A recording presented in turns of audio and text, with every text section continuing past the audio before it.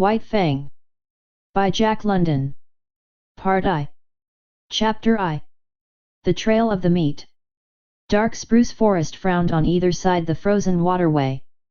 The trees had been stripped by a recent wind of their white covering of frost, and they seemed to lean towards each other, black and ominous.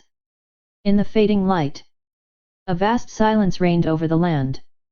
The land itself was a desolation, lifeless, without movement, so lone and cold that the spirit of it was not even that of sadness. There was a hint in it of laughter, but of a laughter more terrible than any sadness, a laughter that was mirthless as the smile of the Sphinx, a laughter cold as the frost and partaking of the grimness of infallibility. It was the masterful and incommunicable wisdom of eternity laughing at the futility of life and the effort of life. It was the wild, the savage, frozen-hearted Northland wild. But there was life, abroad in the land and defiant. Down the frozen waterway toiled a string of wolfish dogs. Their bristly fur was rimed with frost. Their breath froze in the air as it left their mouths, spouting forth in spumes of vapor that settled upon the hair of their bodies and formed into crystals of frost. Leather harness was on the dogs, and leather traces attached them to a sled which dragged along behind. The sled was without runners. It was made of stout birch bark, and its full surface rested on the snow. The front end of the sled was turned up, like a scroll, in order to force down and under the bore of soft snow that surged like a wave before it. On the sled, securely lashed, was a long and narrow oblong box. There were other things on the sled: blankets, an axe, and a coffee pot and frying pan, but prominent, occupying most of the space, was the long and narrow oblong box. In advance of the dogs, on wide snowshoes, toiled a man. At the rear of the sled toiled a second man. On the sled, in the box, lay a third man, whose toil was over a man whom the wild had conquered and beaten down, until he would never move nor struggle again. It is not the way of the wild to like movement. Life is an offense to it, for life is movement. And the wild aims always to destroy movement. It freezes the water to prevent it running to the sea, it drives the sap out of the trees till they are frozen to their mighty hearts, and most ferociously and terribly of all does the wild harry and crush into submission man, who is the most restless of life, ever in revolt against the dictum that all movement must in the end come to the cessation of movement. But at front and rear, unawed and indomitable, toiled the two men who were not yet dead. Their bodies were covered with fur and soft tanned leather.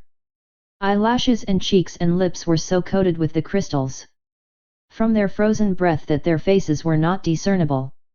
This gave them the seeming of ghostly masks, undertakers in a spectral world at the funeral of some ghost. But under it all they were men, penetrating the land of desolation and mockery and silence, puny adventurers bent on colossal adventure, pitting themselves against the might of a world as remote and alien and pulseless as the abysses of space. They travelled on without speech, saving their breath for the work of their bodies. On every side was the silence, pressing upon them with a tangible presence. It affected their minds as the many atmospheres of deep water affect the body of the diver. It crushed them with the weight of unending vastness and unalterable decree. It crushed them into the remotest recesses of their own minds, pressing out of them, like juices from the grape, all the false ardors and exaltations and undue self-values of the human soul, until they perceived themselves finite and small, specks and motes, moving with weak cunning and little wisdom amidst the play and interplay of the great blind elements and forces. An hour went by, and a second hour. The pale light of the short sunless day was beginning to fade, when a faint far cry arose on the still air. It soared upward with a swift rush, till it reached its topmost note, where it persisted, palpitant and tense, and then slowly died away. It might have been a lost soul wailing, had it not been invested with a certain sad fierceness and hungry eagerness.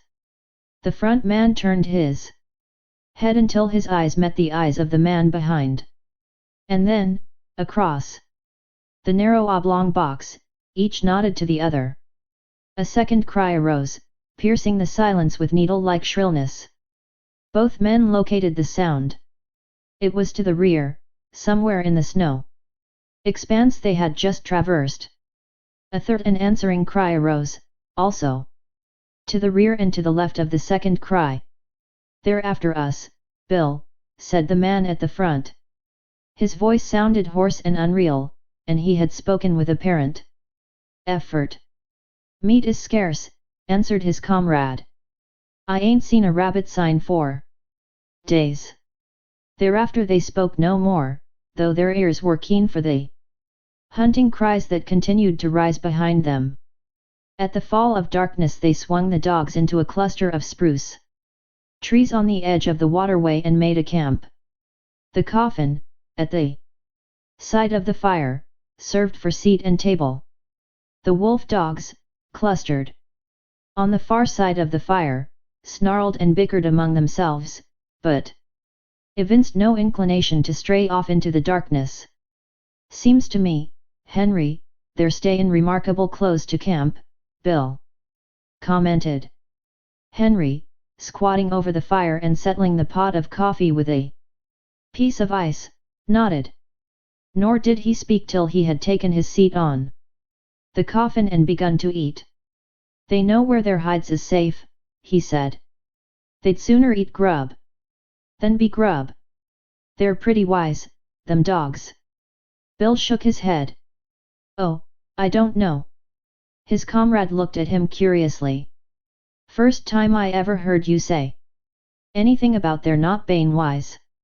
"Henry," said the other, munching with deliberation the beans he was eating, "did you happen to notice the way them dogs kicked up when I was feedin' 'em?"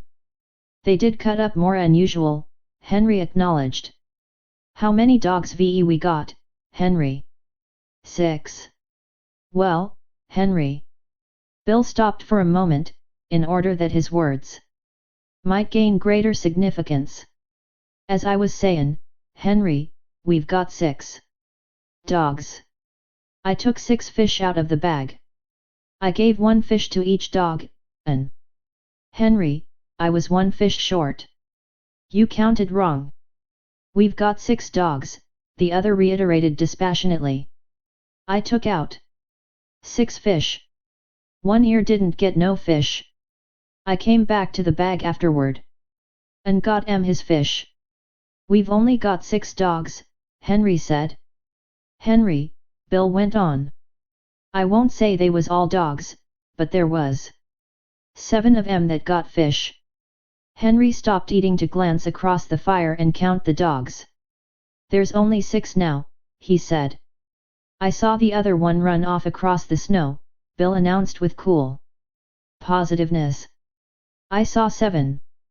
Henry looked at him commiseratingly, and said, "I'll be almighty glad when this trip's over." "What d'ye mean by that?" Bill demanded. "I mean that this load of ourn is gettin' on your nerves, and that you're beginnin' to see things." "I thought of that," Bill answered gravely. "And so, when I saw it run off across the snow, I looked in the snow and saw its tracks. Then I counted the dogs and there was still 6 of 'em. The tracks is there in the snow now. D'ye want to look at 'em? I'll show 'em to you." Henry did not reply, but munched on in silence, until, the meal finished, he topped it with a final cup of coffee. He wiped his mouth with the back of his hand and said, "Then you're thinkin' as it was." A long wailing cry, fiercely sad, from somewhere in the darkness, had interrupted him. He stopped to listen to it, then he finished his Sentence with a wave of his hand toward the sound of the cry, one of them. Bill nodded. I'd a blame sight sooner think that than anything else. You noticed yourself the row the dogs made. Cry after cry, and answering cries, were turning the silence into a bedlam. From every side the cries arose, and the dogs betrayed their fear by huddling together and so close to the fire that their hair was scorched by the heat. Bill threw on more wood, before lighting his pipe. I'm thinking you're down in the mouth some, Henry said. Henry.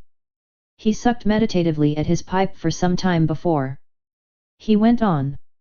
Henry, I was thinkin' what a blame sight luckier he is than you and me'll ever be. He indicated the third person by a downward thrust of the thumb to the box on which they sat. You and me, Henry, when we die, we'll be lucky if we get enough stones over our carcasses to keep the dogs off of us. But we ain't got people and money and all the rest, like him, Henry rejoined. Long-distance funerals is something you and me can't exactly afford.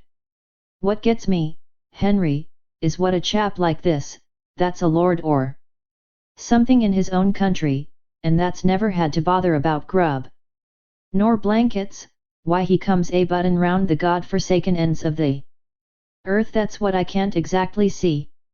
He might have lived to a ripe old age if he'd stayed at home, Henry agreed. Bill opened his mouth to speak, but changed his mind. Instead, he pointed towards the wall of darkness that pressed about them from every side. There was no suggestion of form in the utter blackness, only could be seen a pair of eyes gleaming like live coals. Henry indicated with his head a second pair, and a third. A circle of the gleaming eyes had drawn about their camp. Now and again a pair of eyes moved, or disappeared to appear again a moment later. The unrest of the dogs had been increasing, and they stampeded, in a surge of sudden fear, to the near side of the fire, cringing and crawling about the legs of the men. In the scramble one of the dogs had been overturned on the edge of the fire, and it had yelped with pain and fright as the smell of its singed coat possessed the air. The commotion caused the circle of eyes to shift restlessly for a moment, and even to withdraw a bit, but it settled down again as the dogs became quiet. Henry, it's a blame misfortune to be out of ammunition. Bill had finished his pipe and was helping his companion to spread the bed of fur and blanket upon the spruce boughs which he had laid over the snow before supper. Henry grunted, and began unlacing his moccasins. How many cartridges did you say you had left? He asked. 3, came the answer. And I wished 'twas 300. Then I'd show 'em what for, damn 'em. He shook his fist angrily at the gleaming eyes, and began securely to prop his moccasins before the fire. And I wished this cold snap'd break, he went on. It's been 50 below for 2 weeks now. And I wished I'd never started on this trip, Henry. I don't like the looks of it. I don't feel right, somehow. And while I'm wishin', I wished the trip was over and done with, and you and me sittin' by the fire in Fort McGurry just about now and playing cribbage. That's what I wished. Henry grunted and crawled into bed. As he dozed off he was aroused by his comrade's voice. Say, Henry, that other one that come in and got a fish, why didn't the dogs pitch into it? That's what's both and me. You're both and too much, Bill, came the sleepy response. You was never like this before. You just shut up now, and go to sleep, and you'll be all hunky-dory in the mornin'. Your stomach's sour, that's what's both and you. The men slept, breathing heavily, side by side, under the one covering. The fire died down, and the gleaming eyes drew closer the circle they had flung about the camp. The dogs clustered together in fear, now end. Again snarling menacingly as a pair of eyes drew close. Once there, uproar became so loud that Bill woke up. He got out of bed carefully, so as not to disturb the sleep of his comrade, and threw more wood on the fire. As it began to flame up, the circle of eyes drew farther back. He glanced casually at the huddling dogs. He rubbed his eyes and looked at them more sharply. Then he crawled back into the blankets. "Henry," he said. "Oh, Henry." Henry groaned as he passed from sleep to waking, and demanded, "What's wrong now?" "Nothin'," came the answer, "only there's 7 of 'em again. I just counted." Henry acknowledged receipt of the information with a grunt that slid into a snore as he drifted back into sleep. In the morning it was Henry who awoke first and rooted his companion out of bed. Daylight was yet 3 hours away, though it was already 6 o'clock, and in the darkness Henry went about preparing breakfast, while Bill rolled the blankets and made the sled ready for lashing. "Say, Henry," he asked suddenly, "how many dogs did you say we had?" "6. "Wrong," Bill proclaimed triumphantly. "7 again?" Henry queried. "No, 5, one's gone." "The hell!" Henry cried in wrath, leaving the cooking to come and count the dogs. "You're right, Bill," he concluded. "Fatty's gone. And he went like greased lightnin' once he got started. Couldn't ve seen 'em for smoke. No chance at all," Henry concluded. "They just swallowed 'em alive. I bet he was yelpin' as he went down their throats, damn 'em." "He always was a fool dog," said Bill. "But no fool dog ought to be fool enough to go off and commit suicide that way." He looked over the remainder of the team with a speculative eye that summed up instantly the salient traits of each animal. "I bet none of the others would do it." "Couldn't drive 'em away from the fire with a club," Bill agreed. "I always did think there was somethin' wrong with Fatty anyway." And this was the epitaph of a dead dog on the Northland Trail, less scant than the epitaph of many another dog, of many a man. Chapter 2. The She-Wolf. Breakfast eaten and the slim camp outfit lashed to the sled, the men turned their backs on the cheery fire and launched out into the darkness. At once began to rise the cries that were fiercely sad cries, that called through the darkness and called to one another and answered back. Conversation ceased. Daylight came at 9 o'clock. At midday the sky to the south warmed to rose color, and marked where the bulge of the earth intervened between the meridian sun and the northern world.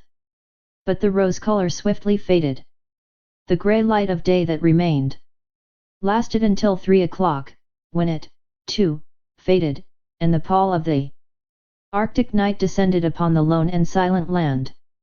As darkness came on, the hunting cries to right and left and rear drew closer, so close that more than once they sent surges of fear through the toiling dogs, throwing them into short-lived panics. At the conclusion of one such panic, when he and Henry had got the dogs back in the traces, Bill said, "I wished they'd strike game somewheres, and go away and leave us alone. They do get on the nerves horrible," Henry sympathized. They spoke no more until camp was made. Henry was bending over and adding ice to the babbling pot of beans when he was startled by the sound of a blow, an exclamation from Bill, and a sharp snarling cry of pain from among the dogs. He straightened up in time to see a dim form disappearing across the snow into the shelter of the dark. Then he saw Bill, standing amid the dogs, half triumphant, half crestfallen, in one hand a stout club, in the other the tail end part of the body of a sun-cured salmon. "It got half of it," he announced, "but I got a whack at it just the same. D'ye hear it squeal?" "What did it look like?" Henry asked. "Couldn't see." but it had 4 legs and a mouth and hair and looked like any dog. Must be a tame wolf, I reckon. It's damn tame, whatever it is, common in here at feedin' timin'. Get in its whack of fish. That night, when supper was finished and they sat on the oblong box and pulled at their pipes, the circle of gleaming eyes drew in even closer than before. I wished they'd spring up a bunch of moose or something, and go away. And leave us alone, Bill said. Henry grunted with an intonation that was not all sympathy, and for a quarter of an hour they sat on in silence, Henry staring at the fire, and Bill at the circle of eyes that burned in the darkness just beyond the firelight. I wished we was pullin' into McGurry right now, he began again. Shut up your wishin' and your croakin', Henry burst out angrily. Your stomach's sour. That's what's ailin' you. Swallow a spoonful of sody, and you'll sweeten up wonderful and be more pleasant company. In the morning Henry was aroused by fervid blasphemy that proceeded from the mouth of Bill. Henry propped himself up on an elbow and looked to see his comrade standing among the dogs beside the replenished fire. His arms raised in objurgation, his face distorted with passion. Hello! Henry called. What's up now? Frog's gone, came the answer. No. I tell you yes. Henry leaped out of the blankets and to the dogs. He counted them with care, and then joined his partner in cursing the power of the wild that had robbed them of another dog. Frog was the strongest dog of the bunch, Bill pronounced finally. And he was no fool dog neither, Henry added. And so was recorded the second epitaph in 2 days. A gloomy breakfast was eaten, and the 4 remaining dogs were harnessed to the sled. The day was a repetition of the days that had gone before. The men toiled without speech across the face of the frozen world. The silence was unbroken save by the cries of their pursuers, that, unseen, hung upon their rear. With the coming of night, in the mid-afternoon, the cries sounded closer as the pursuers drew in, according to their custom, and the dogs grew excited and frightened, and were guilty of panics that tangled the traces and further depressed the 2 men. There, that'll fix you fool critters, Bill said with satisfaction. That night, standing erect at completion of his task, Henry left the cooking to come and see. Not only had his partner tied the dogs up, but he had tied them, after the Indian fashion, with sticks. About the neck of each dog he had fastened a leather thong to this, and so close to the neck that the dog could not get his teeth to it, he had tied a stout stick 4 or 5 feet in length. The other end of the stick, in turn, was made fast to a stake in the ground by means of a leather thong. The dog was unable to gnaw through the leather at his own end of the stick. The stick prevented him from getting at the leather that fastened the other end. Henry nodded his head approvingly. It's the only contraption that'll ever hold one ear, he said. He can gnaw through leather as clean as a knife and just about half as quick. They all'll be here in the mornin' hunky-dory. You just bet they will, Bill affirmed. If one of 'em turns up missin', I'll go without my coffee. They just know we ain't loaded to kill, Henry remarked at bedtime, indicating the gleaming circle that hemmed them in. If we could put a couple of shots into 'em, they'd be more respectful. They come closer every night. Get the firelight out of your eyes and look hard there. Did you see that one? For some time the 2 men amused themselves with watching the movement of vague forms on the edge of the firelight. By looking closely and steadily at where a pair of eyes burned in the darkness, the form of the animal would slowly take shape. They could even see these forms move at times. A sound among the dogs attracted the men's attention. One ear was uttering quick, eager whines, lunging at the length of his stick toward the darkness, and desisting now and again in order to make frantic attacks on the stick with his teeth. "Look at that, Bill," Henry whispered. Full into the firelight, with a stealthy, sidelong movement, glided a dog-like animal. It moved with commingled mistrust and daring. Cautiously observing the men, its attention fixed on the dog's one ear. Strained the full length of the stick toward the intruder and whined with eagerness. "That fool One Ear don't seem scared much," Bill said in a low tone. "It's a she-wolf," Henry whispered back, "and that accounts for Fatty. And Frog. She's the decoy for the pack. She draws out the dog and then all the rest pitches in and eats 'em up." The fire crackled. A log fell apart with a loud spluttering noise. At the sound of it, the strange animal leaped back into the darkness. "Henry, I'm thinkin'," Bill announced. "Thinkin' what?" "I'm thinkin' that was the one I lambasted with the club." "Ain't the slightest doubt in the world," was Henry's response. "And right here I want to remark," Bill went on, that animal's familiarity with campfires is suspicious and immoral. It knows for certain more than a self-respectin' wolf ought to know." Henry agreed. "A wolf that knows enough to come in with the dogs at feedin' time has had experiences. Ol' Villain had a dog once that run away with the wolves," Bill cogitates aloud. "I ought to know. I shot it out of the pack in a moose pasture over on Little Stick." An Ol' Villain cried like a baby. "Hadn't seen it for 3 years," he said. "Been with the wolves all that time." "I reckon you've called the turn, Bill. That wolf's a dog, and it's eaten fish many's the time from the hand of man. And if I get a chance at it, that wolf that's a dog'll be just meat," Bill declared. "We can't afford to lose no more animals." "But you've only got 3 cartridges," Henry objected. "I'll wait for a dead sure shot," was the reply. In the morning Henry renewed the fire and cooked breakfast to the accompaniment of his partner's snoring. "You was sleepin' just too comfortable for anything," Henry told him, as he rooted him out for breakfast. "I hadn't the heart to rouse you." Bill began to eat sleepily. He noticed that his cup was empty and started to reach for the pot. But the pot was beyond arm's length and beside Henry.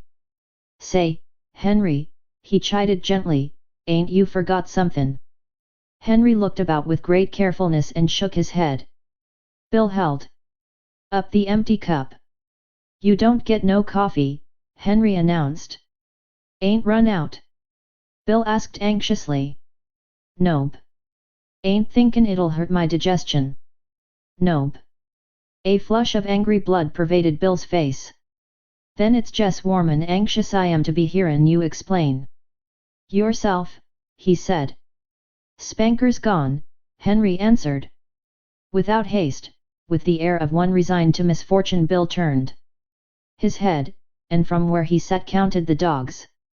"How did happen?" he asked apathetically. Henry shrugged his shoulders. "Don't know. Unless One Ear not loose.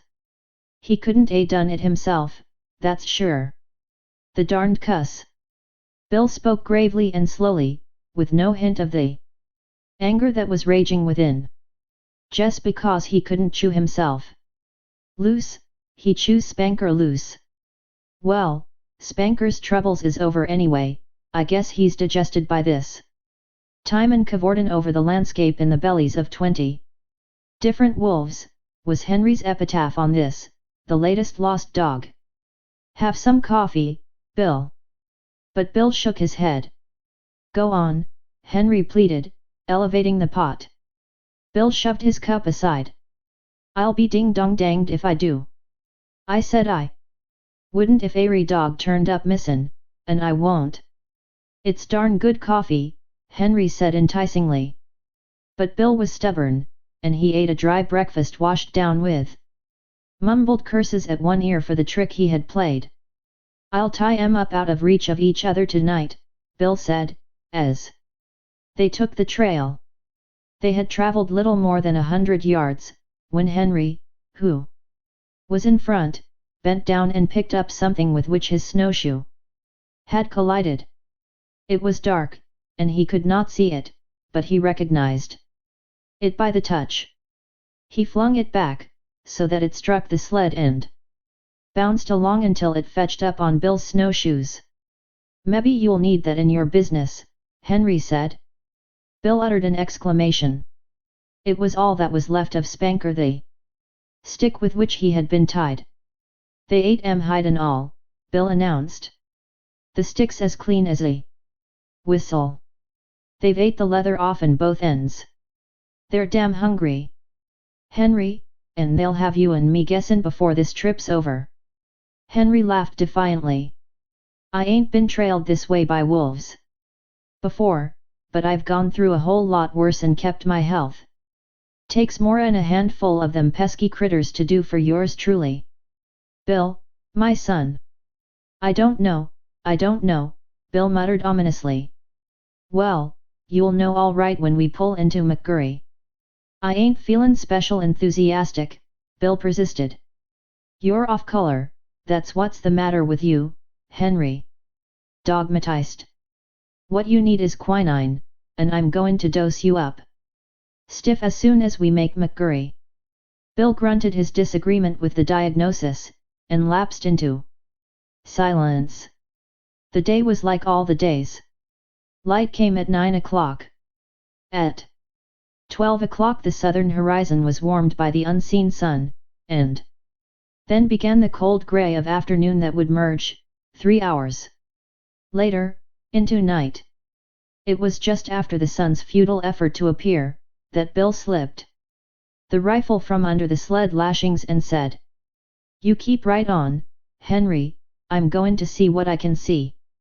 "You'd better stick by the sled," his partner protested.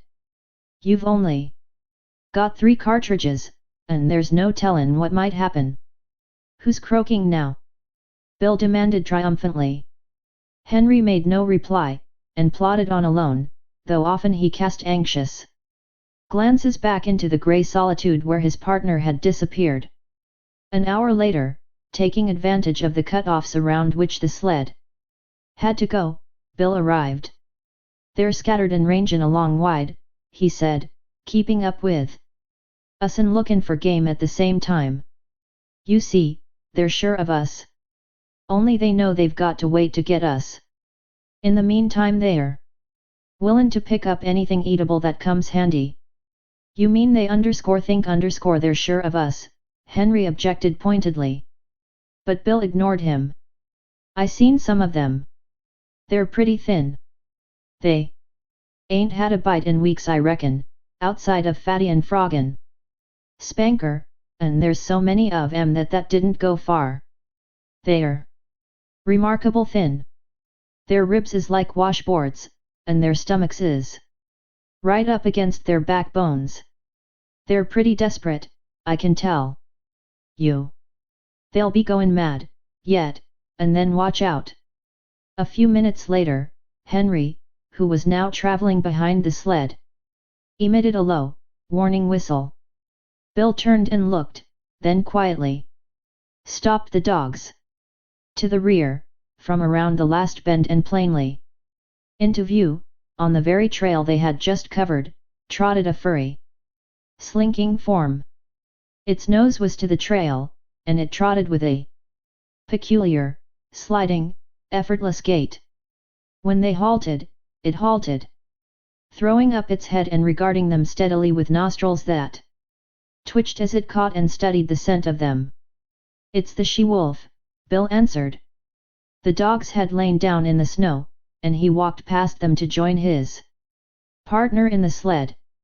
Together they watched the strange animal that had pursued them for days and that had already accomplished the destruction of half their dog team. After a searching scrutiny, the animal trotted forward a few steps. This it repeated several times, till it was a short 100 yards away. It paused, head up, close by a clump of spruce trees, and with sight and scent studied the outfit of the watching men. It looked at them in A strangely wistful way, after the manner of a dog, but in its wistfulness there was none of the dog affection. It was a wistfulness bred of hunger, as cruel as its own fangs, as merciless as the frost itself.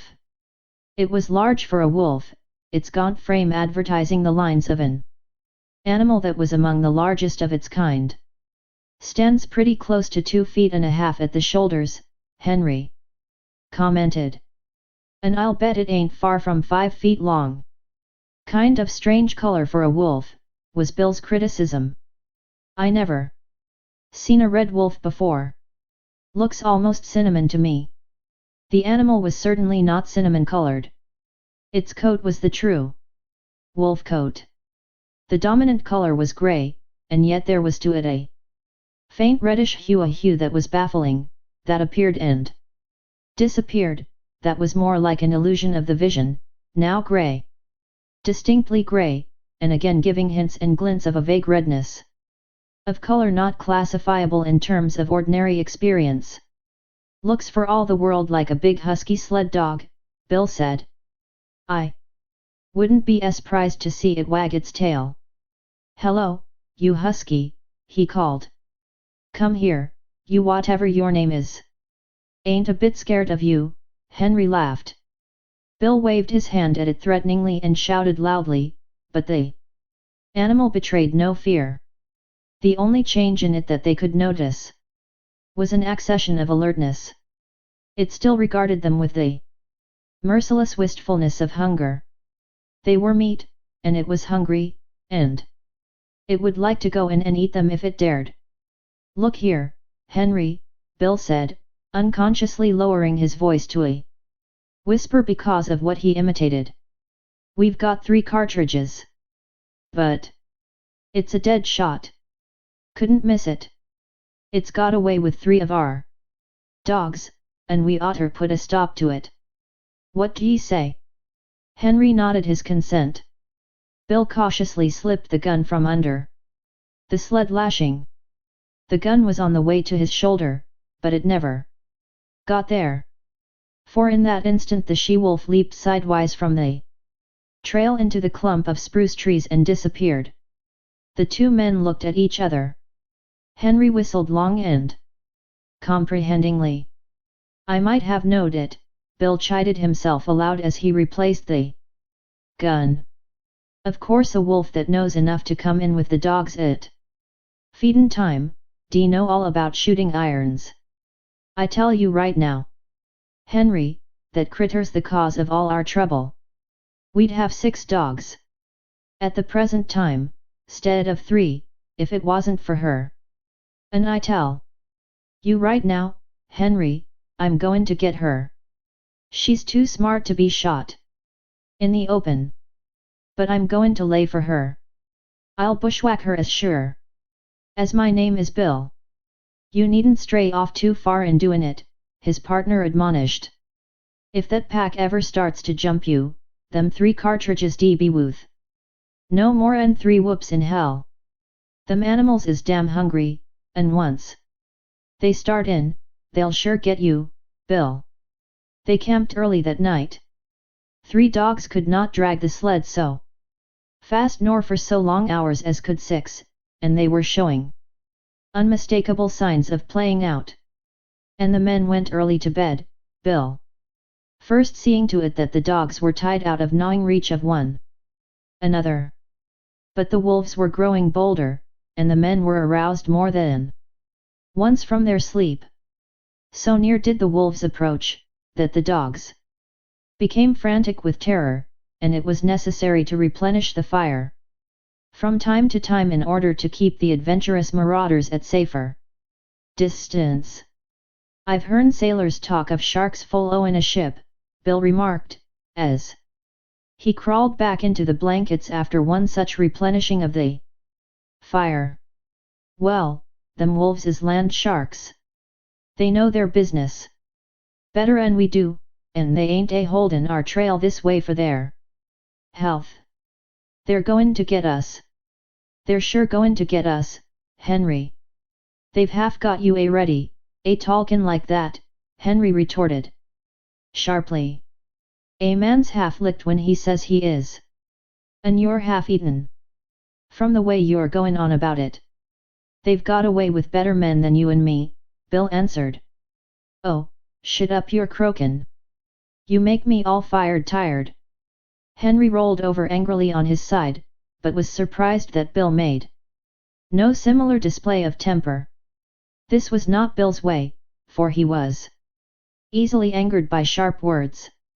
Henry thought long over it before he went to sleep, and as his eyelids fluttered down and he dozed off, the thought in his mind was, there's no mistake in it, Bill's almighty blue. I'll have to cheer him up tomorrow. Chapter 3. The Hunger Cry. The day began auspiciously. They had lost no dogs during the night, and they swung out upon the trail and into the silence, the darkness, and the cold with spirits that were fairly light. Bill seemed to have forgotten his forebodings of the previous night, and even waxed facetious with the dogs when, at midday, they overturned the sled on a bad piece of trail. It was an awkward mix-up. The sled was upside down and jammed between a tree trunk and a huge rock, and they were forced to unharness the dogs in order to straighten out the tangle. The two men were bent over the sled and trying to right it, when Henry observed One Ear sidling away. Here, you, One Ear, he cried, straightening up and turning around on the dog. But One Ear broke into a run across the snow, his traces trailing behind him. And there, out in the snow of their back track, was the she-wolf waiting for him. As he neared her, he became suddenly cautious. He slowed down to an alert and mincing walk and then stopped. He regarded her carefully and dubiously, yet desirefully. She seemed to smile at him, showing her teeth in an ingratiating rather than a menacing way. She moved toward him a few steps, playfully, and then halted.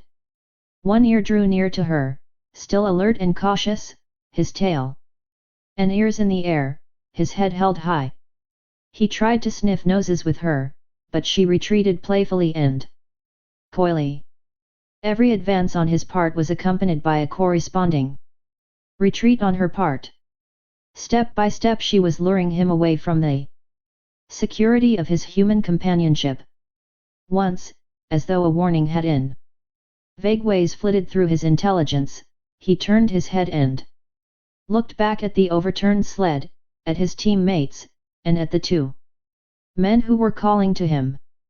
But whatever idea was forming in his mind, was dissipated by the she-wolf, who advanced upon him, sniffed noses with him for a fleeting instant, and then resumed her coy retreat before his renewed advances.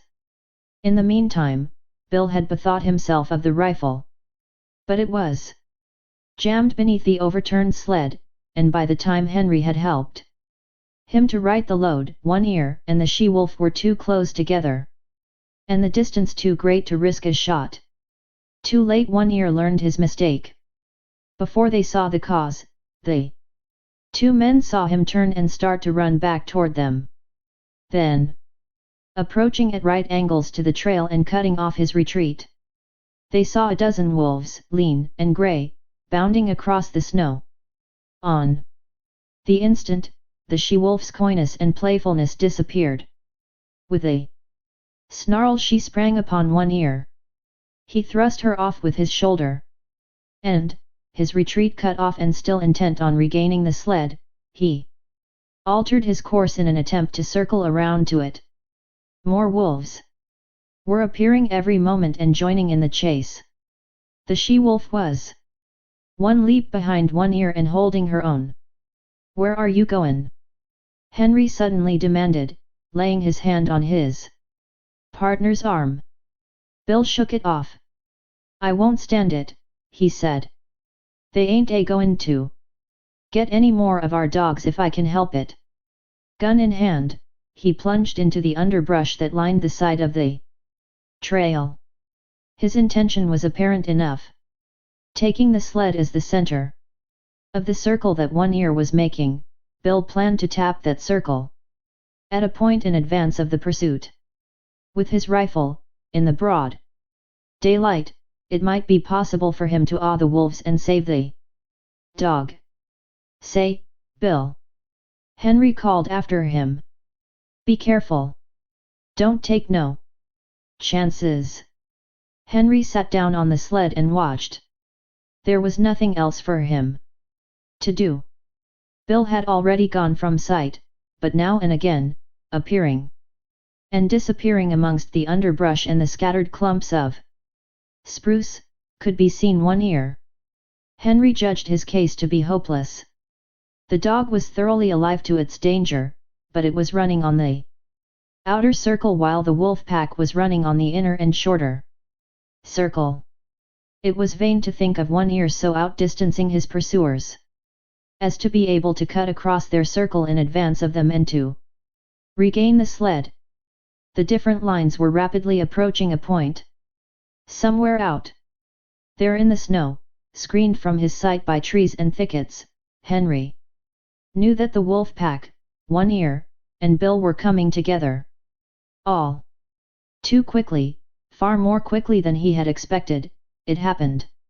He heard a shot, then two shots, in rapid succession, and he knew that Bill's ammunition was gone. Then he heard a great outcry of snarls and yelps. He recognized One Ear's yell of pain and terror, and he heard a wolf cry that bespoke a stricken animal. And that was all. The snarls ceased. The yelping died away. Silence settled down again over the lonely land. He sat for a long while upon the sled. There was no need for him to go and see what had happened. He knew it as though it had taken place before his eyes. Once, he roused with a start and hastily got the axe out from underneath the lashings. But for some time longer he sat and brooded, the two remaining dogs crouching and trembling at his feet. At last he arose in a weary manner, as though all the resilience had gone out of his body, and proceeded to fasten the dogs to the sled. He passed a rope over his shoulder, a man trace, and pulled with the dogs. He did not go far. At the first hint of darkness he hastened to make a camp, and he saw to it that he had a generous supply of firewood. He fed the dogs, cooked and ate his supper, and made his bed close to the fire. But he was not destined to enjoy that bed. Before his eyes closed the wolves had drawn too near for safety. It no longer required an effort of the vision to see them. They were all about him and the fire, in a narrow circle, and he could see them plainly in the firelight, lying down, sitting up, crawling forward on their bellies, or slinking back and forth. They even slept. Here and there he could see one curled up in the snow like a dog, taking the sleep that was now denied himself. He kept the fire brightly blazing, for he knew that it alone intervened between the flesh of his body and their hungry fangs. His two dogs stayed close by him, one on either side, leaning against him for protection, crying and whimpering, and at times snarling desperately when a wolf approached a little closer than usual.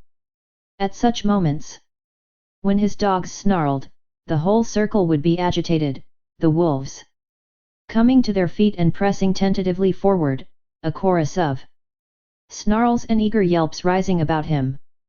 Then the circle would lie down again, and here and there a wolf would resume its broken nap. But this circle had a continuous tendency to draw in upon him. Bit by bit, an inch at a time, with here a wolf bellying forward, and there a wolf bellying forward, the circle would narrow until the brutes were almost within springing distance. Then he would seize brands from the fire and hurl them into the pack. A hasty drawing back always resulted, accompanied by angry yelps and frightened snarls when a well-aimed brand struck and scorched a too daring animal. Morning found the man haggard and worn, wide-eyed from want of sleep. He cooked breakfast in the darkness, and at 9 o'clock, when, with the coming of daylight, the wolf pack drew back, he set about the task. He had planned through the long hours of the night. Chopping down young saplings, he made them crossbars of a scaffold by lashing them high up to the trunks of standing trees.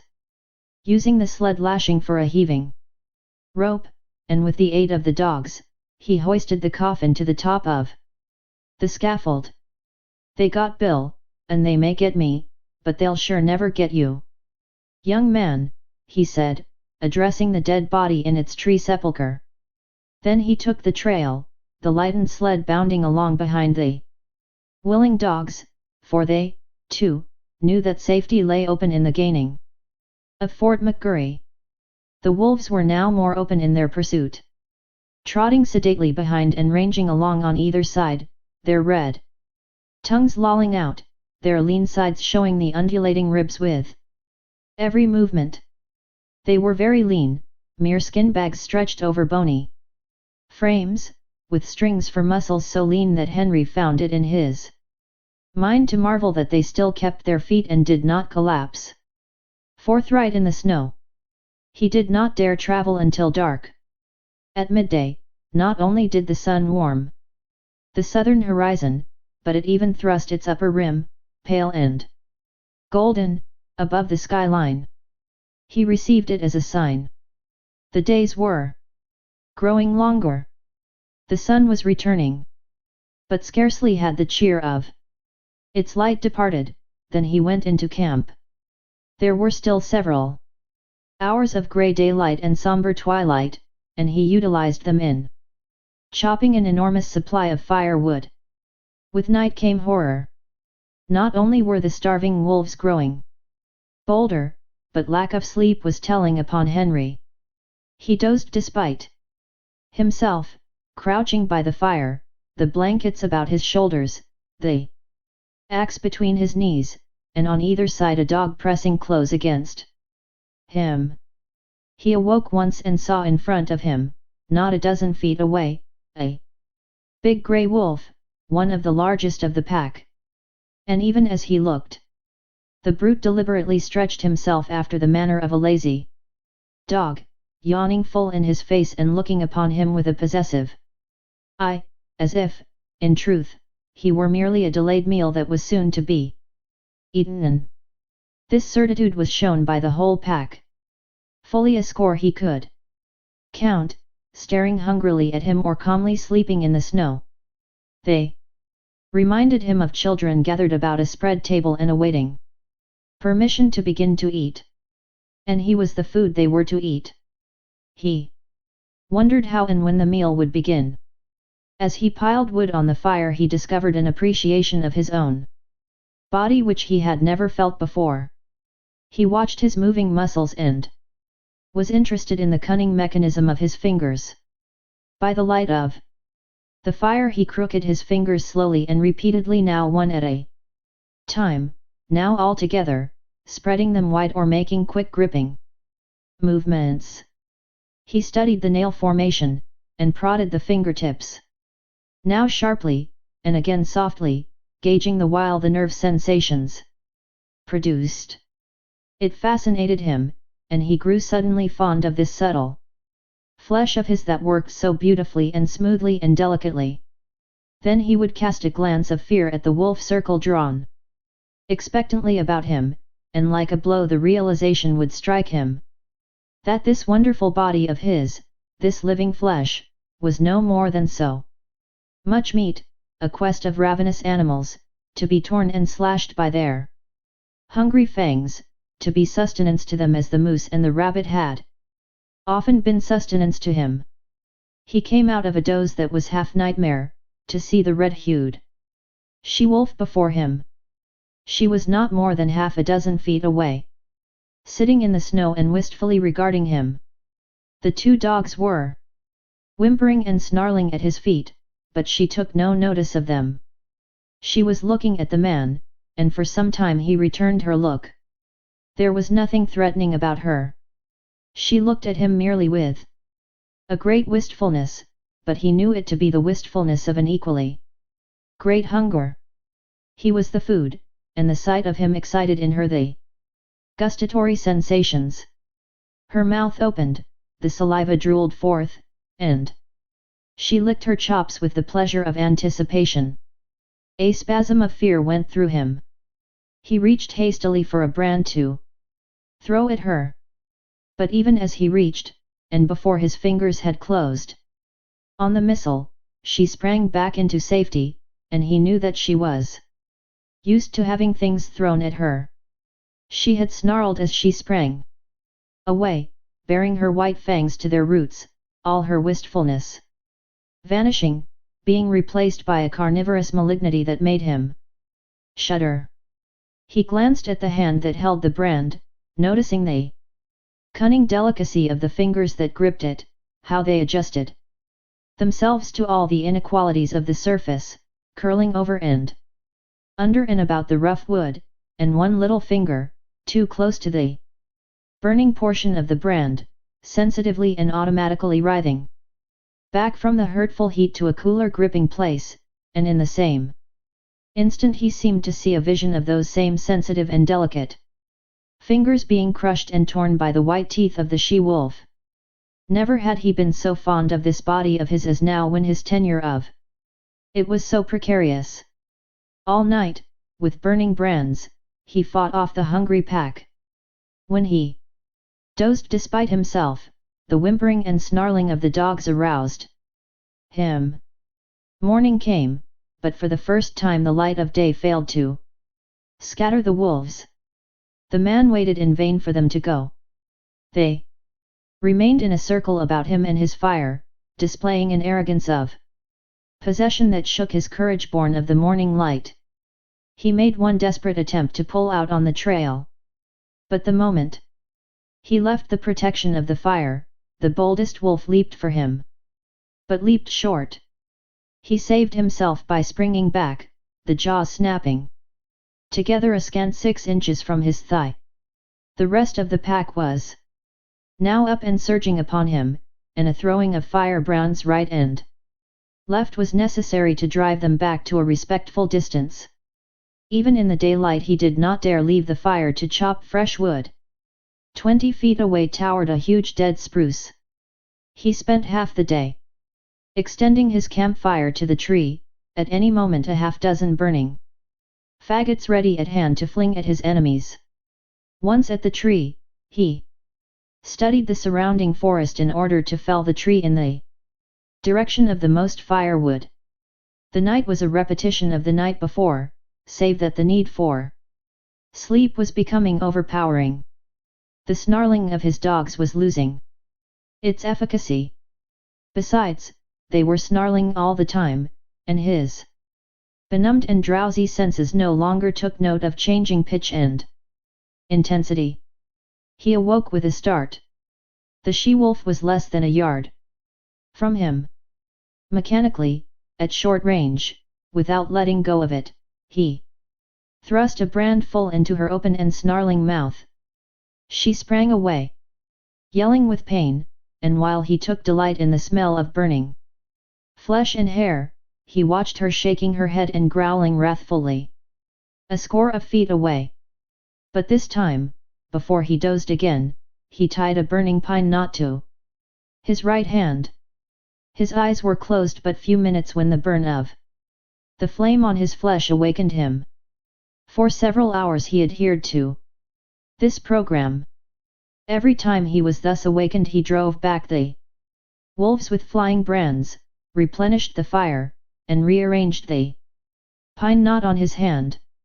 All worked well, but there came a time when he fastened the pine knot insecurely. As his eyes closed it fell away from his hand. He dreamed. It seemed to him that he was in Fort McMurray. It was warm and comfortable, and he was playing cribbage with the factor. Also, it seemed to him that the fort was besieged by wolves. They were howling at the very gates, and sometimes he and the factor paused from the game to listen and laugh at the futile efforts of the wolves to get in. And then, So strange was the dream, there was a crash. The door was burst open. He could see the wolves flooding into the big living room of the fort. They were leaping straight for him and the factor. With the bursting open of the door, the noise of their howling had increased tremendously. This howling now bothered him. His dream was merging into something else, he knew not what, but through it all, following him, persisted the howling. And then he awoke to find the howling real. There was a great snarling and yelping. The wolves were rushing him. They were all about him and upon him. The teeth of one had closed upon his arm. Instinctively he leaped into the fire, and as he leaped, he felt the sharp slash of teeth that tore through the flesh of his leg. Then began a fire fight. His stout mittens temporarily protected his hands, and he scooped live coals into the air in all directions, until the campfire took on the semblance of a volcano.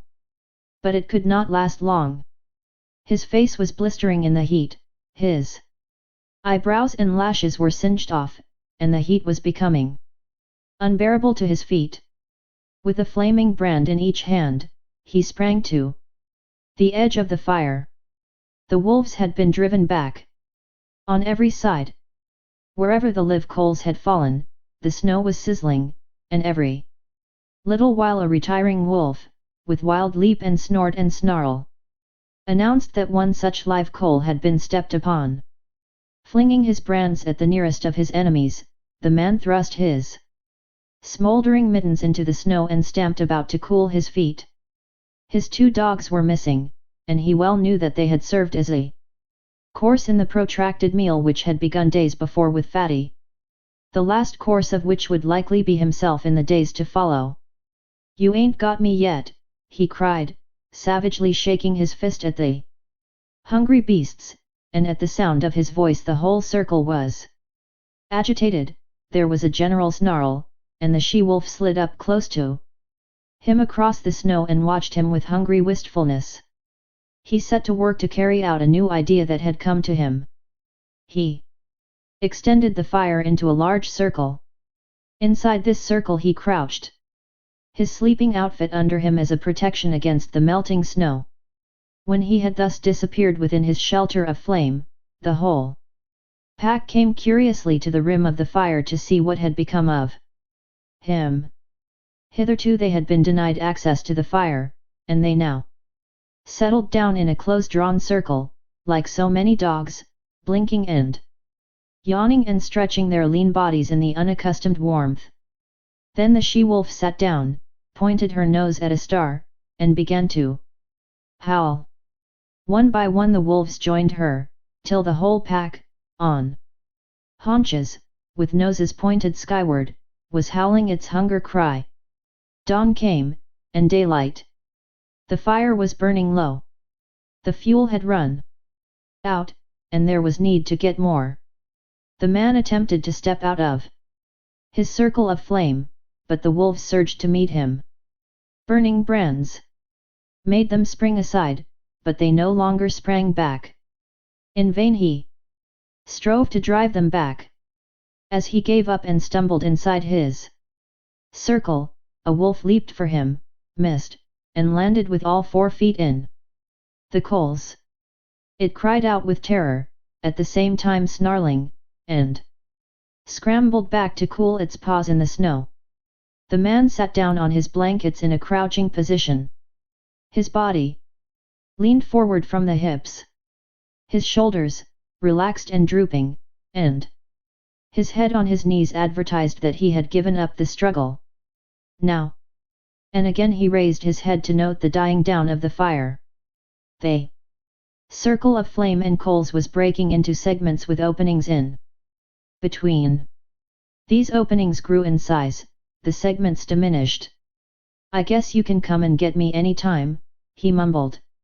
"Anyway, I'm going to sleep." Once he awakened, and in an opening in the circle, directly in front of him, he saw the she-wolf gazing at him. Again he awakened, a little later, though it seemed hours to him. A mysterious change had taken place, so mysterious a change that he was shocked, wider awake. Something had happened. He could not understand it first. Then he discovered it. The wolves were gone. Remained only the trampled snow to show how closely they had pressed him. Sleep was welling up and gripping him again, his head was sinking down upon his knees, when he roused with a sudden start. There were cries of men, and churn of sleds, the creaking of harnesses, and the eager whimpering of straining dogs. 4 sleds pulled in from the river bed to the camp among the trees. Half a dozen men were about the man who crouched in the center of the dying fire. They were shaking and prodding him into consciousness. He looked at them like a drunken man and maundered in strange, sleepy speech. Red she-wolf. Come in with the dogs at feedin' time. First she ate the dog food. Then she ate the dogs. And after that she ate Bill. Where's Lord Alfred? One of the men bellowed in his ear, shaking him roughly. He shook his head slowly. No, she didn't eat him. He's roostin' in a tree at the last camp. Dead, the man shouted. And in a box, Henry answered. He jerked his shoulder petulantly away from the grip of his questioner. Say, you lemme alone. I'm Jess. Plump tuckered out. Good night, everybody. His eyes fluttered and went shut. His chin fell forward on his chest. And even as they eased him down upon the blankets, his snores were rising on the frosty air. But there was another sound. Far and faint it was, in the remote distance, the cry of the hungry wolf pack as it took the trail of other meat than the man it had just missed. Part 2. Chapter I.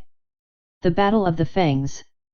It was the she-wolf who had first caught the sound of men's voices and the whining of the sled dogs, and it was the she-wolf who was first to spring away from the cornered man in his circle of dying flame.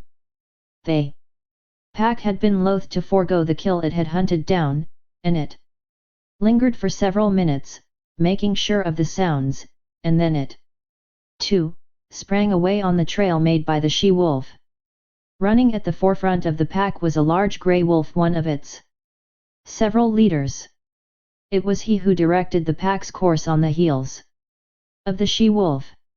It was he who snarled warningly at the younger members of the pack or slashed at them with his fangs when they ambitiously tried to pass him.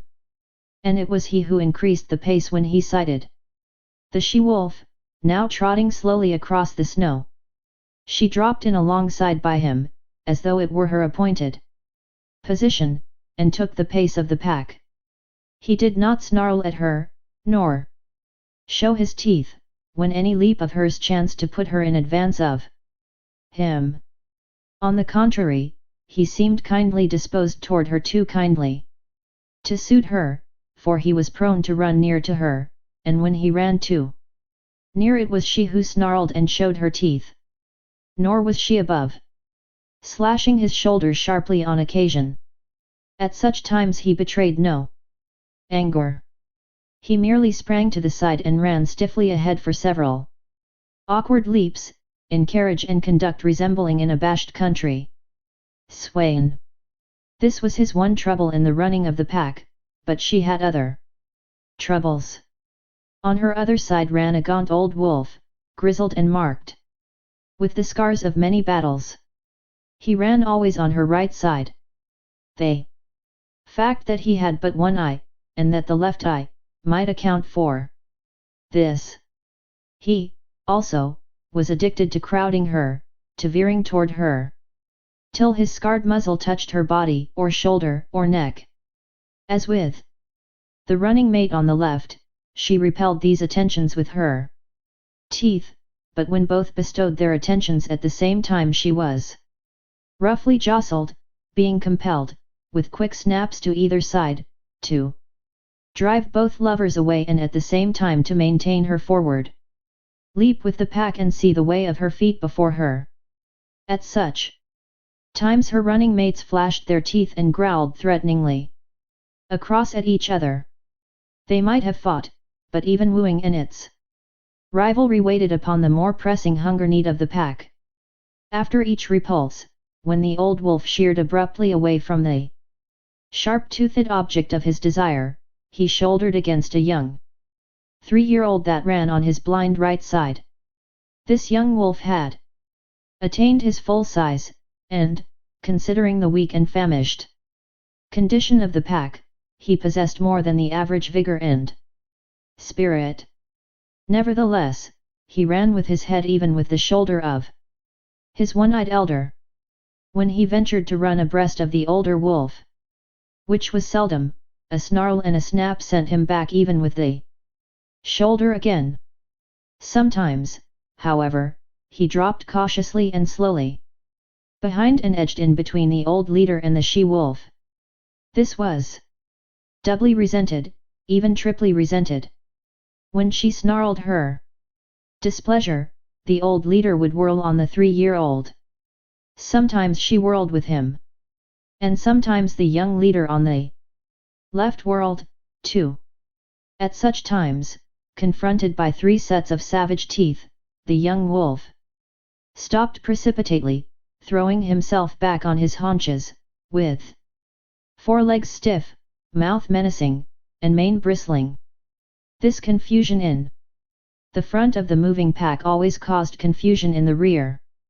The wolves behind collided with the young wolf and expressed their displeasure by administering sharp nips on his hind legs and flanks.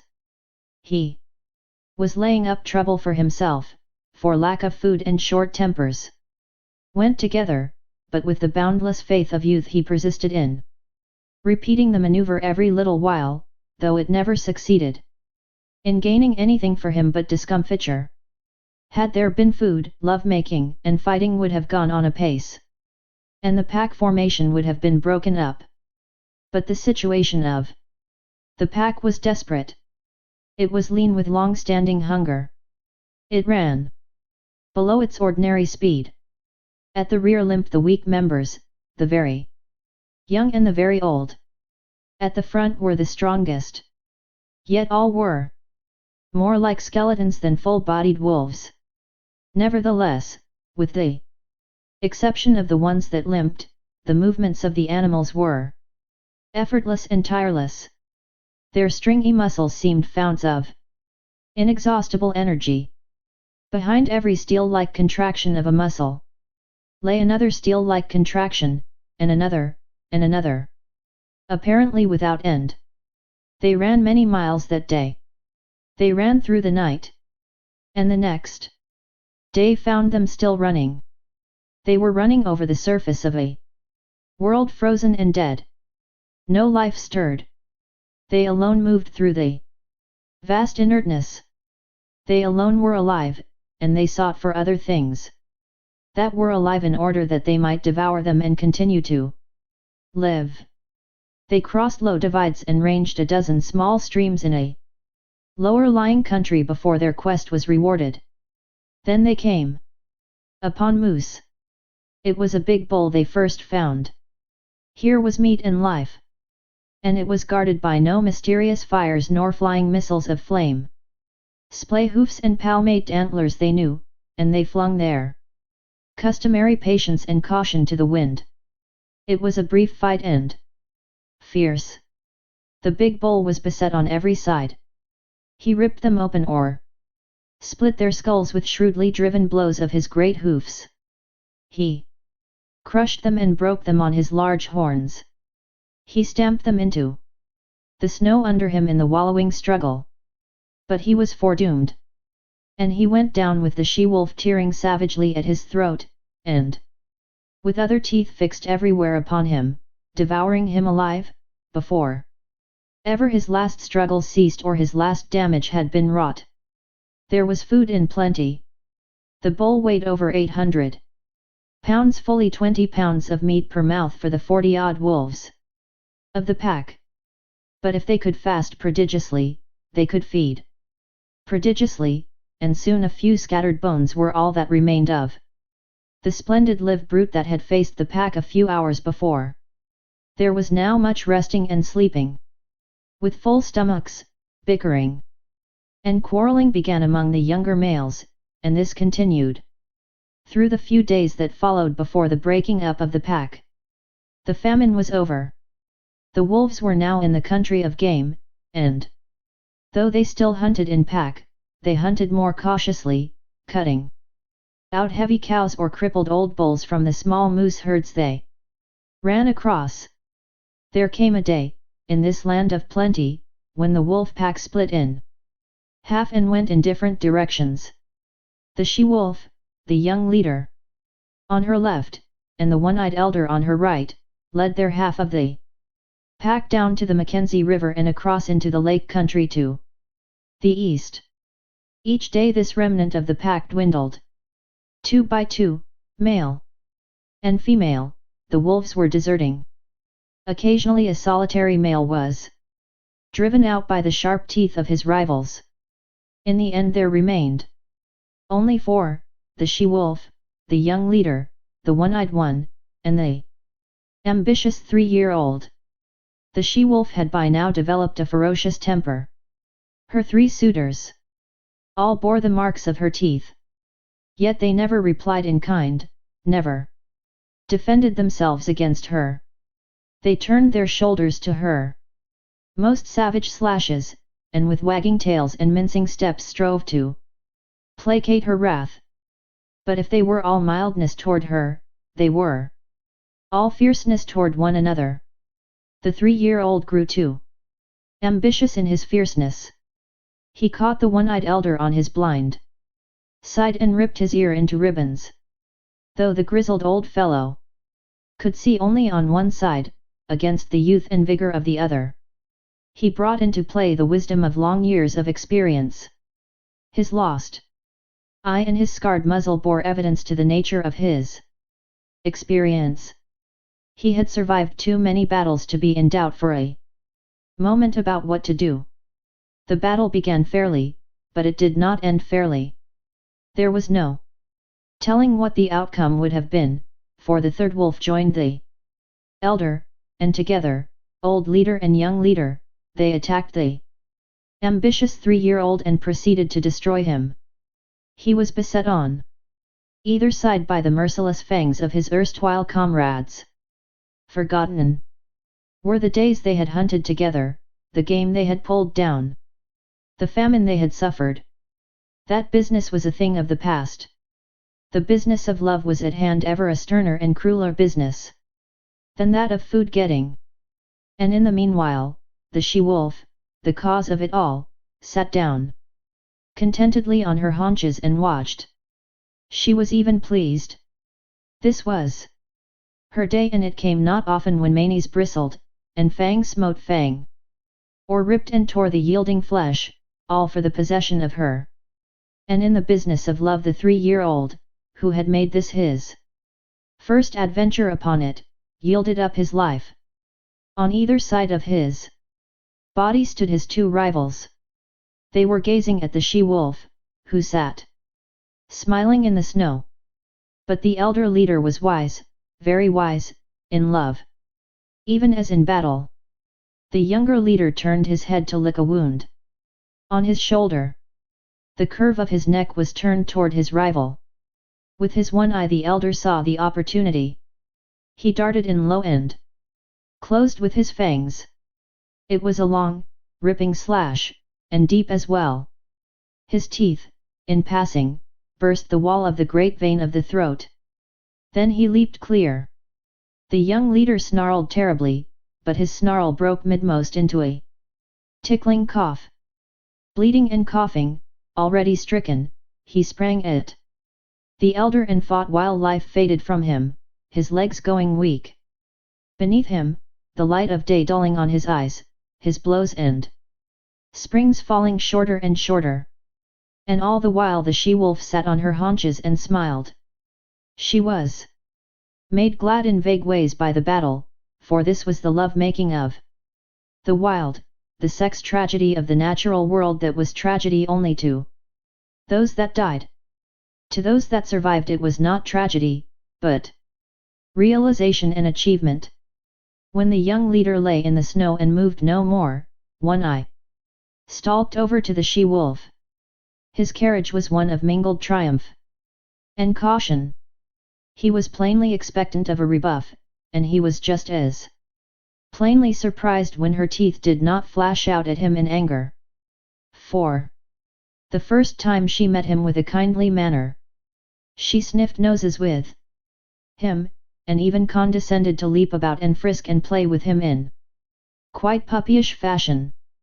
And he, for all his grey years and sage experience, behaved quite as puppyishly and even a little more foolishly.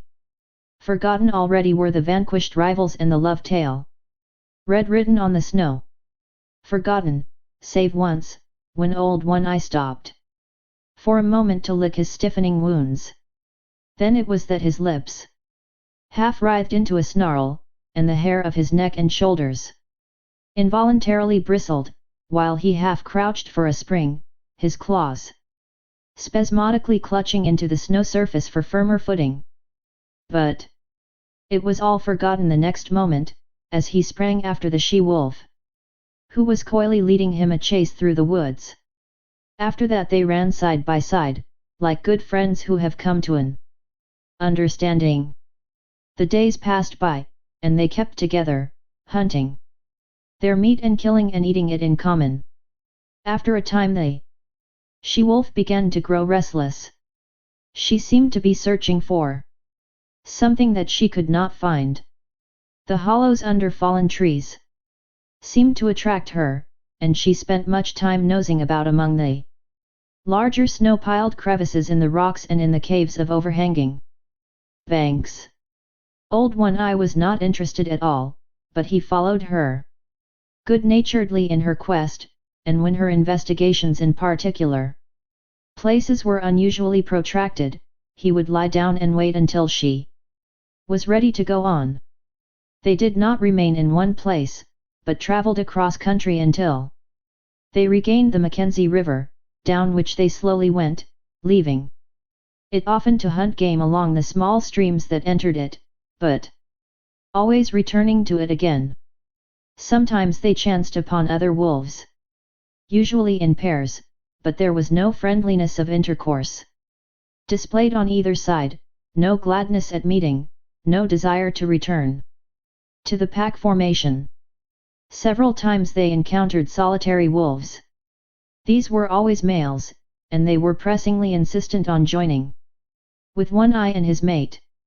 This he resented, and when she stood shoulder to shoulder with him, bristling and showing her teeth, the aspiring solitary ones would back off, turn tail, and continue on their lonely way. One moonlight night, running through the quiet forest, One Eye suddenly halted.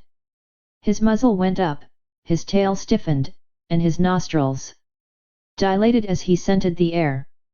One foot also he held up, after the manner of a dog. He was not satisfied, and he continued to smell the air, striving to understand the message borne upon it to him. One careless sniff had satisfied his mate, and she trotted on to reassure him.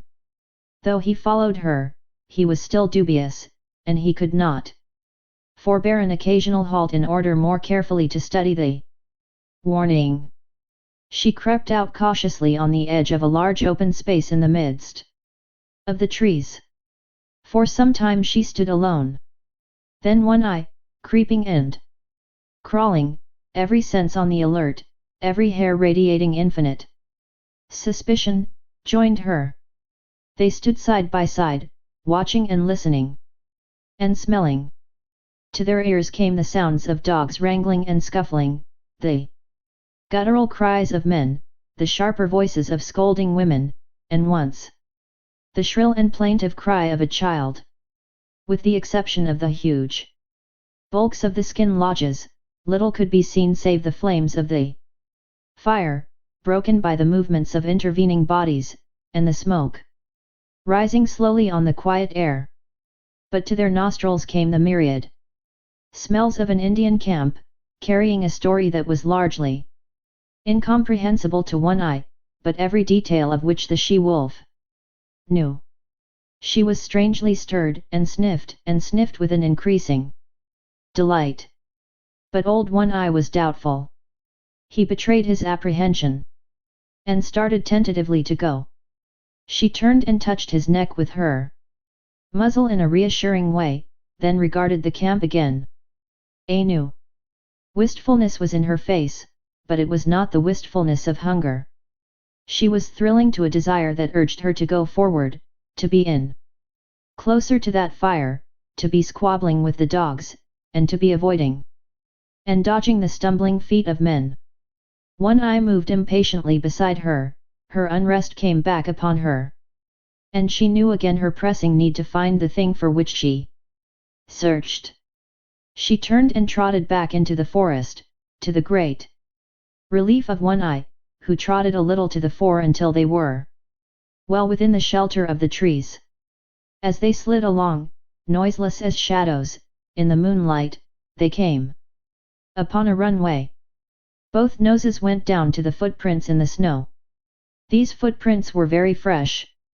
One Eye ran ahead cautiously, his mate at his heels. The broad pads of their feet were spread wide and in contact with the snow were like velvet. One Eye caught sight of a dim movement of white in the midst of the white. His sliding gait had been deceptively swift, but it was as nothing to the speed at which he now ran. Before him was bounding the faint patch of white he had discovered. They were running along a narrow alley flanked on either side by a growth of young spruce. Through the trees the mouth of the alley could be seen, opening out on a moonlit glade.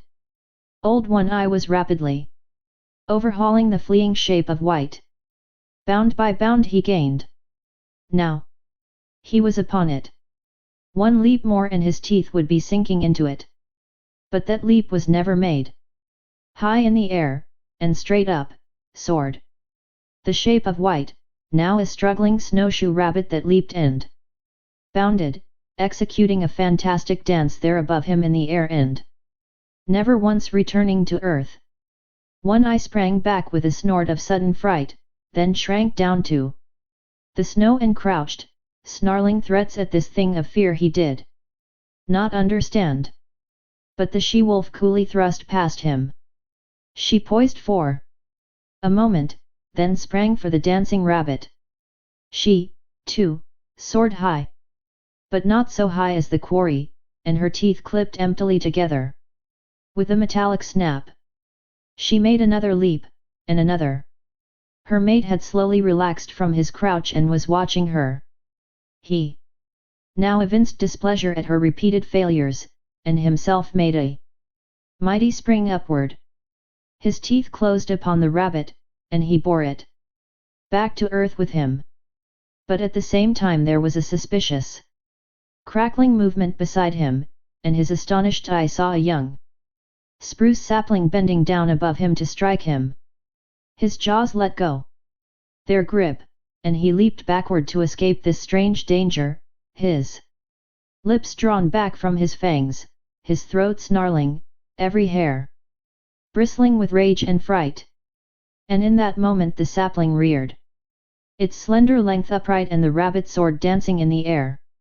Again the she-wolf was angry.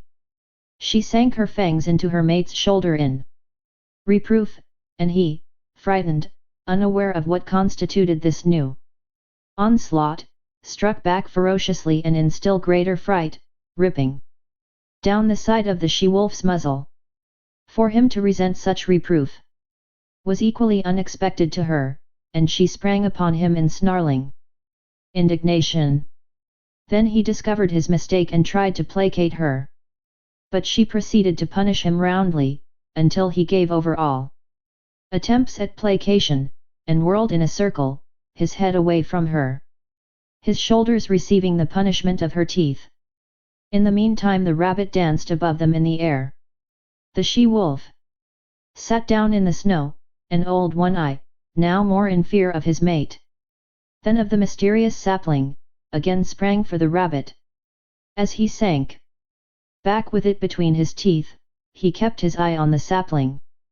As before, it followed him back to earth. He crouched down under the impending blow, his hair bristling, but his teeth still keeping tight hold of the rabbit. But the blow did not fall. The sapling remained bent above him. When he moved it moved, and he growled at it through his clenched jaws. When he remained still, it remained still, and he concluded it was safer to continue remaining still. Yet the warm blood of the rabbit tasted good in his mouth. It was his mate who relieved him from the quandary in which he found himself. She took the rabbit from him, and while the sapling swayed and teetered threateningly above her, she calmly gnawed off the rabbit's head. At once the sapling shot up, and after that gave no more trouble, remaining in the decorous and perpendicular position in which nature had intended it to grow. Then, between them, the she-wolf and One-Eye devoured the game which the mysterious sapling had caught for them. There were other runways and alleys where rabbits were hanging in the air, and the wolf pair prospected them all, the she-wolf leading the way, old One-Eye following and observant, learning the method of robbing snares, a knowledge destined to stand him in good stead in the days to come. Chapter 2. The Lair. For 2 days the she-wolf and One-Eye hung about the Indian camp. He was worried and apprehensive, yet the camp lured his mate and she was loath to depart. But when, one morning, the air was rent with the report of a rifle close at hand, and a bullet smashed against a tree trunk several inches from One-Eye's head, they hesitated no more, but went off on a long, swinging lope that put quick miles between them and the danger. They did not go far, a couple of days' journey. The she-wolf's need to find the thing for which she searched had now become imperative. She was getting very heavy, and could run but slowly. Once, in the pursuit of a rabbit, which she ordinarily would have caught with ease, she gave over and lay down and rested. One-Eye came to her, but when he touched her neck gently with his muzzle, she snapped at him with such quick fierceness that he tumbled over backward and cut a ridiculous figure in his effort to escape her teeth. Her temper was now shorter than ever, but he had become more patient than ever and more solicitous. And then she found the thing for which she sought.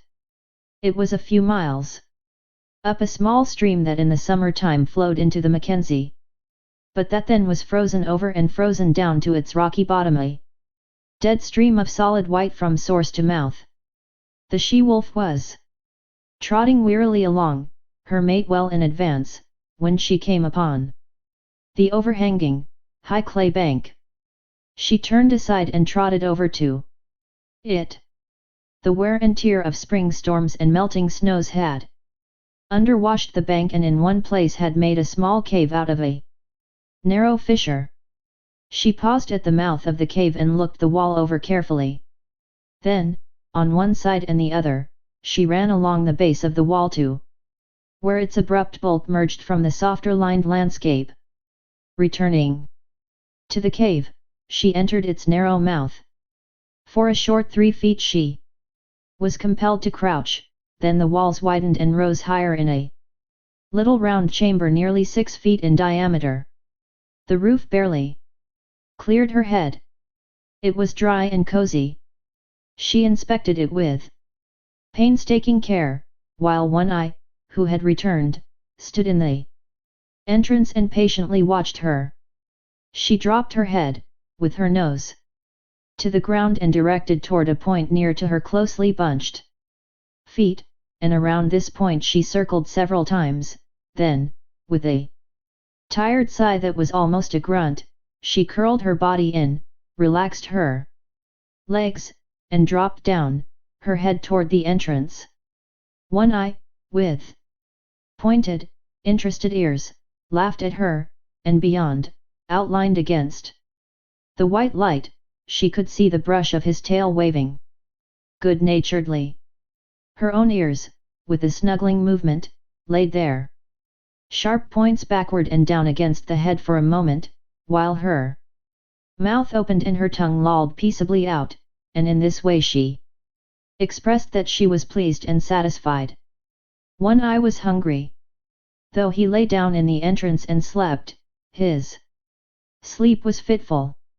He kept awaking and cocking his ears at the bright world without, where the April sun was blazing across the snow. When he dozed, upon his ears would steal the faint whispers of hidden trickles of running water, and he would rouse and listen intently. The sun had come back, and all the awakening Northland world was calling to him. Life was stirring. The feel of spring was in the air, the feel of growing life under the snow, of sap ascending in the trees, of buds bursting the shackles of the frost. He cast anxious glances at his mate, but she showed no desire to get up. He looked outside, and half a dozen snowbirds fluttered across his field of vision. He started to get up, then looked back to his mate again, and settled down and dozed. A shrill and minute singing stole upon his hearing. Once, and twice, he sleepily brushed his nose with his paw. Then he woke up. There, buzzing in the air at the tip of his nose, was a lone mosquito. It was a full-grown mosquito, one that had lain frozen in a dry log all winter and that had now been thawed out by the sun. He could resist the call of the world no longer. Besides, he was hungry. He crawled over to his mate and tried to persuade her to get up. But she only snarled at him, and he walked out alone into the bright sunshine to find the snow surface soft underfoot and the traveling difficult. He went up the frozen bed of the stream, where the snow, shaded by the trees, was yet hard and crystalline. He was gone 8 hours, and he came back through the darkness hungrier than when he had started. He had found game, but he had not caught it. He had broken through the melting snow crust, and wallowed, while the snowshoe rabbits had schemed along on top lightly as ever. He paused at the mouth of the cave with a sudden shock of suspicion. Faint, strange sounds came from within. They were sounds not made by his mate, and yet they were remotely familiar. He bellied cautiously inside and was met by a warning snarl from the she-wolf. This he received without perturbation, though he obeyed it by keeping his distance, but he remained interested in the other sounds, faint, muffled sobbings and slubberings. His mate warned him irritably away, and he curled up and slept in the entrance. When morning came and a dim light pervaded the lair, he again sought after the source of the remotely familiar sounds. There was a new note in his mate's warning snarl. It was a jealous note, and he was very careful in keeping a respectful distance. Nevertheless, he made out, sheltering between her legs against the length of her body, 5 strange little bundles of life, very feeble, very helpless, making tiny whimpering noises, with eyes that did not open to the light. He was surprised. It was not the first time in his long and successful life that this thing had happened.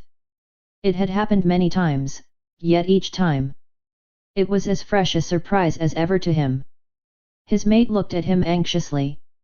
Every little while she emitted a low growl, and at times, when it seemed to her he approached too near, the growl shot up in her throat to a sharp snarl. Of her own experience she had no memory of the thing happening, but in her instinct, which was the experience of all the mothers of wolves, there lurked a memory of fathers that had eaten their newborn and helpless progeny. It manifested itself as a fear strong within her, that made her prevent One Eye from more closely inspecting the cubs he had fathered. But there was no danger. Old One-Eye was feeling the urge of an impulse, that was, in turn, an instinct that had come down to him from all the fathers of wolves. He did not question it, nor puzzle over it. It was there, in the fiber of his being, and it was the most natural thing in the world that he should obey it by turning his back on his newborn family and by trotting out and away on the meat trail whereby he lived. 5 or 6 miles from the lair, the stream divided, its forks going off among the mountains at a right angle. Here, leading up the left fork, he came upon a fresh track. He smelled it and found it so recent that he crouched swiftly, and looked in the direction in which it disappeared. Then he turned deliberately and took the right fork. The footprint was much larger than the one his own feet made, and he knew that in the wake of such a trail there was little meat for him. Half a mile up the right fork, his quick ears caught the sound of gnawing teeth. He stalked the quarry and found it to be a porcupine, standing upright against a tree and trying his teeth on the bark. One-Eye approached carefully but hopelessly. He knew the breed, though he had never met it so far north before, and never in his long life had porcupine served him for a meal. But he had long since learned that there was such a thing as chance or opportunity, and he continued to draw near. There was never any telling what might happen, for with live things events were somehow always happening differently. The porcupine rolled itself into a ball, radiating long, sharp needles in all directions that defied attack. In his youth One-Eye had once sniffed too near a similar, apparently inert ball of quills, and had the tail flick out suddenly in his face. One quill he had carried away in his muzzle, where it had remained for weeks, a rankling flame, until it finally worked out. So he lay down, in a comfortable crouching position, his nose fully a foot away, and out of the line of the tail. Thus he waited, keeping perfectly quiet. There was no telling. Something might happen. The porcupine might unroll. There might be opportunity for a deft and ripping thrust of paw into the tender, unguarded belly. But at the end of half an hour he arose, growled wrathfully at the motionless ball, and trotted on.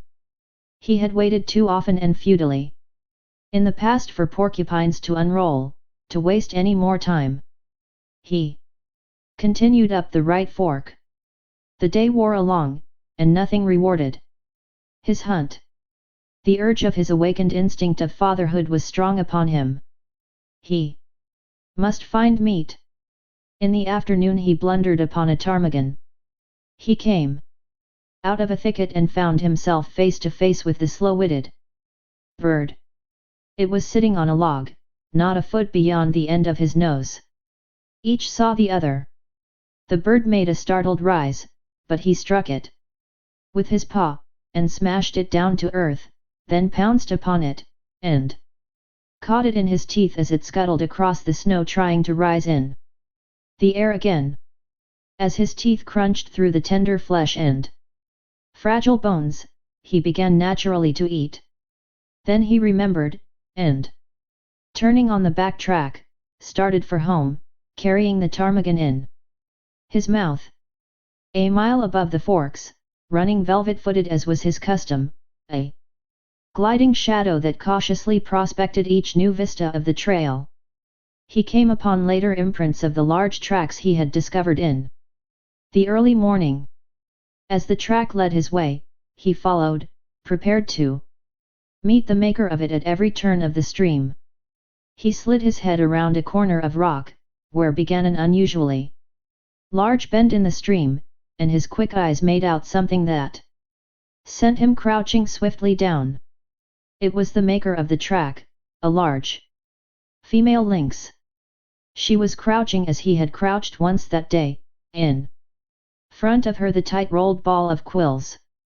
If he had been a gliding shadow before, he now became the ghost of such a shadow, as he crept and circled around, and came up well to leeward of the silent, motionless pair.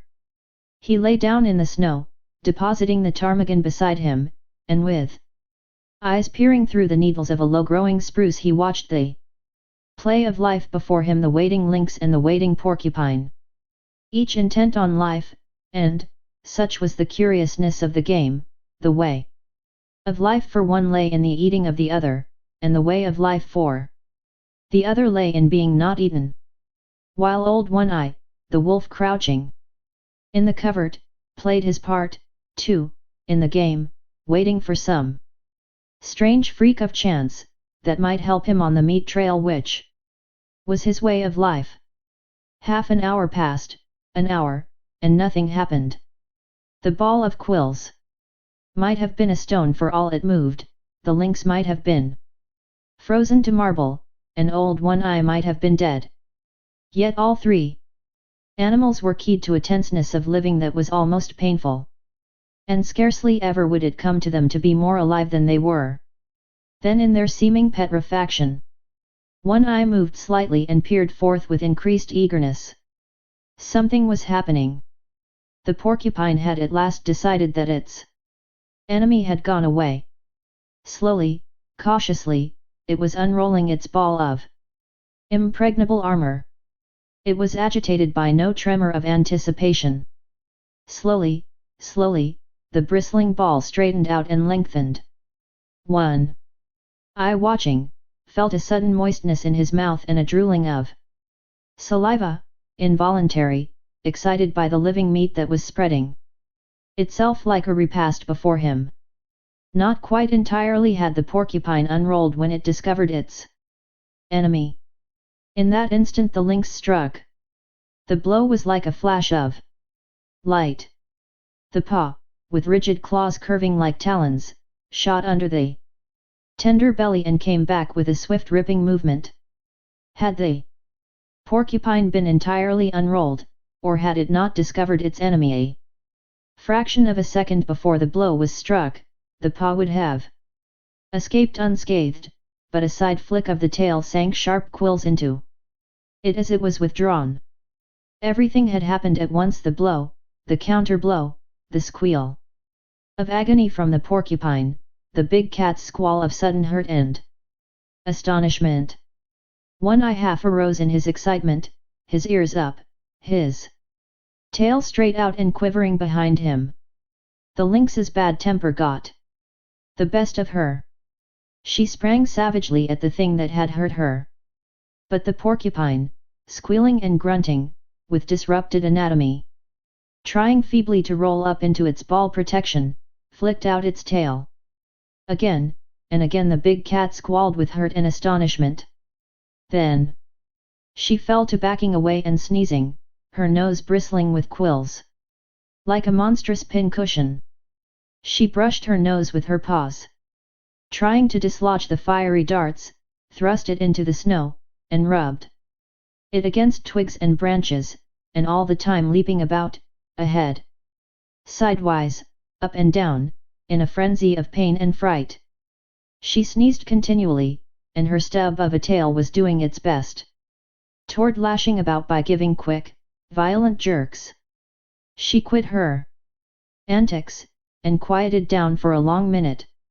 One-Eye watched, and even he could not repress a start and an involuntary bristling of hair along his back when she suddenly leaped, without warning, straight up in the air, at the same time emitting a long and most terrible squall.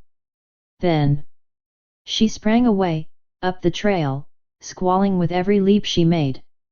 It was not until her racket had faded away in the distance and died out that One-Eye ventured forth. He walked as delicately as though all the snow were carpeted with porcupine quills, erect and ready to pierce the soft pads of his feet. The porcupine met his approach with a furious squealing and a clashing of its long teeth. It had managed to roll up in a ball again, but it was not quite the old compact ball.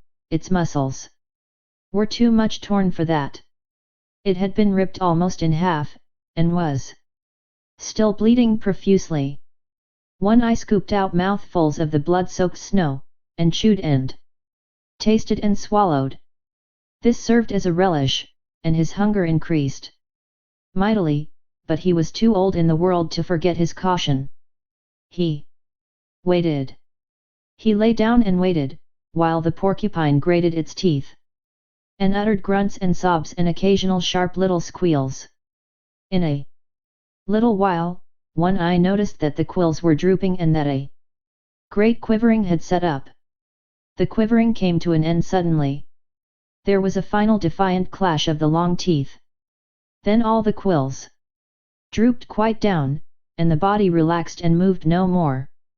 With a nervous, shrinking paw, One Eye stretched out the porcupine to its full length and turned it over on its back. Nothing had happened. It was surely dead. He studied it intently for a moment, then took a careful grip with his teeth and started off down the stream, partly carrying, partly dragging the porcupine, with head turned to the side, so as to avoid stepping on the prickly mass. He recollected something, dropped the burden, and trotted back to where he had left the ptarmigan. He did not hesitate a moment. He knew clearly what was to be done, and this he did by promptly eating the ptarmigan. Then he returned and took up his burden.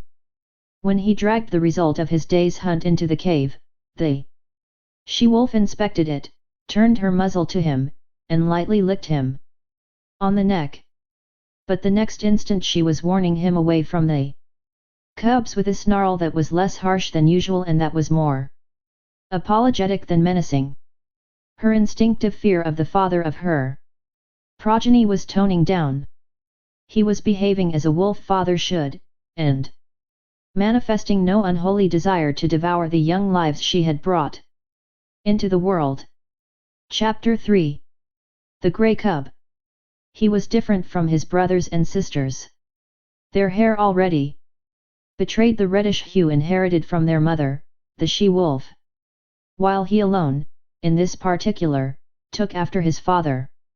He was the one little grey cub of the litter.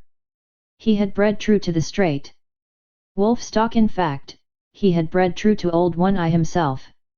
Physically, with but a single exception, and that was he had two eyes. To his father's one.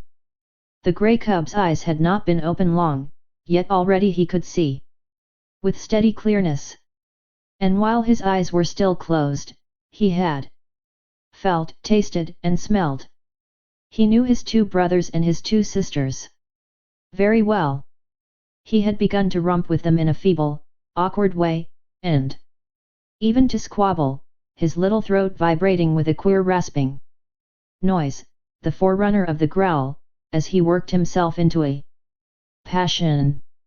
And long before his eyes had opened he had learned by touch, taste, and smell to know his mother a fount of warmth and liquid food and tenderness. She possessed a gentle, caressing tongue that soothed him when it passed over his soft little body, and that impelled him to snuggle close against her and to doze off to sleep. Most of the first month of his life had been passed thus in sleeping. But now he could see quite well, and he stayed awake for longer periods of time, and he was coming to learn his world quite well. His world was gloomy, but he did not know that, for he knew no other world.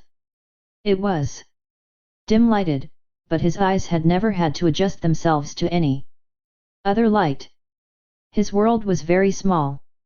Its limits were the walls of the lair, but as he had no knowledge of the wide world outside, he was never oppressed by the narrow confines of his existence. But he had early discovered that one wall of his world was different from the rest.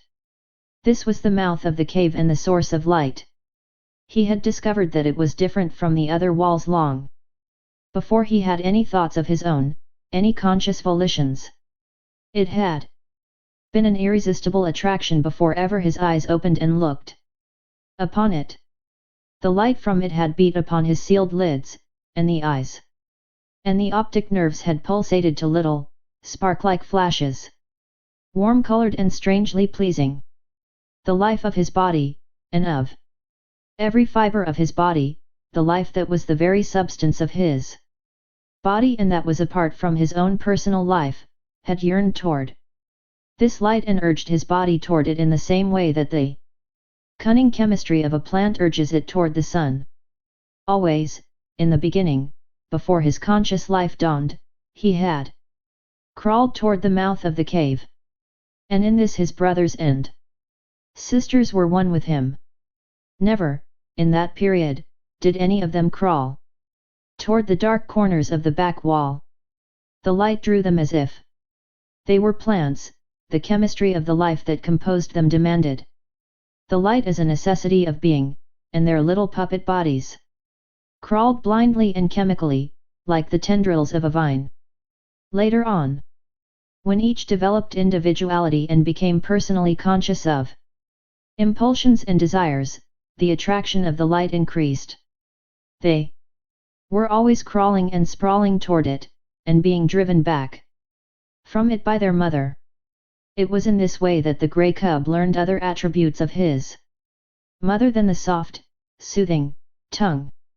In his insistent crawling toward the light, he discovered in her a nose that with a sharp nudge administered rebuke, and later, a paw that crushed him down and rolled him over and over with swift, calculating stroke. Thus he learned hurt. And on top of it he learned to avoid hurt, first, by not incurring the risk of it, and second, when he had incurred the risk, by dodging and by retreating. These were conscious actions, and were the results of his first generalizations upon the world. Before that he had recoiled automatically from hurt, as he had crawled automatically toward the light. After that he recoiled from hurt because he knew that it was hurt. He was a fierce little cub. So were his brothers and sisters. It was to be expected. He was a carnivorous animal. He came of a breed of meat killers and meat eaters. His father and mother lived wholly upon meat. The milk he had sucked with his first flickering life, was milk transformed directly from meat, and now, at a month old, when his eyes had been open for but a week, he was beginning himself to eat meat, half digested by the she-wolf and disgorged for the 5 growing cubs that already made too great demand upon her breast. But he was, further, the fiercest of the litter. He could make a louder rasping growl than any of them. His tiny rages were much more terrible than theirs. It was he that first learned the trick of rolling a fellow cub over with a cunning paw stroke. And it was he that first gripped another cub by the ear and pulled and tugged and growled through jaws tight clenched. And certainly it was he that caused the mother the most trouble in keeping her litter from the mouth of the cave. The fascination of the light for the grey cub increased from day to day. He was perpetually departing on yard-long adventures toward the cave's entrance, and as perpetually being driven back. Only he did not know it for an entrance. He did not know anything about entrances, passages whereby one goes from one place to another place. He did not know any other place, much less of a way to get there. So to him the entrance of the cave was a wall of light. As the sun was to the outside dweller, this wall was to him the sun of his world. It attracted him as a candle attracts a moth. He was always striving to attain it. The life that was so swiftly expanding within him, urged him continually toward the wall of light.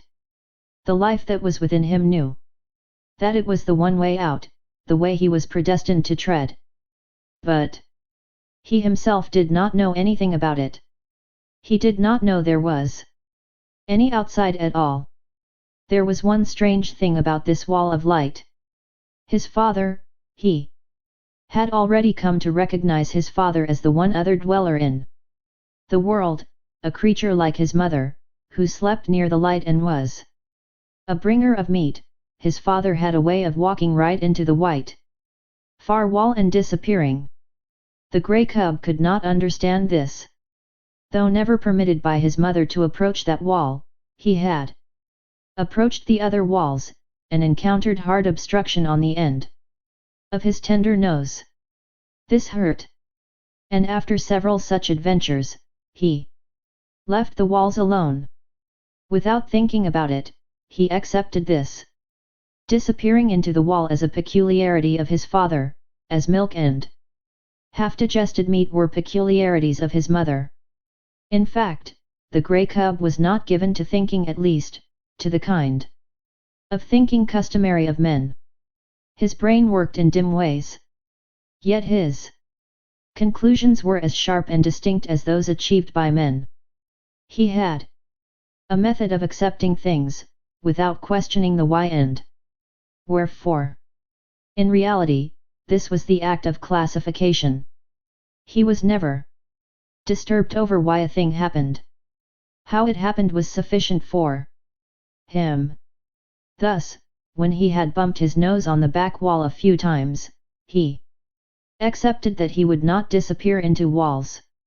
In the same way he accepted that his father could disappear into walls. But he was not in the least disturbed by desire to find out the reason for the difference between his father and himself.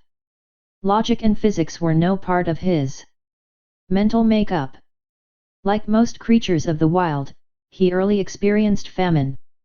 There came a time when not only did the meat supply cease, but the milk no longer came from his mother's breast. At first, the cubs whimpered and cried, but for the most part they slept. It was not long before they were reduced to a coma of hunger. There were no more spats and squabbles, no more tiny rages nor attempts at growling, while the adventures toward the far white wall ceased altogether. The cubs slept, while the life that was in them flickered and died down. One Eye was desperate. He ranged far and wide, and slept but little in the lair that had now become cheerless and miserable. The she-wolf, too, left her litter and went out in search of meat. In the first days after the birth of the cubs, One Eye had journeyed several times back to the Indian camp and robbed the rabbit snares, but, with the melting of the snow and the opening of the streams, the Indian camp had moved away, and that source of supply was closed to him. When the grey cub came back to life and again took interest in the far white wall, he found that the population of his world had been reduced. Only one sister remained to him. The rest were gone. As he grew stronger, he found himself compelled to play alone, for the sister no longer lifted her head nor moved about. His little body rounded out with the meat he now ate, but the food had come too late for her. She slept continuously, a tiny skeleton flung round with skin in which the flame flickered lower and lower and at last went out. Then there came a time when the grey cub no longer saw his father appearing and disappearing in the wall nor lying down asleep in the entrance. This had happened at the end of a second and less severe famine. The she-wolf knew why One Eye never came back, but there was no way by which she could tell what she had seen to the grey cub. Hunting herself for meat, up the left fork of the stream where lived the lynx. She had followed a day-old trail of One Eye. And she had found him, or what remained of him, at the end of the trail. There were many signs of the battle that had been fought, and of the lynx's withdrawal to her lair after having won the victory.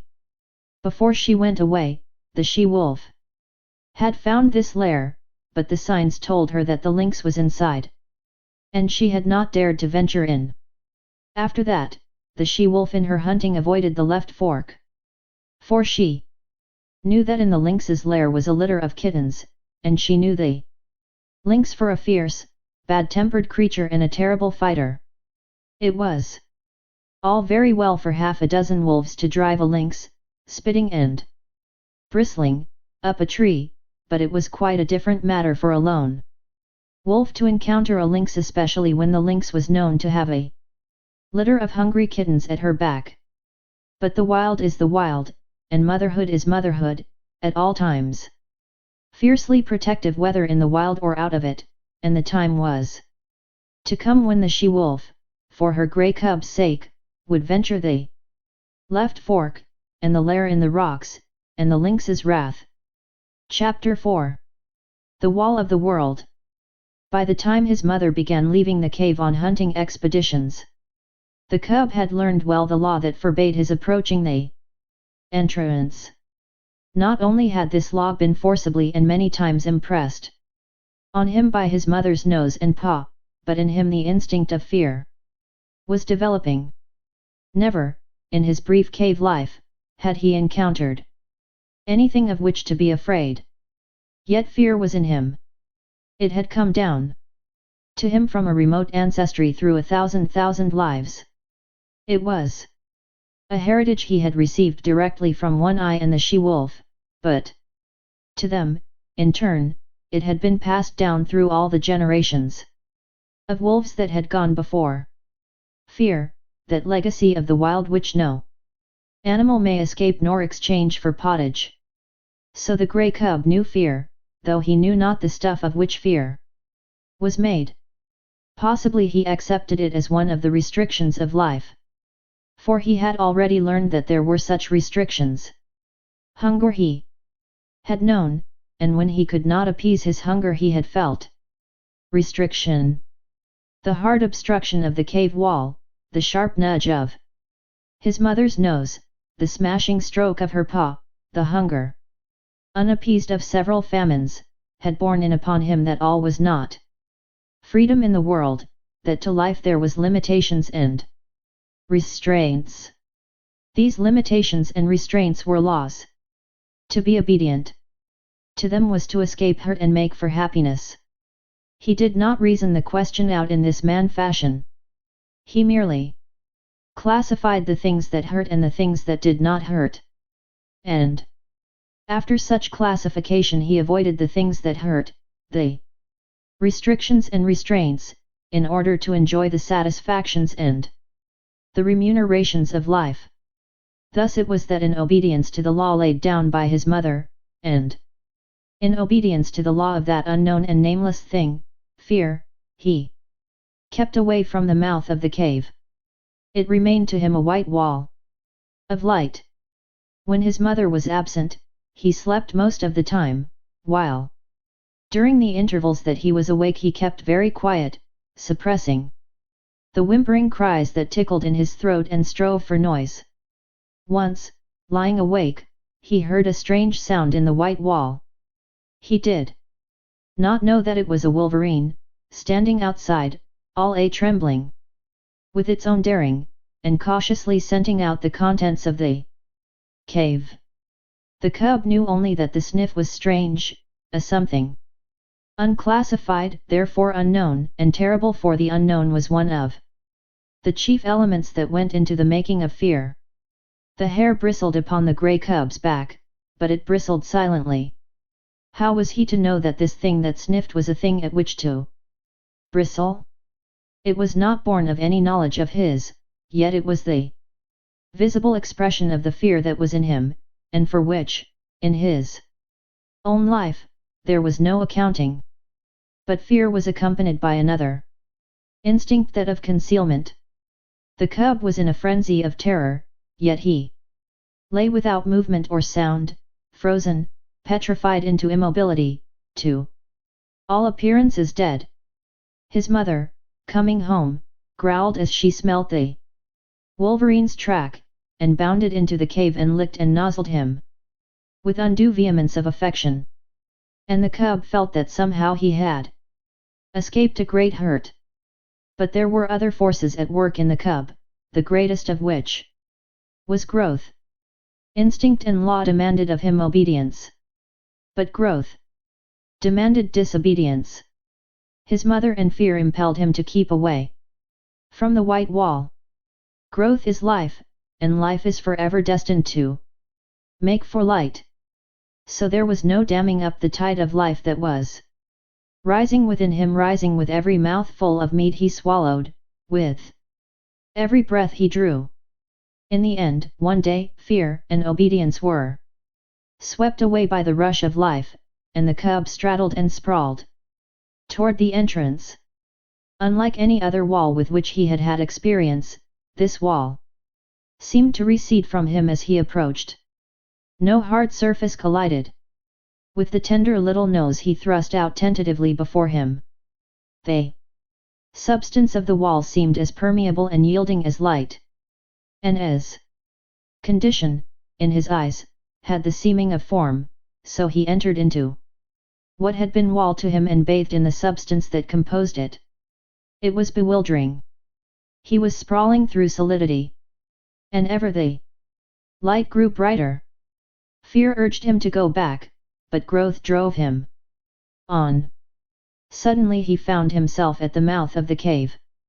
The wall, inside which he had thought himself, as suddenly leaped back before him to an immeasurable distance. The light had become painfully bright. He was dazzled by it. Likewise he was made dizzy by this abrupt and tremendous extension of space. Automatically, his eyes were adjusting themselves to the brightness, focusing themselves to meet the increased distance of objects. At first, the wall had leaped beyond his vision. He now saw it again, but it had taken upon itself a remarkable remoteness. Also, its appearance had changed. It was now a variegated wall, composed of the trees that fringed the stream, the opposing mountain that towered above the trees, and the sky that out-towered the mountain. A great fear came upon him. This was more of the terrible unknown.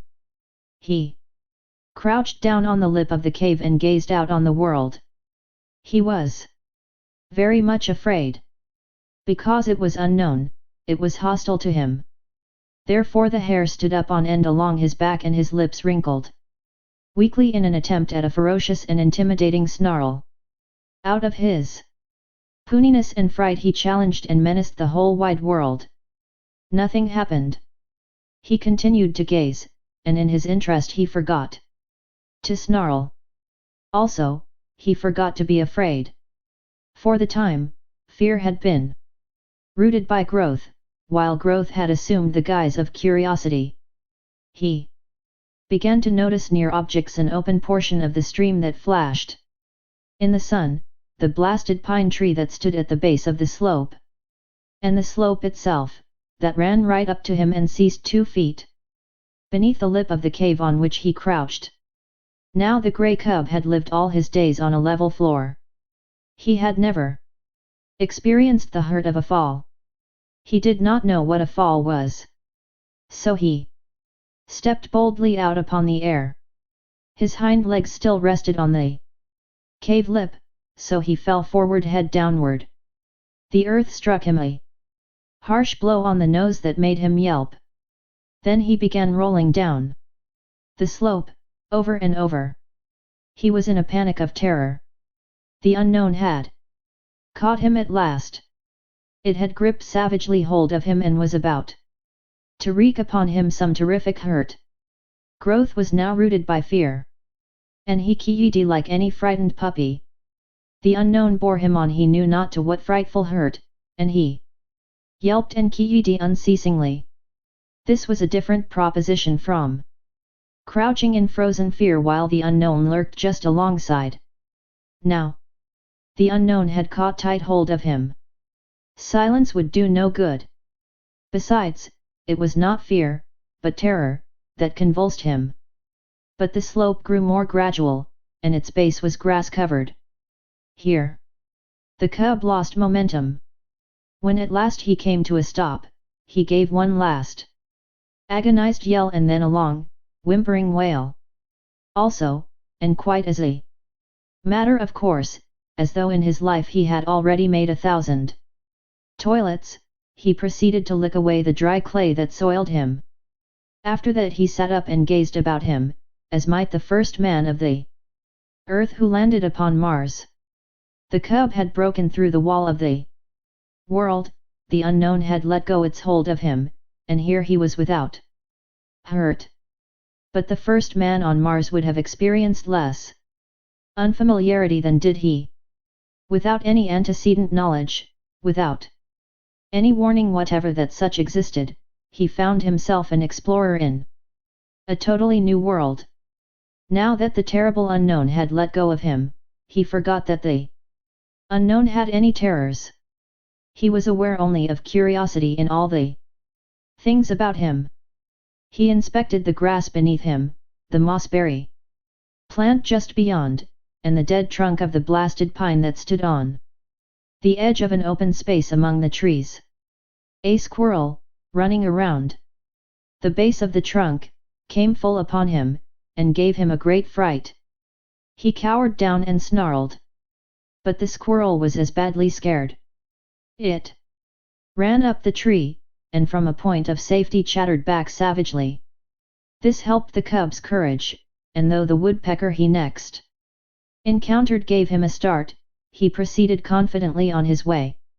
Such was his confidence, that when a moosebird impudently hopped up to him, he reached out at it with a playful paw. The result was a sharp peck on the end of his nose that made him cower down and kee-ee. The noise he made was too much for the moosebird, who sought safety in flight. But the cub was learning. His misty little mind had already made an unconscious classification. There were live things and things not alive. Also, he must watch out for the live things. The things not alive remained always in one place, but the live things moved about. And there was no telling what they might do. The thing to expect of them was the unexpected, and for this he must be prepared. He travelled very clumsily. He ran into sticks and things. A twig that he thought a long way off, would the next instant hit him on the nose, or rake along his ribs. There were inequalities of surface. Sometimes he overstepped and stubbed his nose. Quite as often he understepped and stubbed his feet. Then there were the pebbles and stones that turned under him when he trod upon them, and from them he came to know that the things not alive were not all in the same state of stable equilibrium as was his cave also, that small things not alive were more liable than large things to fall down or turn over. But with every mishap he was learning. The longer he walked, the better he walked. He was adjusting himself. He was learning to calculate his own muscular movements, to know his physical limitations, to measure distances between objects, and between objects and himself. His was the luck of the beginner. Born to be a hunter of meat, though he did not know it, he blundered upon meat just outside his own cave door on his first foray into the world. It was by sheer blundering that he chanced upon the shrewdly hidden ptarmigan nest. He fell into it. He had essayed to walk along the trunk of a fallen pine. The rotten bark gave way under his feet, and with a despairing yelp he pitched down the rounded crescent, smashed through the leafage and stalks of a small bush, and in the heart of the bush, on the ground, fetched up in the midst of 7 ptarmigan chicks. They made noises, and at first he was frightened at them. Then he perceived that they were very little, and he became bolder. They moved. He placed his paw on one, and its movements were accelerated. This was a source of enjoyment to him. He smelled it. He picked it up in his mouth. It struggled and tickled his tongue. At the same time he was made aware of a sensation of hunger. His jaws closed together. There was a crunching of fragile bones, and warm blood ran in his mouth. The taste of it was good. This was meat, the same as his mother gave him. Only it was alive between his teeth and therefore better. So he ate the ptarmigan. Nor did he stop till he had devoured the whole brood. Then He licked his chops in quite the same way his mother did, and began to crawl out of the bush. He encountered a feathered whirlwind. He was confused and blinded by the rush of it and the beat of angry wings. He hit his head between his paws and yelped. The blows increased. The mother ptarmigan was in a fury. Then he became angry. He rose up, snarling, striking out with his paws. He sank his tiny teeth into one of the wings and pulled and tugged sturdily. The ptarmigan struggled against him, showering blows upon him with her free wing. It was his first battle. He was elated. He forgot all about the unknown. He no longer was afraid of anything. He was fighting, tearing at a live thing that was striking at him. Also, this live thing was meat. The lust to kill was on him. He had just destroyed little live things. He would now destroy a big live thing. He was too busy and happy to know that he was happy. He was thrilling and exulting in ways new to him and greater to him than any he had known before. He held on to the wing and growled between his tight clenched teeth. The ptarmigan dragged him out of the bush. When she turned and tried to drag him back into the bush's shelter, he pulled her away from it and on into the open. And all the time she was making outcry and striking with her free wing, while feathers were flying like a snowfall. The pitch to which he was aroused was tremendous. All the fighting blood of his breed was up in him and surging through him. This was living. Though he did not know it. He was realizing his own meaning in the world. He was doing that for which he was made, killing meat and battling to kill it. He was justifying his existence, than which life can do no greater, for life achieves its summit when it does to the uttermost that which it was equipped to do. After a time, the ptarmigan ceased her struggling. He still held her by the wing, and they lay on the ground and looked at each other. He tried to growl threateningly, ferociously. She pecked on his nose, which by now, what of previous adventures, was sore. He winced but held on. She pecked him again and again. From wincing he went to whimpering. He tried to back away from her, oblivious to the fact that by his hold on her he dragged her after him. A rain of pecks fell on his ill-used nose.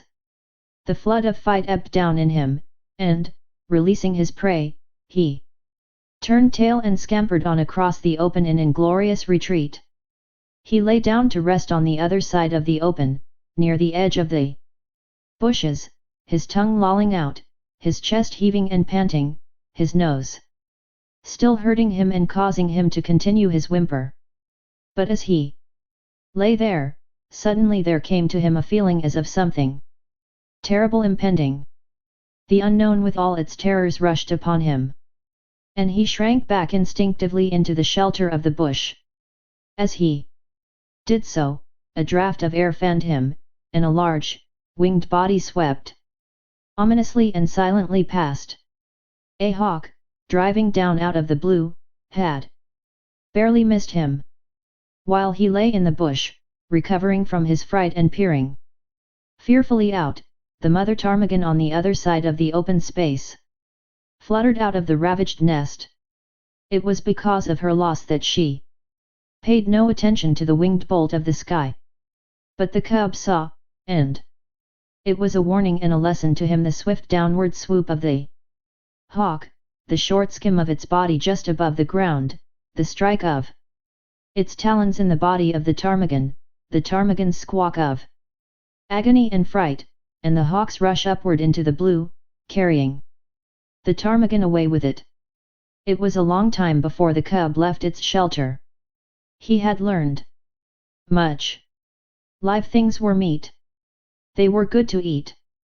Also, live things, when they were large enough, could give hurt. It was better to eat small live things like ptarmigan chicks, and to let alone large live Things like ptarmigan hens. Nevertheless he felt a little prick of ambition, a sneaking desire to have another battle with that ptarmigan hen. Only the hawk had carried her away. Maybe there were other ptarmigan hens. He would go and see. He came down a shelving bank to the stream. He had never seen water before. The footing looked good. There were no inequalities of surface. He stepped boldly out on it, and went down, crying with fear, into the embrace of the unknown. It was cold, and he gasped, breathing quickly. The water rushed into his lungs instead of the air that had always accompanied his act of breathing. The suffocation he experienced was like the pang of death. To him it signified death. He had no conscious knowledge of death, but like every animal of the wild, he possessed the instinct of death. To him it stood as the greatest of hurts. It was the very essence of the unknown, it was the sum of the terrors of the unknown, the one culminating in unthinkable catastrophe that could happen to him, about which he knew nothing and about which he feared everything. He came to the surface, and the sweet air rushed into his open mouth. He did not go down again. Quite as though it had been a long-established custom of his, he struck out with all his legs and began to swim. The near bank was a yard away, but he had come up with his back to it, and the first thing his eyes rested upon was the opposite bank, toward which he immediately began to swim. The stream was a small one, but in the pool it widened out to a score of feet. Midway in the passage, the current picked up the cub and swept him downstream. He was caught in the miniature rapid at the bottom of the pool. Here was little chance for swimming. The quiet water had become suddenly angry. Sometimes he was under, sometimes on top. At all times he was in violent motion, now being turned over or around, and again being smashed against a rock. And with every rock he struck, he yelped. His progress was a series of yelps, from which might have been adduced the number of rocks he encountered. Below the rapid was a second pool, and here, captured by the eddy, he was gently borne to the bank, and as gently deposited on a bed of gravel. He crawled frantically clear of the water and lay down. He had learned some more about the world. Water was not alive. Yet it moved. Also, it looked as solid as the earth, but was without any solidity at all. His conclusion was that things were not always what they appeared to be. The cub's fear of the unknown was an inherited distrust, and it had now been strengthened by experience. Thenceforth, in the nature of things, he would possess an abiding distrust of appearances. He would have to learn the reality of a thing before he could put his faith into it. One other adventure was destined for him that day. He had recollected that there was such a thing in the world as his mother. And then there came to him a feeling that he wanted her more than all the rest of the things in the world. Not only was his body tired with the adventures it had undergone, but his little brain was equally tired.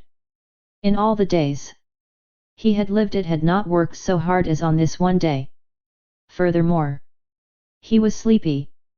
So he started out to look for the cave and his mother, feeling at the same time an overwhelming rush of loneliness and helplessness. He was sprawling along between some bushes, when he heard a sharp, intimidating cry. There was a flash of yellow before his eyes. He saw a weasel leaping swiftly away from him. It was a small live thing, and he had no fear. Then, before him, at his feet, he saw an extremely small live thing, only several inches long, a young weasel, that, like himself, had disobediently gone out adventuring. It tried to retreat before him. He turned it over with his paw. It made a queer, grating noise. The next moment the flash of yellow reappeared before his eyes. He heard again the intimidating cry, and at the same instant received a sharp blow on the side of the neck and felt the sharp teeth of the mother weasel cut into his flesh. While he yelped and keyed and scrambled backward, he saw the mother weasel leap upon her young one and disappear with it into the neighboring thicket. The cut of her teeth in his neck still hurt, but his feelings were hurt more grievously, and he sat down and weakly whimpered. This mother weasel was so small and so savage. He was yet to learn that for size and weight the weasel was the most ferocious, vindictive, and terrible of all the killers of the wild. But a portion of this knowledge was quickly to be his. He was still whimpering when the mother weasel reappeared. She did not rush him, now that her young one was safe. She approached more cautiously, and the cub had full opportunity to observe her lean, snake-like body, and her head, erect, eager, and snake-like itself. Her sharp, menacing cry sent the hair bristling along his back, and he snarled warningly at her. She came closer and closer. There was a leap, swifter than his unpracticed sight, and the lean, yellow body disappeared for a moment out of the field of his vision. The next moment she was at his throat, her teeth buried in his hair and flesh.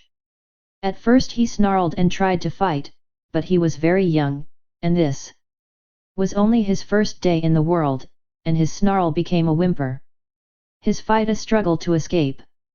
The weasel never relaxed her hold. She hung on, striving to press down with her teeth to the great vein where his life blood bubbled. The weasel was a drinker of blood, and it was ever her preference to drink from the throat of life itself. The grey cub would have died, and there would have been no story to write about him, had not the she-wolf come bounding through the bushes. The weasel let go the cub and flashed at the she-wolf's throat, missing, but getting a hold on the jaw instead. The she-wolf flirted her head like the snap of a whip, breaking the weasel's hold and flinging it high in the air. And, still in the air, the she-wolf's jaws closed on the lean, yellow body, and the weasel knew death between the crunching teeth. The cub experienced another access of affection on the part of his mother. Her joy at finding him seemed even greater than his joy at being found. She nozzled him and caressed him and licked the cuts made in him by the weasel's teeth.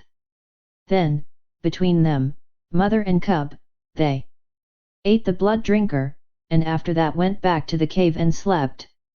Chapter V. The Law of Meat. The cub's development was rapid. He rested for 2 days, and then ventured forth from the cave again. It was on this adventure that he found the young weasel whose mother he had helped eat, and he saw to it that the young weasel went the way of its mother. But on this trip he did not get lost. When he grew tired, he found his way back to the cave and slept. And every day thereafter found him out and ranging a wider area. He began to get accurate measurement of his strength and his weakness, and to know when to be bold and when to be cautious. He found it expedient to be cautious all the time, except for the rare moments when, assured of his own intrepidity, he abandoned himself to petty rages and lusts. He was always a little demon of fury when he chanced upon a stray ptarmigan. Never did he fail to respond savagely to the chatter of the squirrel he had first met on the blasted pine, while the sight of a moose bird almost invariably put him into the wildest of rages, for he never forgot the peck on the nose he had received from the first of that ilk he encountered. But there were times when even a moose bird failed to affect him, and those were times when he felt himself to be in danger from some other prowling meat hunter. He never forgot the hawk, and its moving shadow always sent him crouching into the nearest thicket. He no longer sprawled and straddled, and already he was developing the gait of his mother, slinking and furtive, apparently without exertion, yet sliding along with a swiftness that was as deceptive as it was imperceptible. In the matter of meat, his luck had been all in the beginning. They 7 ptarmigan chicks and the baby weasel represented the sum of his killings. His desire to kill strengthened with the days, and he cherished hungry ambitions for the squirrel that chattered so volubly, and always informed all wild creatures that the wolf cub was approaching. But as birds flew in the air, squirrels could climb trees, and the cub could only try to crawl unobserved upon the squirrel when it was on the ground. The cub entertained a great respect for his mother. She could get meat, and she never failed to bring him his share. Further, she was unafraid of things. It did not occur to him that this fearlessness was founded upon experience and knowledge. Its effect on him was that of an impression of power. His mother represented power, and as he grew older, he felt this power in the sharper admonishment of her paw, while the reproving nudge of her nose gave place to the slash of her fangs. For this, likewise, he respected his mother. She compelled obedience from him, and the older he grew the shorter grew her temper. Famine came again, and the cub with clearer consciousness knew once more the bite of hunger. The she-wolf ran herself thin in the quest for meat. She rarely slept any more in the cave, spending most of her time on the meat trail, and spending it vainly. This famine was not a long one, but it was severe while it lasted. The cub found no more milk in his mother's breast, nor did he get one mouthful of meat for himself. Before, he had hunted in play, for the sheer joyousness of it, now he hunted in deadly earnestness, and found nothing. Yet the failure of it accelerated his development. He studied the habits of the squirrel with greater carefulness, and strove with greater craft to steal upon it and surprise it.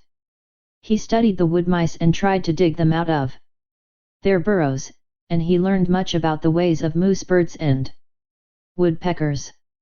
And there came a day when the hawk's shadow did not drive him crouching into the bushes. He had grown stronger and wiser, and more confident. Also, he was desperate. So he sat on his haunches conspicuously in an open space, and challenged the hawk down out of the sky. For he knew that there, floating in the blue above him, was meat. The meat his stomach yearned after so insistently. But the hawk refused to come down and give battle, and the cub crawled away into a thicket, and whimpered his disappointment and hunger. The famine broke. The she-wolf brought home meat. It was strange meat, different from any she had ever brought before. It was a lynx kitten, partly grown, like the cub, but not so large. And it was all for him. His mother had satisfied her hunger elsewhere, though he did not know that it was the rest of the lynx litter that had gone to satisfy her. Nor did he know the desperateness of her deed. He knew only that the velvet-furred kitten was meat, and he ate and waxed happier with every mouthful. A full stomach conduces to inaction, and the cub lay in the cave, sleeping against his mother's side. He was aroused by her snarling. Never had he heard her snarl so terribly. Possibly in her whole life it was the most terrible snarl she ever gave. There was reason for it, and none knew it better than she. A lynx's lair is not despoiled with impunity. In the full glare of the afternoon light, crouching in the entrance of the cave, the cub saw the lynx mother. The hair rippled up along his back at the sight. Here was fear, and it did not require his instinct to tell him of it. And if sight alone were not sufficient, the cry of rage the intruder gave, beginning with a snarl and rushing abruptly upward into a hoarse screech, was convincing enough in itself. The cub felt the prod of the life that was in him, and stood up and snarled valiantly by his mother's side. But she thrust him ignominiously away and behind her. Because of the low-roofed entrance, the lynx could not leap in, and when she made a crawling rush of it, the she-wolf sprang upon her and pinned her down. The cub saw little of the battle. There was a tremendous snarling and spitting and screeching. The two animals threshed about, the lynx ripping and tearing with her claws and using her teeth as well, while the she-wolf used her teeth alone. Once, the cub sprang in and sank his teeth into the hind leg of the lynx. He clung on, growling savagely. Though he did not know it, by the weight of his body he clogged the action of the leg and thereby saved his mother much damage. A change in the battle crushed him under both their bodies and wrenched loose his hold. The next moment the two mothers separated, and, before they rushed together again, the lynx lashed out at the cub with a huge forepaw that ripped his shoulder open to the bone and sent him hurtling sidewise against the wall. Then was added to the uproar the cub's shrill yelp of pain and fright. But the fight lasted so long that he had time to cry himself out and to experience a second burst of courage, and the end of the battle found him again clinging to a hind leg and furiously growling between his teeth. The lynx was dead. But the she-wolf was very weak and sick. At first, she caressed the cub and licked his wounded shoulder, but the blood she had lost had taken with it her strength, and for all of a day and a night she lay by her dead foe's side, without movement, scarcely breathing. For a week she never left the cave, except for water, and then her movements were slow and painful. At the end of that time the lynx was devoured, while the she-wolf's wounds had healed sufficiently to permit her to take the meat trail again. The cub's shoulder was stiff and sore, and for some time he limped from the terrible slash he had received. But the world now seemed changed. He went about in it with greater confidence, with a feeling of prowess that had not been his in the days before the battle with the lynx. He had looked upon life in a more ferocious aspect, he had fought, he had buried his teeth in the flesh of a foe, and he had survived. And because of all this, he carried himself more boldly, with a touch of defiance that was new in him. He was no longer afraid of minor things. And much of his timidity had vanished, though the unknown never ceased to press upon him with its mysteries and terrors, intangible and ever menacing. He began to accompany his mother on the meat trail, and he saw much of the killing of meat and began to play his part in it. And in his own dim way he learned the law of meat. There were two kinds of life, his own kind and the other kind. His own kind included his mother and himself. The other kind included all live things that moved. But the other kind was divided. One portion was what his own kind killed and ate. This portion was composed of the non-killers and the small killers. The other portion killed and ate his own kind, or was killed and eaten by his own kind. And out of this classification arose the law. The aim of life was meat. Life itself was meat. Life lived on life. There were the eaters and the eaten. The law was, eat or be eaten. He did not formulate the law in clear, set terms and moraliza about it. He did not even think the law, he merely lived the law. Without thinking about it at all. He saw the law operating around him on every side. He had eaten the ptarmigan chicks. The hawk had eaten the ptarmigan mother. The hawk would also have eaten him. Later, when he had grown more formidable, he wanted to eat the hawk.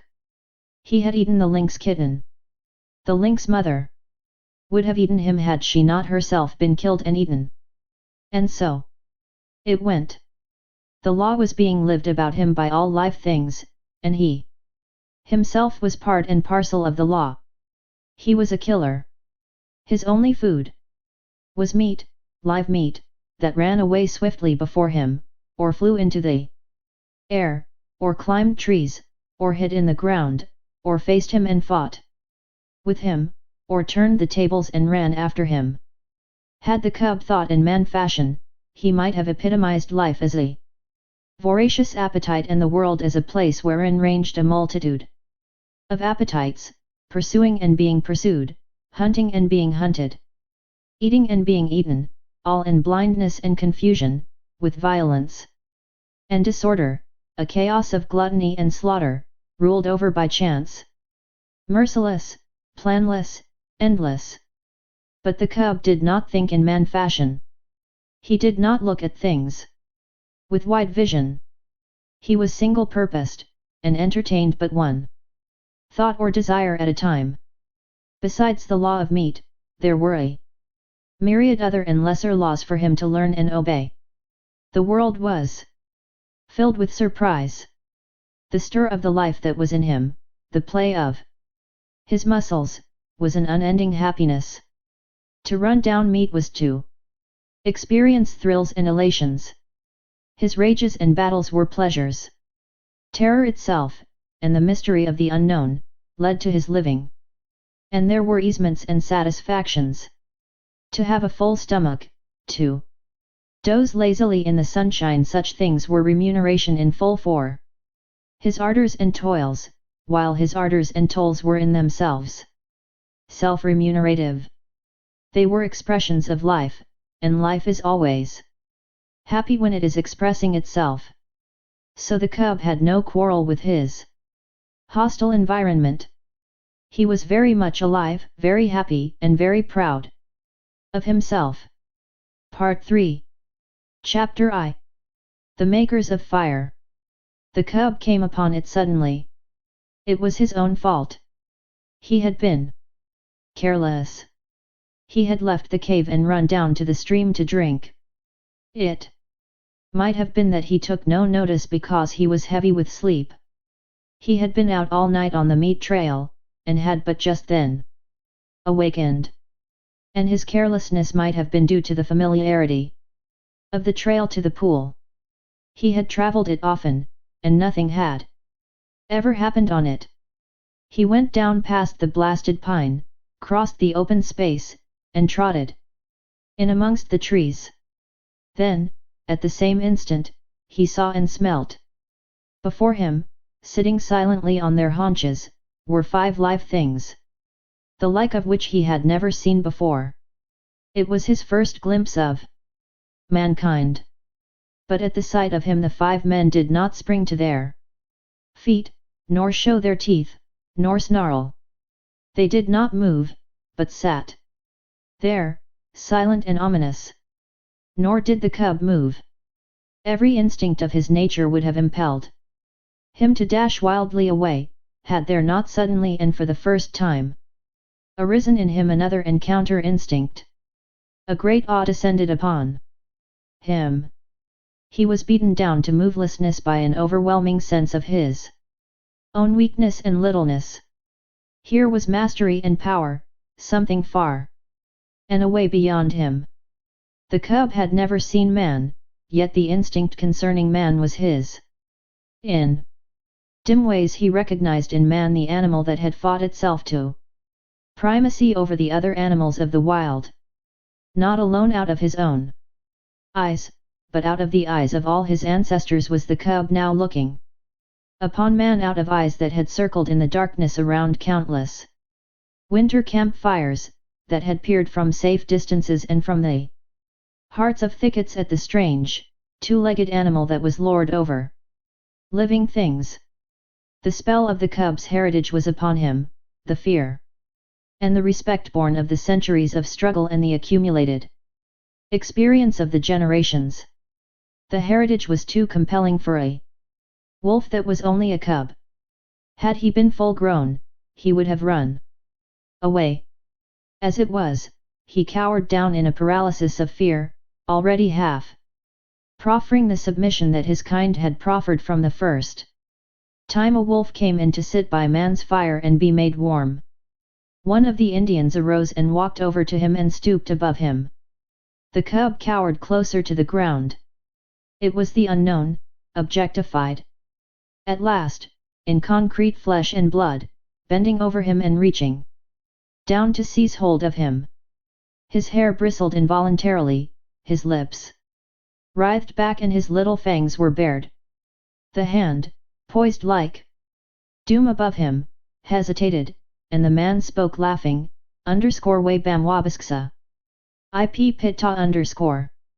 Look. The white fangs. The other Indians laughed loudly, and urged the man on to pick up the cub. As the hand descended closer and closer, there raged within the cub a battle of the instincts. He experienced two great impulsions to yield and to fight. The resulting action was a compromise. He did both. He yielded till the hand almost touched him. Then he fought, his teeth flashing in a snap that sank them into the hand. The next moment he received a clout alongside the head that knocked him over on his side. Then all fight fled out of him. His puppyhood and the instinct of submission took charge of him. He sat up on his haunches and ki-yi-di.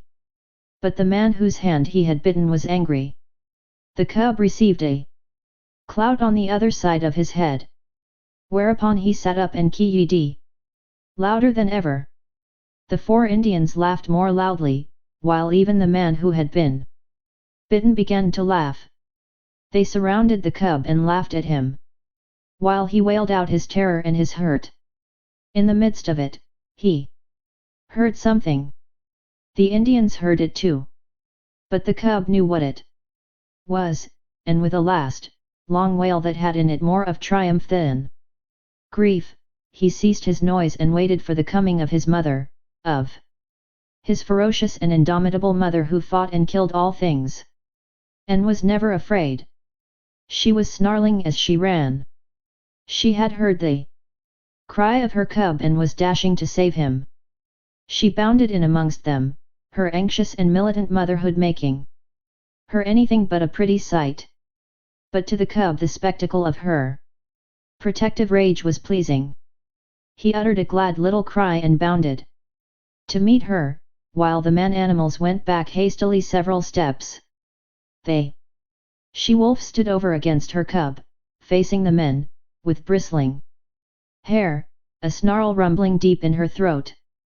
Her face was distorted and malignant with menace, even the bridge of the nose wrinkling from tip to eye, so prodigious was her snarl. Then it was that a cry went up from one of the men. "Kick," was what he uttered. It was an exclamation of surprise. The cub felt his mother wilting at the sound. "Kick," the man cried again, this time with sharpness and authority. And then the cub saw his mother, the she-wolf, the fearless one, crouching down till her belly touched the ground, whimpering, wagging her tail, making peace signs. The cub could not understand. He was appalled. The awe of man rushed over him again. His instinct had been true. His mother verified it. She, too, rendered submission to the man-animals. The man who had spoken came over to her.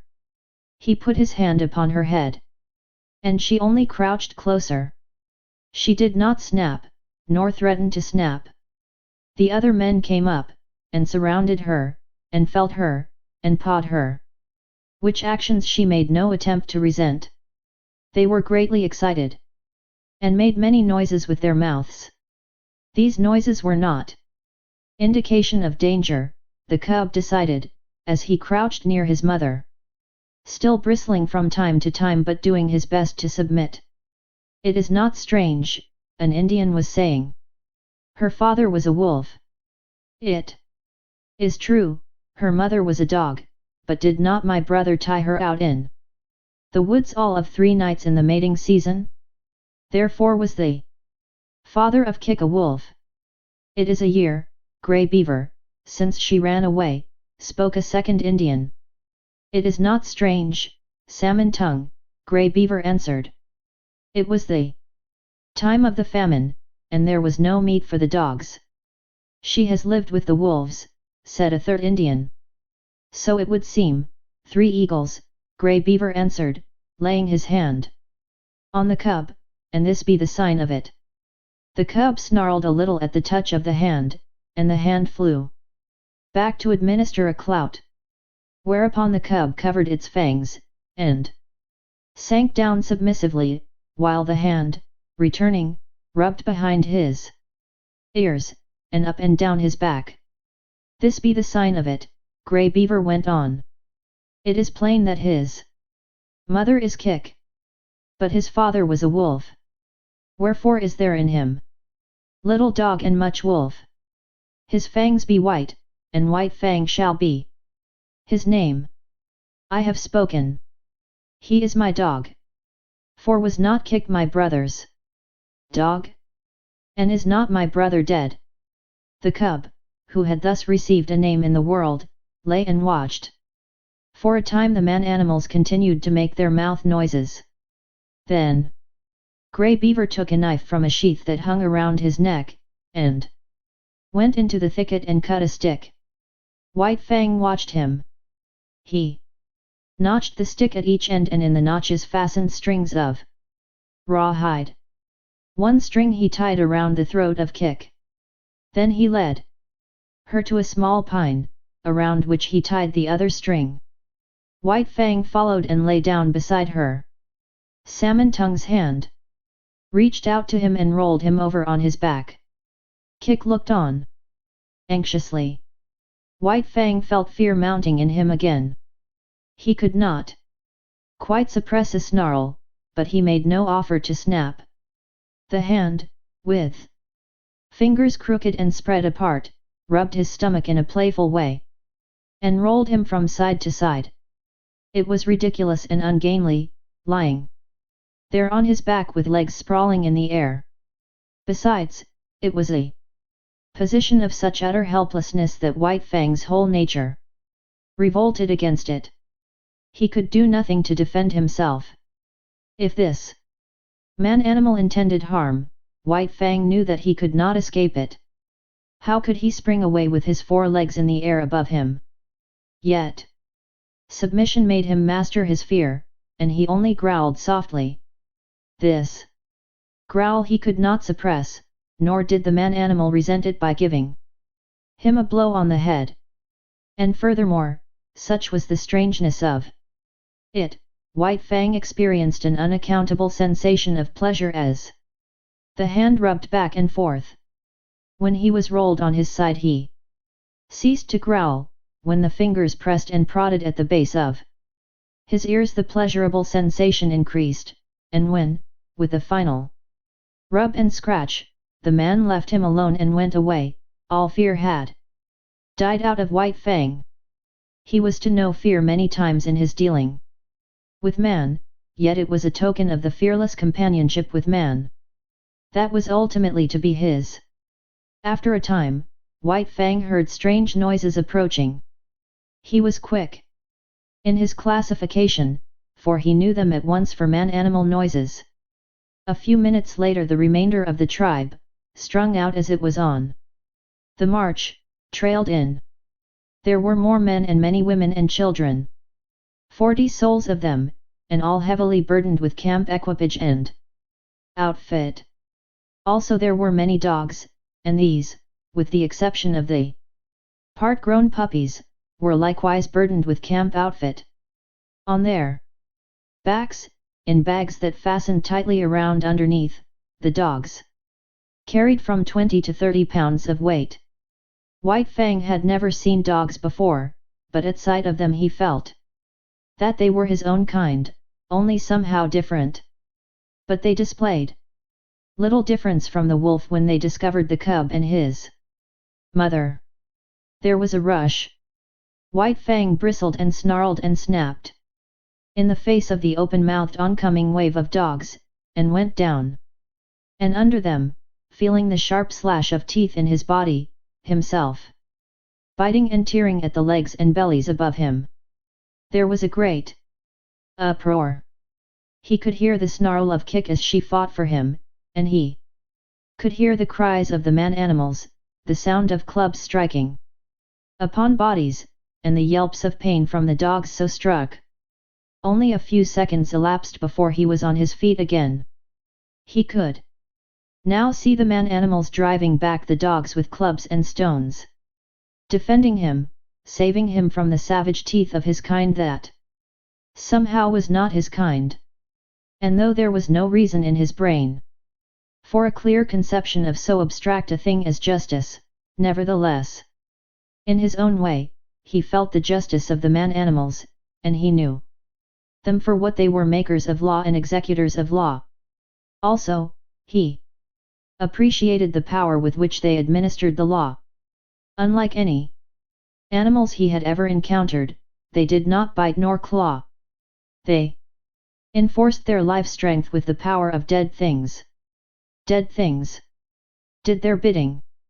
Thus, sticks and stones, directed by these strange creatures, leaped through the air like living things, inflicting grievous hurts upon the dogs.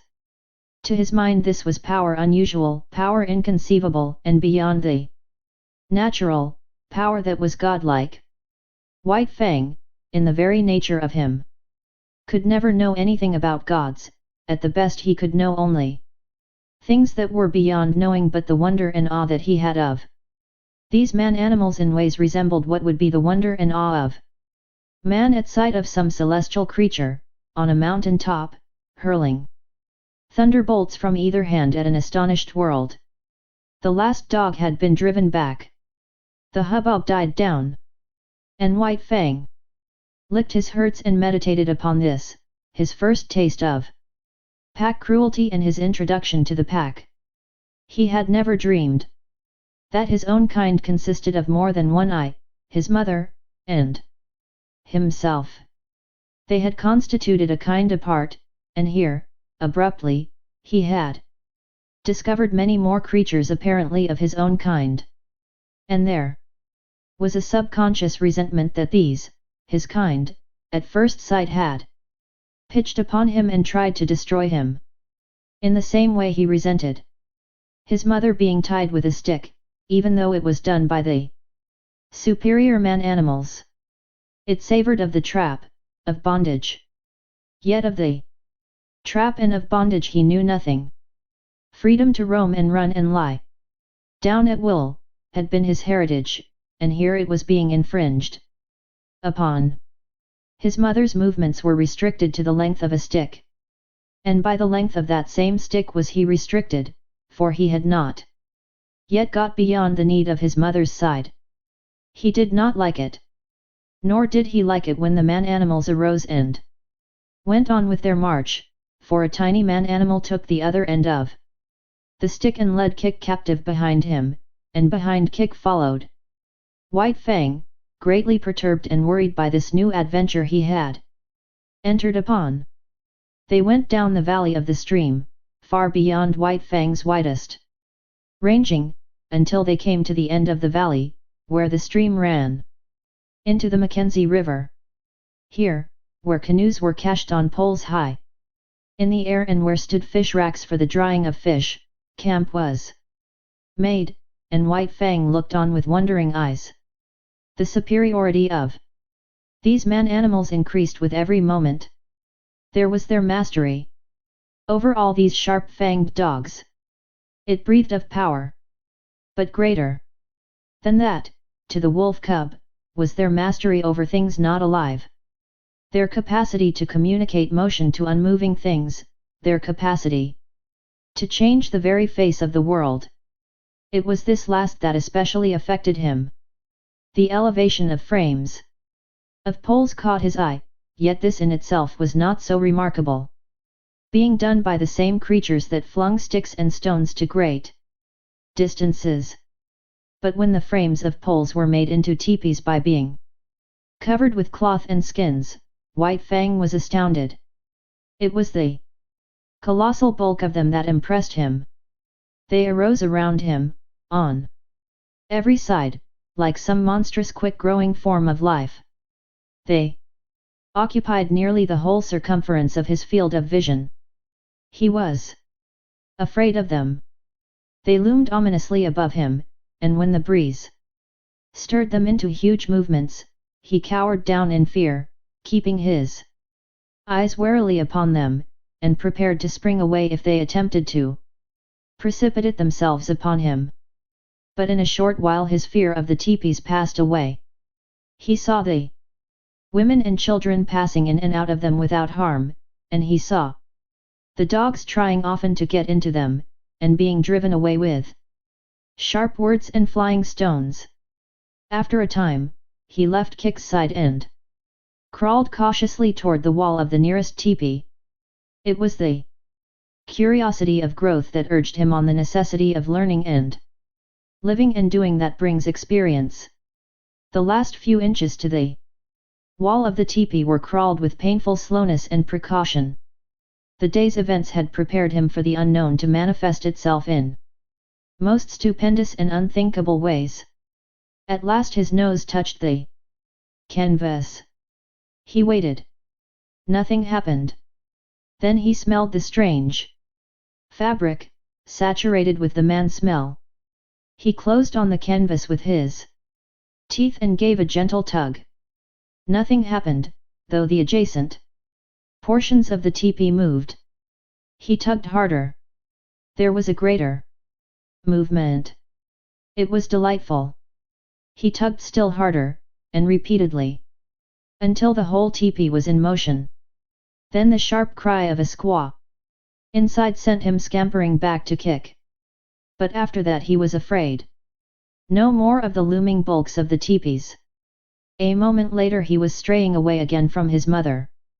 Her stick was tied to a peg in the ground and she could not follow him.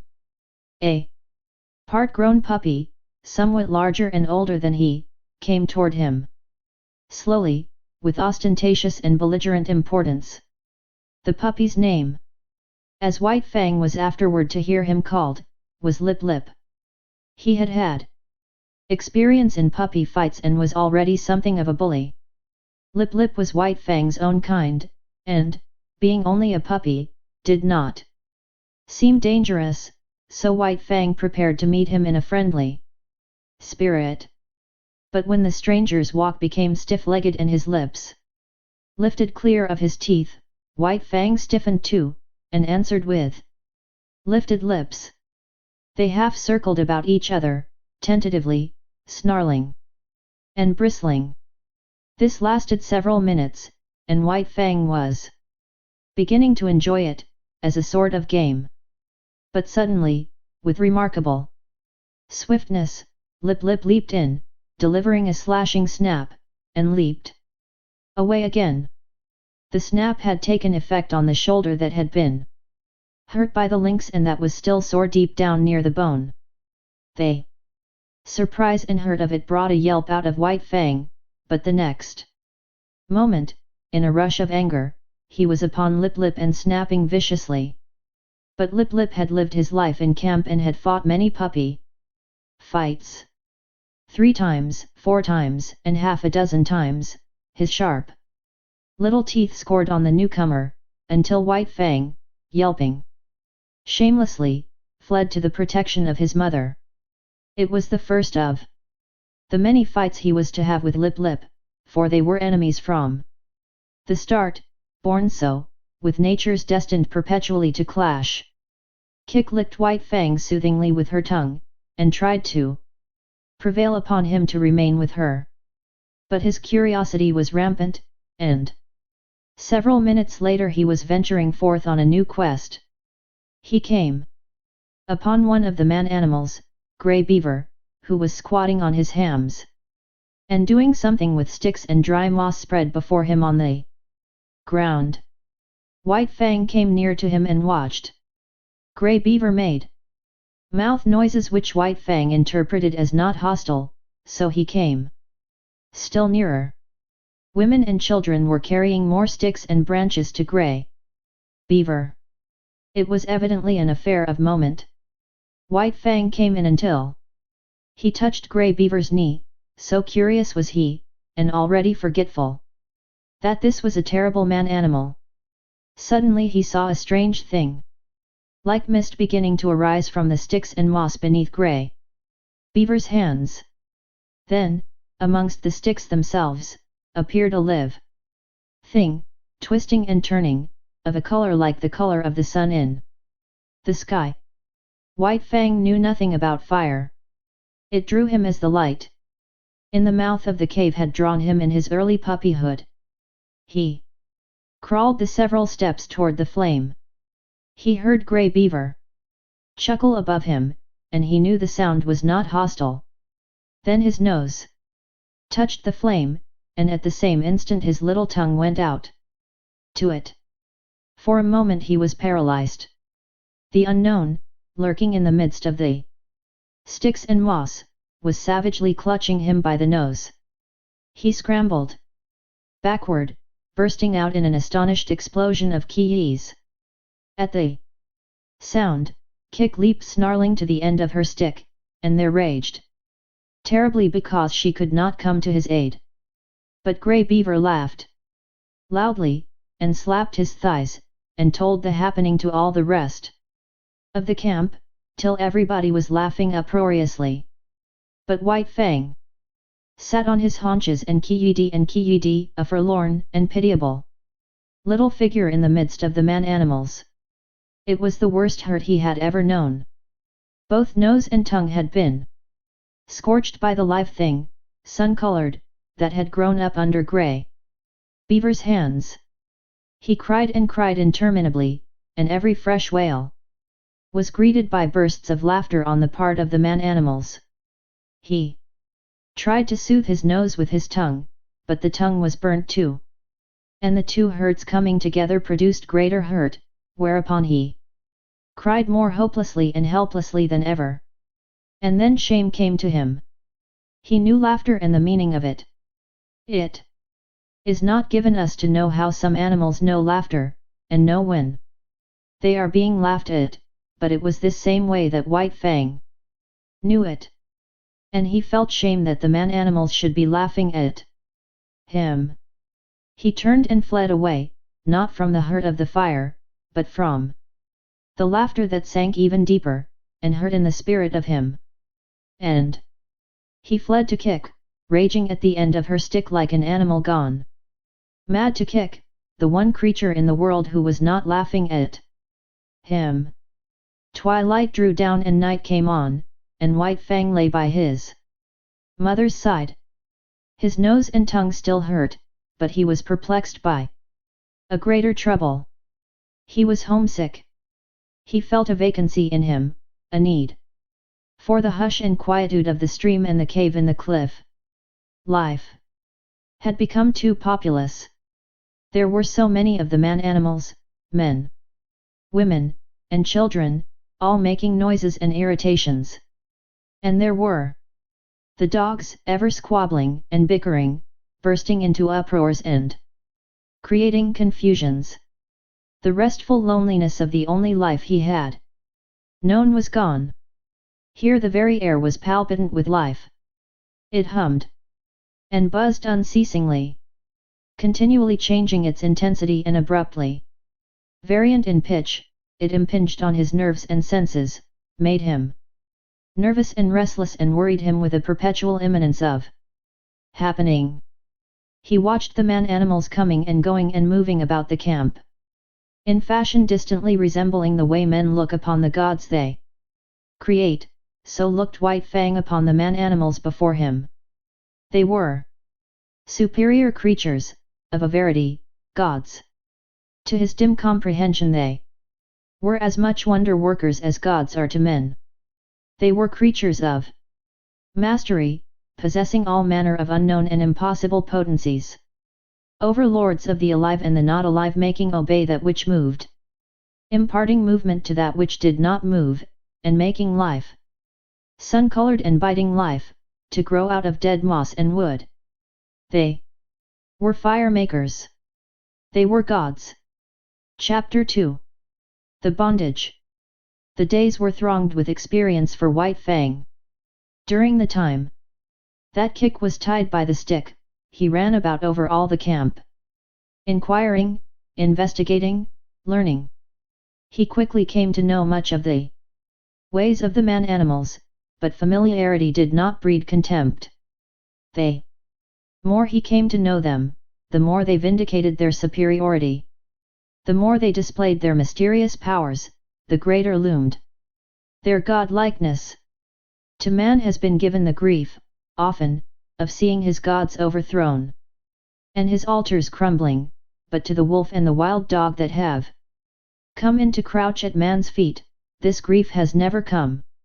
Unlike man, whose gods are of the unseen and the overguessed, vapors and mists of fancy eluding the garmenture of reality, wandering wraiths of desired goodness and power, intangible outcroppings of self into the realm of spirit. Unlike man, the wolf and the wild dog that have come into the fire find their gods in the living flesh, solid to the touch, occupying earth space and requiring time for the accomplishment of their ends and their existence. No effort of faith is necessary to believe in such a God, no effort of will can possibly induce disbelief in such a God. There is no getting away from it. There it stands, on its two hind legs, club in hand, immensely potential, passionate and wrathful, and loving, God and mystery and power all wrapped up and around by flesh that bleeds when it is torn and that is good to eat like any flesh. And so it was with White Fang. The man-animals were gods unmistakable and unscapable. As his mother, Kik, had rendered her allegiance to them at the first cry of her name, so he was beginning to render his allegiance. He gave them the trail as a privilege indubitably theirs. When they walked, he got out of their way. When they called, he came. When they threatened, he cowered down. When they commanded him to go, he went away hurriedly. For behind any wish of theirs was power to enforce that wish, power that hurt, power that expressed itself in clouts and clubs, in flying stones and stinging lashes of whips. He belonged to them as all dogs belonged to them. His actions were theirs to command. His body was theirs to maul, to stamp upon, to tolerate. Such was the lesson that was quickly borne in upon him. It came hard, going as it did, counter to much that was strong and dominant in his own nature, and, while he disliked it in the learning of it, unknown to himself he was learning to like it. It was a placing of his destiny in another's hands, a shifting of the responsibilities of existence. This in itself was compensation, for it is always easier to lean upon another than to stand alone. But it did not all happen in a day, this giving over of himself, body and soul, to the man-animals. He could not immediately forego his wild heritage and his memories of the wild. There were days when he crept to the edge of the forest and stood and listened to something calling him far and away. And always he returned, restless and uncomfortable, to whimper softly and wistfully at Kik's side and to lick her face with eager, questioning tongue. White Fang learned rapidly the ways of the camp. He knew the injustice and greediness of the older dogs when meat or fish was thrown out to be eaten, and he came to know that men were more just, children more cruel, and women more kindly and more likely to toss him a bit of meat or bone. And after 2 or 3 painful adventures with the mothers of part-grown puppies, he came into the knowledge that it was always good policy to let such mothers alone, to keep away from them as far as possible, and to avoid them when he saw them coming. But the bane of his life was Lip Lip. Larger, older, and stronger, Lip Lip had selected White Fang for his special object of persecution. White Fang fought willingly enough, but he was outclassed. His enemy was too big. Lip Lip became a nightmare to him. Whenever he ventured away from his mother, the bully was sure to appear, trailing at his heels, snarling at him, picking upon him, and watchful of an opportunity, when no man-animal was near, to spring upon him and force a fight. As Lip Lip invariably won, he enjoyed it hugely. It became his chief delight in life, as it became White Fang's chief torment. But the effect upon White Fang was not to cow him. Though he suffered most of the damage and was always defeated, his spirit remained unsubdued. Yet a bad effect was produced. He became malignant and morose. His temper had been savage by birth, but it became more savage under this unending persecution. The genial, playful, puppyish side of him found little expression. He never played and gambled about with the other puppies of the camp. Lip Lip would not permit it. The moment White Fang appeared near them, Lip Lip was upon him, bullying and hectoring him, or fighting with him until he had driven him away. The effect of all this was to rob White Fang of much of his puppyhood, and to make him in his comportment older than his age. Denied the outlet, through play, of his energies, he recoiled upon himself and developed his mental processes. He became cunning, he had idle time in which to devote himself to thoughts of trickery. Prevented from obtaining his share of meat and fish when a general feed was given to the camp dogs, he became a clever thief. He had to forage for himself. And he foraged well, though he was oft times a plague to the squaws in consequence. He learned to sneak about camp, to be crafty, to know what was going on everywhere, to see and to hear everything and to reason accordingly, and successfully to devise ways and means of avoiding his implacable persecutor. It was early in the days of his persecution that he played his first really big crafty game and got there from his first taste of revenge. As Kik, when with the wolves, had lured out to destruction dogs from the camps of men, so White Fang, in manner somewhat similar, lured Lip Lip into Kik's avenging jaws. Retreating before Lip Lip, White Fang made an indirect flight that led in and out and around the various teepees of the camp. He was a good runner, swifter than any puppy of his size, and swifter than Lip Lip. But he did not run his best in this chase. He barely held his own, one leap ahead of his pursuer. Lip Lip, excited by the chase and by the persistent nearness of his victim, forgot caution and locality. When he remembered locality, it was too late. Dashing at top speed around a teepee, he ran full tilt into Kik lying at the end of her stick. He gave one yelp of consternation, and then her punishing jaws closed upon him. She was tied, but he could not get away from her easily. She rolled him off his legs so that he could not run, while she repeatedly ripped and slashed him with her fangs. When at last he succeeded in rolling clear of her, he crawled to his feet, badly disheveled, hurt both in body and in spirit. His hair was standing out all over him in tufts where her teeth had mauled. He stood where he had arisen, opened his mouth, and broke out the long, heartbroken puppy wail. But even this he was not allowed to complete. In the middle of it, White Fang, rushing in, sank his teeth into Lip Lip's hind leg. There was no fight left in Lip Lip, and he ran away shamelessly, his victim hot on his heels and worrying him all the way back to his own teepee. Here the squaws came to his aid, and White Fang, transformed into a raging demon, was finally driven off only by a fusillade of stones. Came the day when Grey Beaver, deciding that the liability of her running away was past, released Kik.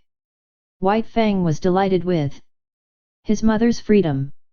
He accompanied her joyfully about the camp, and so long as he remained close by her side, Lip Lip kept a respectful distance. White Fang even bristled up to him and walked stiff-legged. But Lip Lip ignored the challenge. He was no fool himself, and whatever vengeance he desired to wreak, he could wait until he caught White Fang alone. Later on that day, Kick and White Fang strayed into the edge of the woods next to the camp. He had led his mother there, step by step, and now when she stopped, he tried to inveigle her farther. The stream, the lair, and the quiet woods were calling to him, and he wanted her to come. He ran on a few steps, stopped, and looked back. She had not moved. He whined pleadingly, and scurried playfully in and out of the underbrush. He ran back to her, licked her face, and ran on again. And still she did not move. He stopped and regarded her, all of an intentness and eagerness, physically expressed, that slowly faded out of him as she turned her head and gazed back at the camp. There was something calling to him out there in the open. His mother heard it too.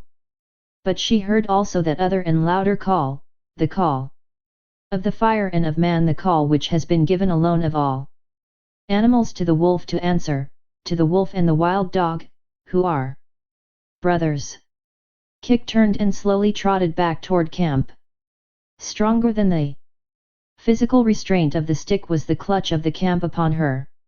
Unseen and occultly, the gods still gripped with their power and would not let her go. White Fang sat down in the shadow of a birch and whimpered softly. There was a strong smell of pine and subtle wood.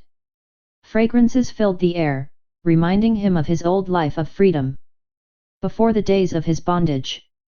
But he was still only a part-grown puppy, and stronger than the call either of man or of the wild was the call of his mother.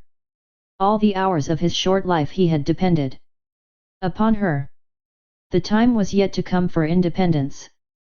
So he arose and trotted forlornly back to camp, pausing once, and twice, to sit down and whimper and to listen to the call that still sounded in the depths of the forest. In the wild the time of a mother with her young is short, but under the dominion of man it is sometimes even shorter. Thus it was with White Fang. Grey Beaver was in the debt of 3 eagles. 3 Eagles was going away on a trip up the Mackenzie to the Great Slave Lake. A strip of scarlet cloth, a bearskin, 20 cartridges, and Kick went to pay the debt. White Fang saw his mother taken aboard 3 Eagles' canoe and tried to follow her. A blow from 3 Eagles knocked him backward to the land. The canoe shoved off. He sprang into the water and swam after it, deaf to the sharp cries of Grey Beaver to return. Even a man-animal, a god, White Fang ignored, such was the terror he was in of losing his mother. But gods are accustomed to being obeyed, and Grey Beaver wrathfully launched a canoe in pursuit. When he overtook White Fang, he reached down and by the nape of the neck lifted him clear of the water. He did not deposit him at once in the bottom of the canoe. Holding him suspended with one hand, with the other hand he proceeded to give him a beating. And it was a beating. His hand was heavy. Every blow was shrewd to hurt, and he delivered a multitude of blows. Impelled by the blows that rained upon him, now from this side, now from that, White Fang swung back and forth like an erratic and jerky pendulum. Varying were the emotions that surged through him. At first, he had known surprise. Then came a momentary fear, when he yelped several times to the impact of the hand. But this was quickly followed by anger. His free nature asserted itself, and he showed his teeth and snarled fearlessly in the face of the wrathful god. This but served to make the god more wrathful. The blows came faster, heavier, more shrewd to hurt. Grey Beaver continued to beat, White Fang continued to snarl. But this could not last forever. One or the other must give over, and that one was White Fang. Fear surged through him again. For the first time he was being really manhandled. The occasional blows of sticks and stones he had previously experienced were as caresses compared with this. He broke down and began to cry and yelp. For a time each blow brought a yelp from him, but fear passed into terror, until finally his yelps were voiced in unbroken succession, unconnected with the rhythm of the punishment. At last Grey Beaver withheld his hand. White Fang, hanging limply, continued to cry. This seemed to satisfy his master, who flung him down roughly in the bottom of the canoe. In the meantime the canoe had drifted down the stream. Grey Beaver picked up the paddle. White Fang was in his way. He spurned him savagely with his foot. In that moment, White Fang's free nature flashed forth again, and he sank his teeth into the moccasined foot. The beating that had gone before was as nothing compared with the beating he now received. Grey Beaver's wrath was terrible, likewise was White Fang's fright. Not only the hand, but the hard wooden paddle was used upon him, and he was bruised and sore in all his small body when he was again flung down in the canoe. Again, and this time with purpose, did Grey Beaver kick him. White Fang did not repeat his attack on the foot. He had learned another lesson of his bondage. Never, no matter what the circumstance, must he dare to bite the God who was Lord and Master over him. The body of the Lord and Master was sacred, not to be defiled by the teeth of such as he.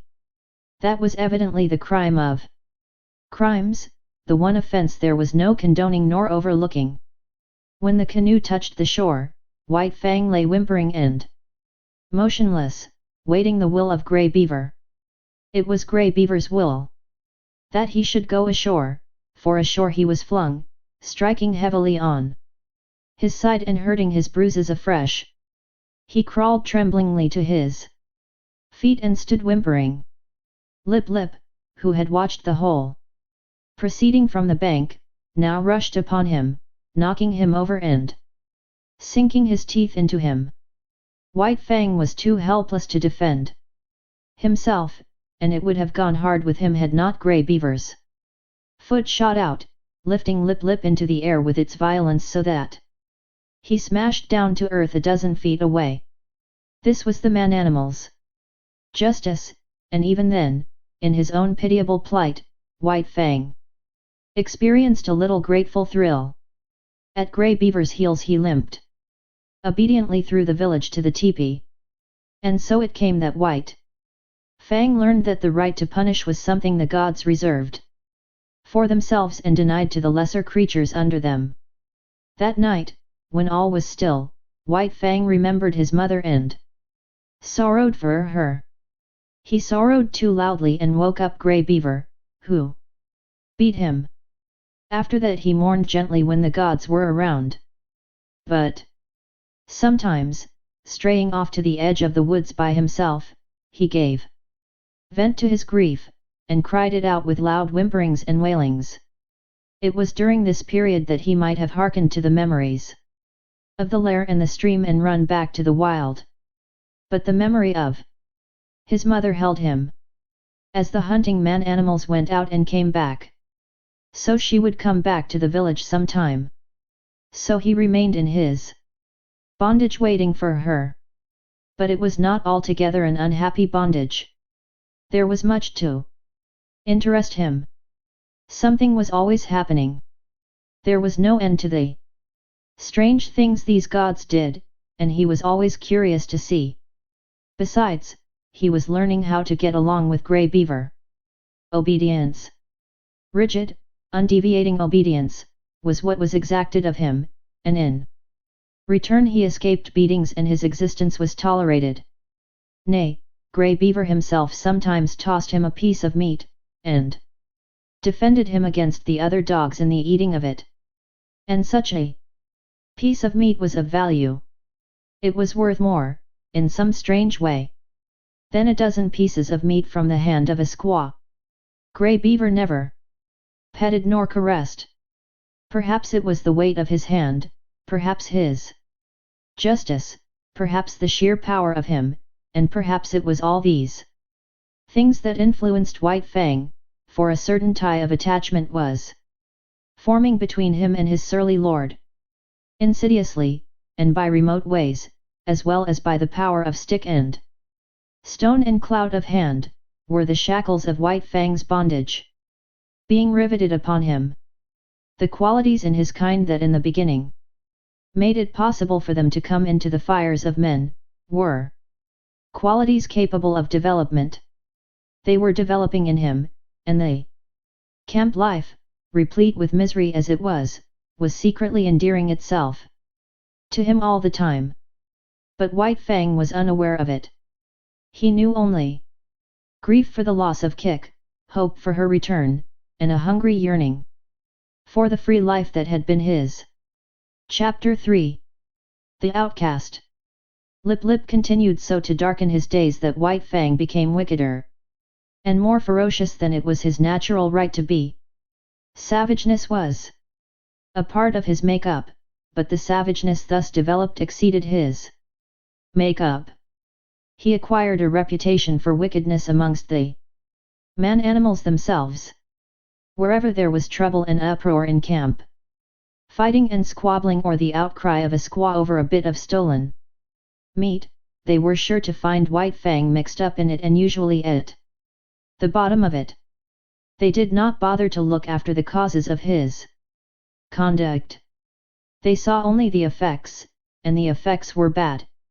He was a sneak and a thief, a mischief maker, a fomenter of trouble, an irate squaws told him to his face, the while he eyed them alert and ready to dodge any quick-flung missile, that he was a wolf and worthless and bound to come to an evil end. He found himself an outcast in the midst of the populous camp. All the young dogs followed Lip Lip's lead. There was a difference between White Fang and them. Perhaps they sensed his wildwood breed, and instinctively felt for him the enmity that the domestic dog feels for the wolf.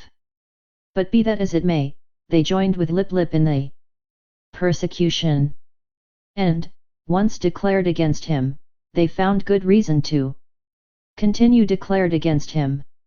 One and all, from time to time, they felt his teeth, and to his credit, he gave more than he received. Many of them he could whip in single fight, but single fight was denied him. The beginning of such a fight was a signal for all the young dogs in camp to come running and pitch upon him. Out of this pack persecution he learned two important things: how to take care of himself in a mass fight against him, and how, on a single dog, to inflict the greatest amount of damage in the briefest space of time. To keep one's feet in the midst of the hostile mass meant life. And this he learnt well. He became cat-like in his ability to stay on his feet. Even grown dogs might hurtle him backward or sideways with the impact of their heavy bodies, and backward or sideways he would go, in the air or sliding on the ground, but always with his legs under him, and his feet downward to the Mother Earth. When dogs fight, there are usually preliminaries to the actual combat: snarlings and bristlings and stiff-legged struttings. But White Fang learned to omit these preliminaries. Delay meant the coming against him of all the young dogs. He must do his work quickly and get away. So he learned to give no warning of his intention. He rushed in and snapped and slashed on the instant, without notice, before his foe could prepare to meet him. Thus he learned how to inflict quick and severe damage. Also he learned the value of surprise. A dog, taken off its guard, its shoulder slashed open or its ear ripped in ribbons, before it knew what was happening, was a dog half-whipped. Furthermore, it was remarkably easy to overthrow a dog taken by surprise, while a dog, thus overthrown, invariably exposed for a moment the soft underside of its neck, the vulnerable point at which to strike for its life. White Fang knew this point. It was a knowledge bequeathed to him directly from the hunting generation of wolves. So it was that White Fang's method when he took the offensive, was, first to find a young dog alone, second, to surprise it and knock it off its feet, and third, to drive in with his teeth at the soft throat. Being but partly grown, his jaws had not yet become large enough nor strong enough to make his throat attack deadly, but many a young dog went around camp with a lacerated throat in token of White Fang's intention. And one day, catching one of his enemies alone on the edge of the woods, he managed, by repeatedly overthrowing him and attacking the throat, to cut the great vein and let out the life. There was a great row that night. He had been observed, the news had been carried to the dead dog's master. The squaws remembered all the instances of stolen meat, and Grey Beaver was beset by many angry voices. But he resolutely held the door of his teepee, inside which he had placed the culprit, and refused to permit the vengeance for which his tribe's people clamored. White Fang became hated by man and dog. During this period of his development he never knew a moment's security. The tooth of every dog was against him, the hand of every man. He was greeted with snarls by his kind, with curses and stones by his gods. He lived tensely. He was always keyed up, alert for attack, wary of being attacked, with an eye for sudden and unexpected missiles, prepared to act precipitately and coolly, to leap in with a flash of teeth, or to leap away with a menacing snarl. As for snarling, he could snarl more terribly than any dog, young or old, in camp. The intent of the snarl is to warn or frighten, and judgment is required to know when it should be used. White Fang knew how to make it and when to make it. Into his snarl he incorporated all that was vicious, malignant, and horrible. With nose cerulated by continuous spasms, hair bristling in recurrent waves, tongue whipping out like a red snake and whipping back again, ears flattened down, eyes gleaming hatred, lips wrinkled back, and fangs exposed and dripping, he could compel a pause on the part of almost any assailant. A temporary pause, when taken off his guard, gave him the vital moment in which to think and determine his action. But often a pause so gained lengthened out until it evolved into a complete cessation from the attack. And before more than one of the grown dogs, White Fang's snarl enabled him to beat an honorable retreat. An outcast himself from the pack of the part-grown dogs, his sanguinary methods and remarkable efficiency made the pack pay for its persecution of him. Not permitted himself to run with the pack, the curious state of affairs obtained that no member of the pack could run outside the pack. White Fang would not permit it. What of his bushwhacking and waylaying tactics? The young dogs were afraid to run by themselves. With the exception of Lip Lip, they were compelled to hunch together for mutual protection against the terrible enemy they had made. A puppy alone by the river bank meant a puppy dead or a puppy that aroused the camp with its shrill pain and terror as it fled back from the wolf cub that had waylaid it. But White Fang's reprisals did not cease, even when the young dogs had learned thoroughly that they must stay together. He attacked them when he caught them alone, and they attacked him when they were bunched. The sight of him was sufficient to start them rushing after him, at which times his swiftness usually carried him into safety. But woe the dog that outran his fellows in such pursuit. White Fang had learned to turn suddenly upon the pursuer that was ahead of the pack and thoroughly to rip him up before the pack could arrive.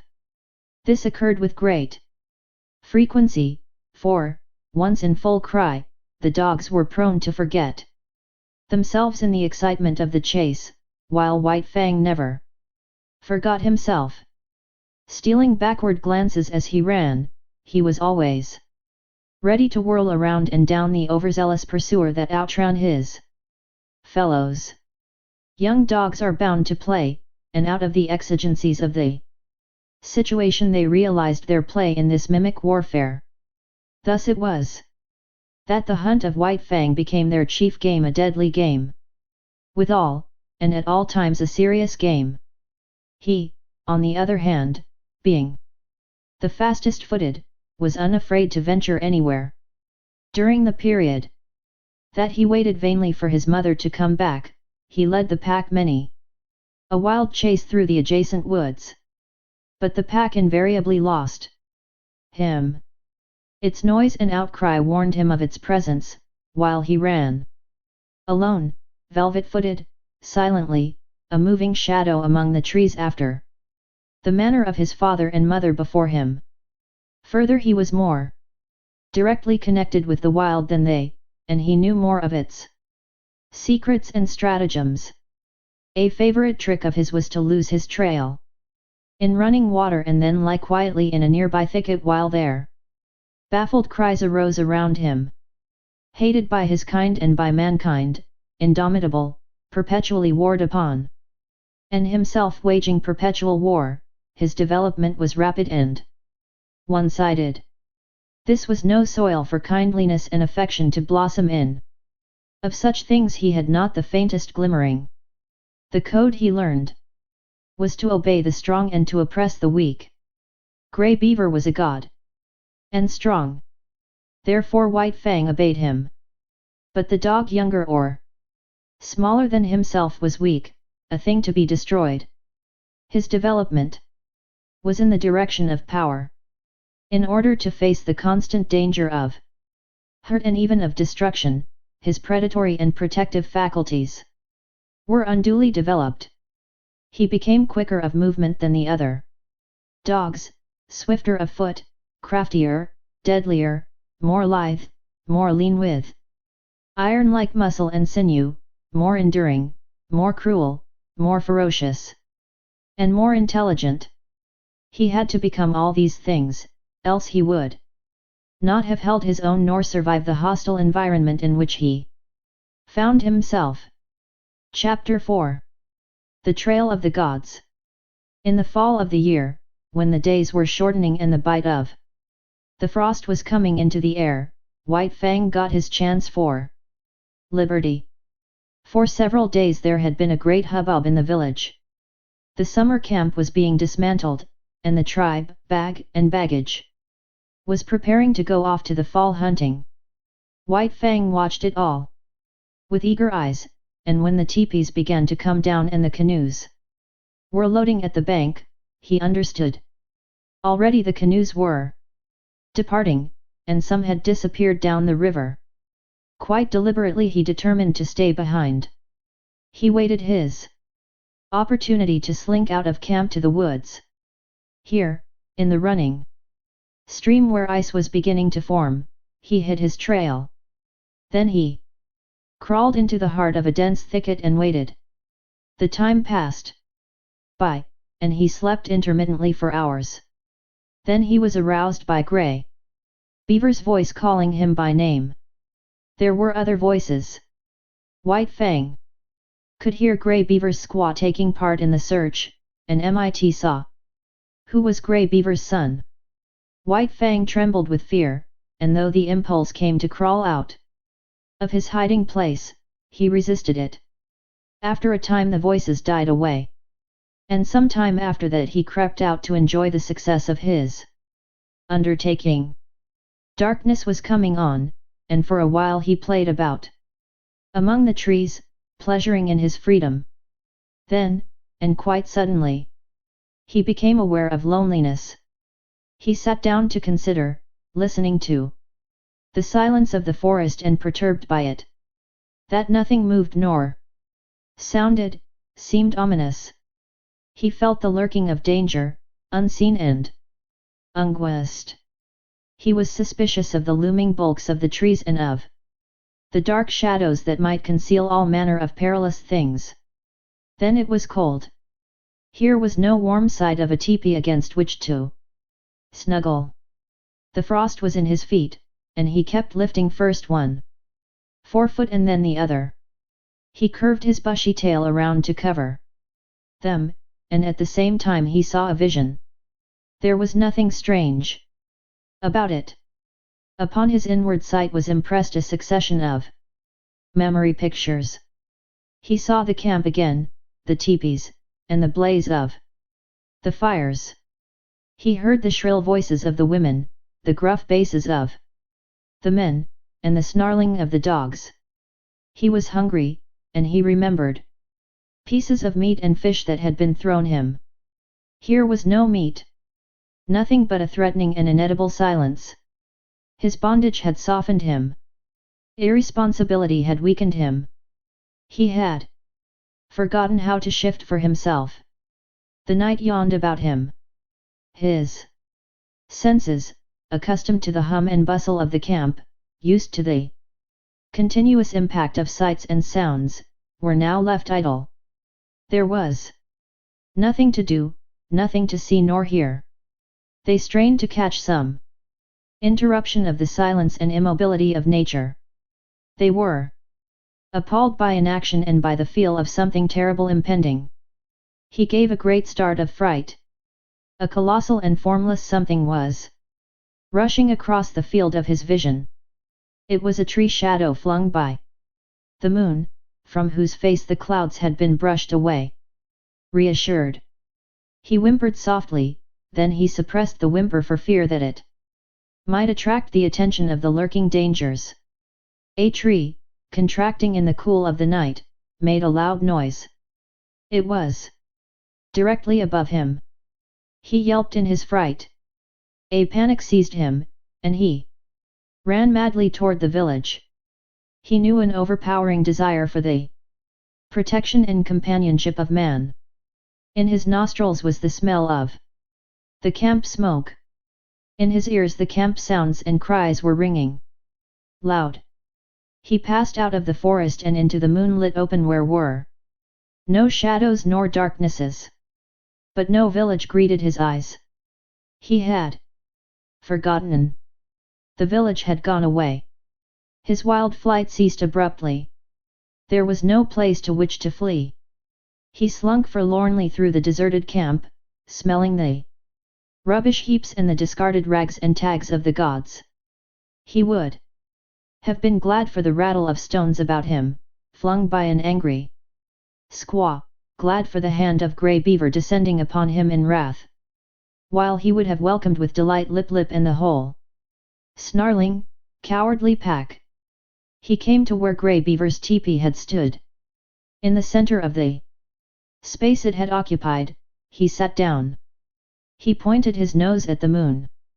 His throat was afflicted by rigid spasms, his mouth opened, and in a heartbroken cry bubbled up his loneliness and fear, his grief for Kick, all his past sorrows and miseries as well as his apprehension of sufferings and dangers to come.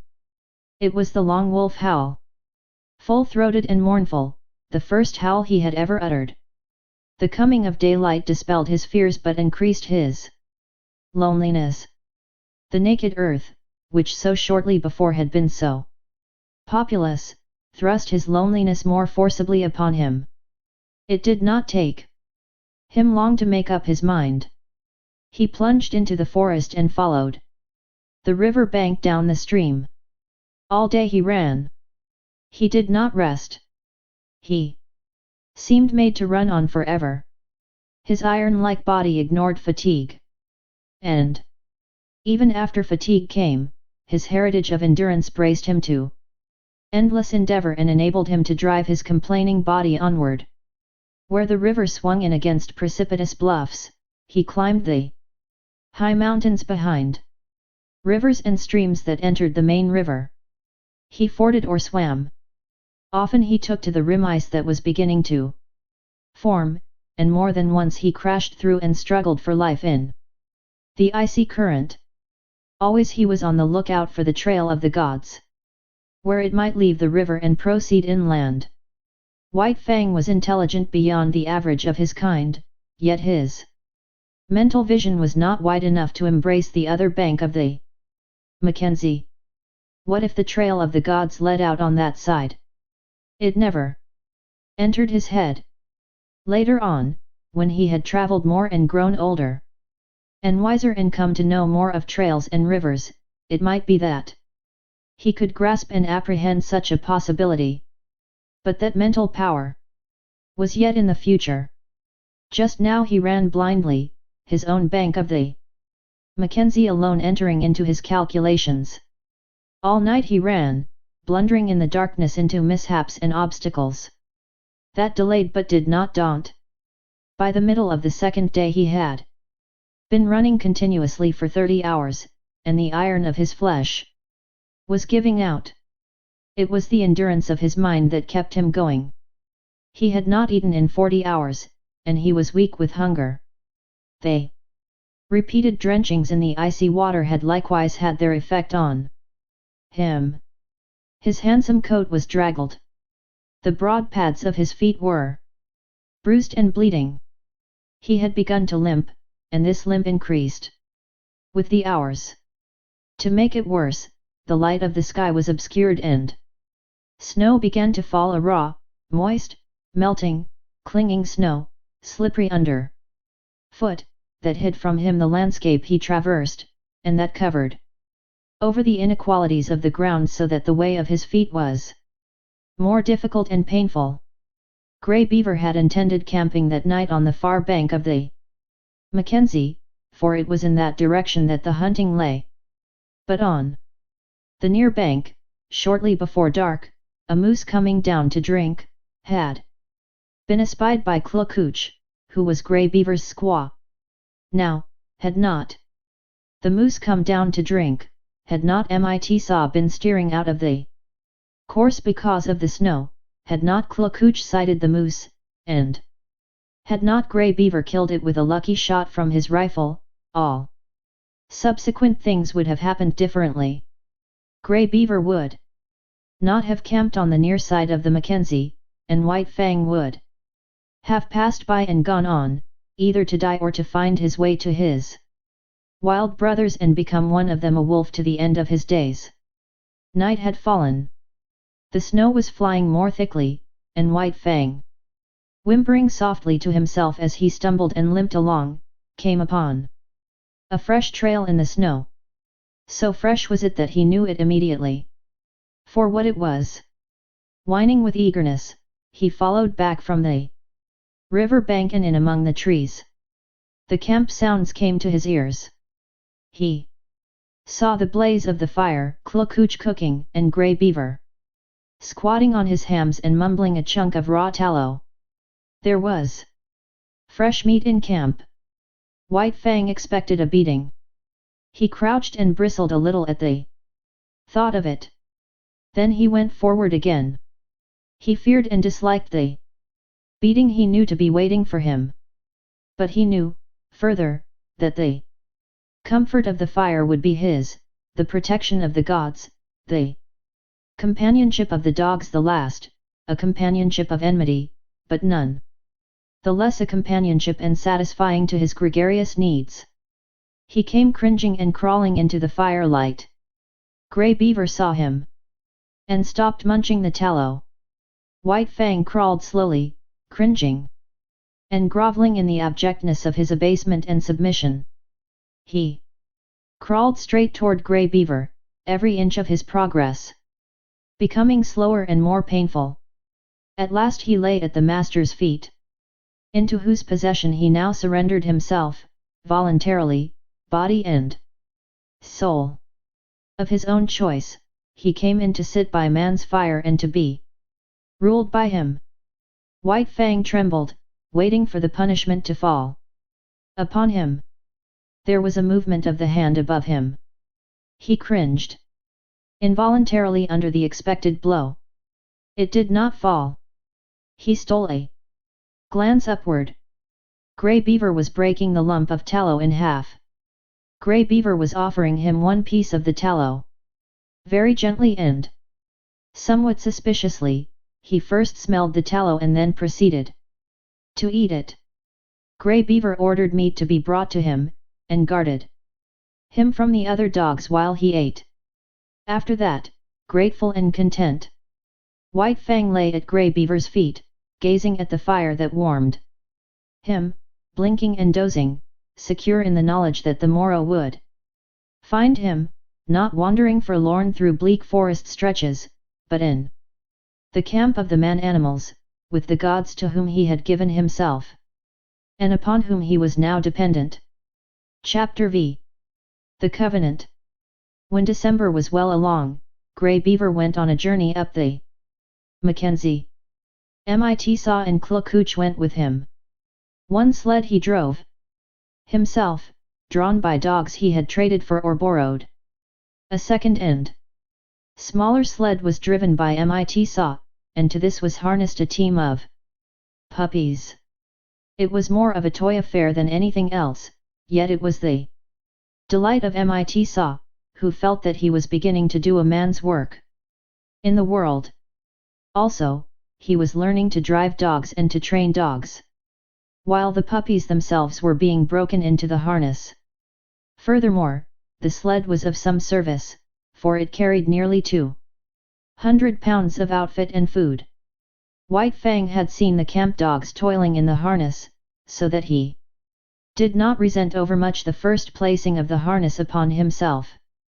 About his neck was put a moss-stuffed collar, which was connected by 2 pulling traces to a strap that passed around his chest and over his back. It was to this that was fastened the long rope by which he pulled at the sled. There were 7 puppies in the team. The others had been born earlier in the year and were 9 and 10 months old, while White Fang was only 8 months old. Each dog was fastened to the sled by a single rope. No 2 ropes were of the same length, while the difference in length between any 2 ropes was at least that of a dog's body. Every rope was brought to a ring at the front end of the sled.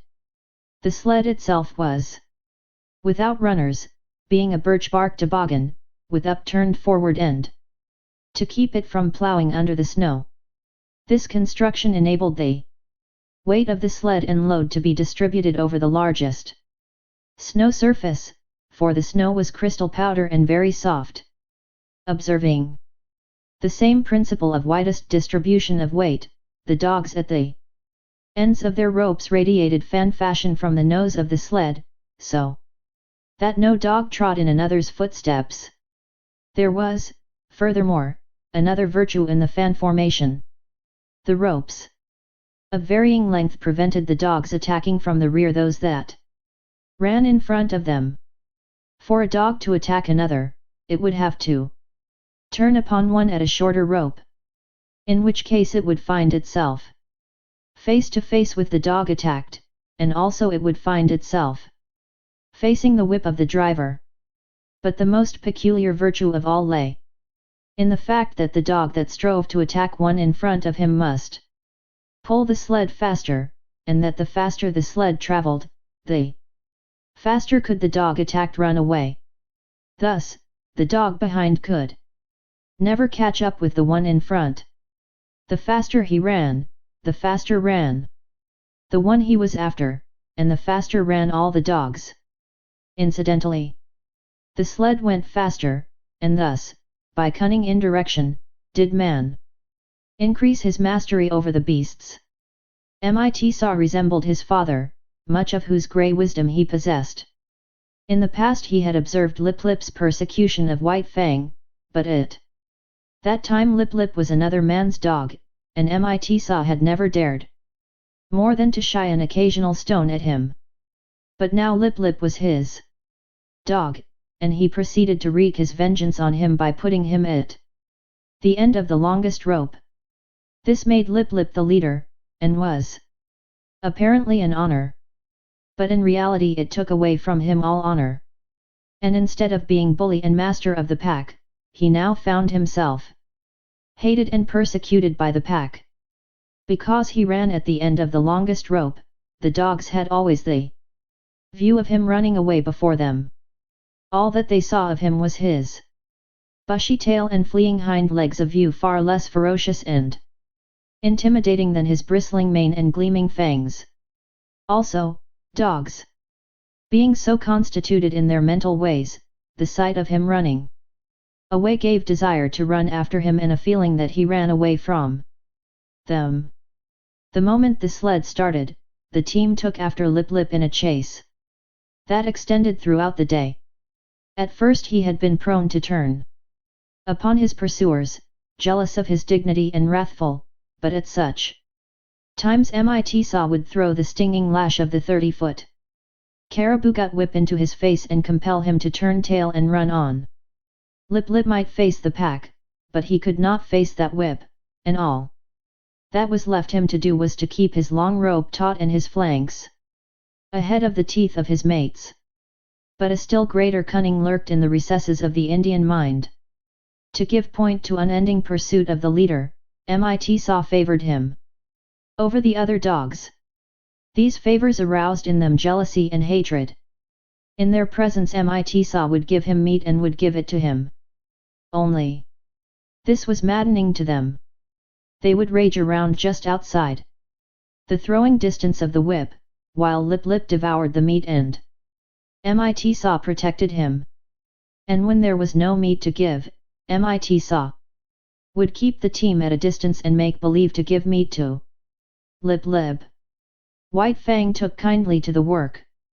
He had travelled a greater distance than the other dogs in the yielding of himself to the rule of the gods, and he had learned more thoroughly the futility of opposing their will. In addition, the persecution he had suffered from the pack had made the pack less to him in the scheme of things, and man more. He had not learned to be dependent on his kind for companionship. Besides, kick was well nigh forgotten, and the chief outlet of expression that remained to him was in the allegiance he tendered the gods he had accepted as masters. So he worked hard, learned discipline, and was obedient. Faithfulness and willingness characterized his toil. These are essential traits of the wolf and the wild dog when they have become domesticated, and these traits White Fang possessed in unusual measure. A companionship did exist between White Fang and the other dogs, but it was one of warfare and enmity. He had never learned to play with them. He knew only how to fight, and fight with them he did, returning to them 100-fold the snaps and slashes they had given him in the days when Lip Lip was leader of the pack. But Lip Lip was no longer leader except when he fled away before his mates at the end of his rope, the sled bounding along behind. In camp he kept close to Mit Saw, or Grey Beaver or Klukooch. He did not dare venture away from the gods, for now the fangs of all dogs were against him, and he tasted to the dregs the persecution that had been White Fang's. With the overthrow of Lip Lip, White Fang could have become leader of the pack. But he was too morose and solitary for that. He merely thrashed his teammates. Otherwise he ignored them. They got out of his way when he came along, nor did the boldest of them ever dare to rob him of his meat. On the contrary, they devoured their own meat hurriedly, for fear that he would take it away from them. White Fang knew the law well, to oppress the weak and obey the strong. He ate his share of meat as rapidly as he could. And then woe the dog that had not yet finished. A snarl and a flash of fangs, and that dog would wail his indignation to the uncomforting stars while White Fang finished his portion for him. Every little while, however, one dog or another would flame up in revolt and be promptly subdued. Thus White Fang was kept in training. He was jealous of the isolation in which he kept himself in the midst of the pack, and he fought often to maintain it. But such fights were of brief duration. He was too quick for the others. They were slashed open and bleeding before they knew what had happened, were whipped almost before they had begun to fight. As rigid as the sled discipline of the gods, was the discipline maintained by White Fang amongst his fellows. He never allowed them any latitude. He compelled them to an unremitting respect for him. They might do as they pleased amongst themselves. That was no concern of his. But it was his concern that they leave him alone in his isolation, get out of his way when he elected to walk among them, and at all times acknowledge his mastery over them. A hint of stiff-leggedness on their part, a lifted lip or a bristle of hair, and he would be upon them, merciless and cruel, swiftly convincing them of the error of their way. He was a monstrous tyrant. His mastery was rigid as steel. He oppressed the weak with a vengeance. Not for nothing had he been exposed to the pitiless struggles for life in the day of his cubhood, when his mother and he, alone and unaided, held their own and survived in the ferocious environment of the wild. And not for nothing had he learned to walk softly when superior strength went by. He oppressed the weak, but he respected the strong. And in the course of the long journey with Grey Beaver he walked softly indeed amongst the full-grown dogs in the camps of the strange man-animals they encountered. The months passed by. Still continued the journey of Grey Beaver. White Fang's strength was developed by the long hours on trail and the steady toil at the sled, and it would have seemed that his mental development was well-nigh complete. He had come to know quite thoroughly the world in which he lived. His outlook was bleak and materialistic. The world, as he saw it, was a fierce and brutal world, a world without warmth, a world in which caresses and affection and the bright sweetnesses of the spirit did not exist. He had no affection for Grey Beaver. True, he was a god, but a most savage god. White Fang was glad to acknowledge his lordship, but it was a lordship based upon superior intelligence and brute strength.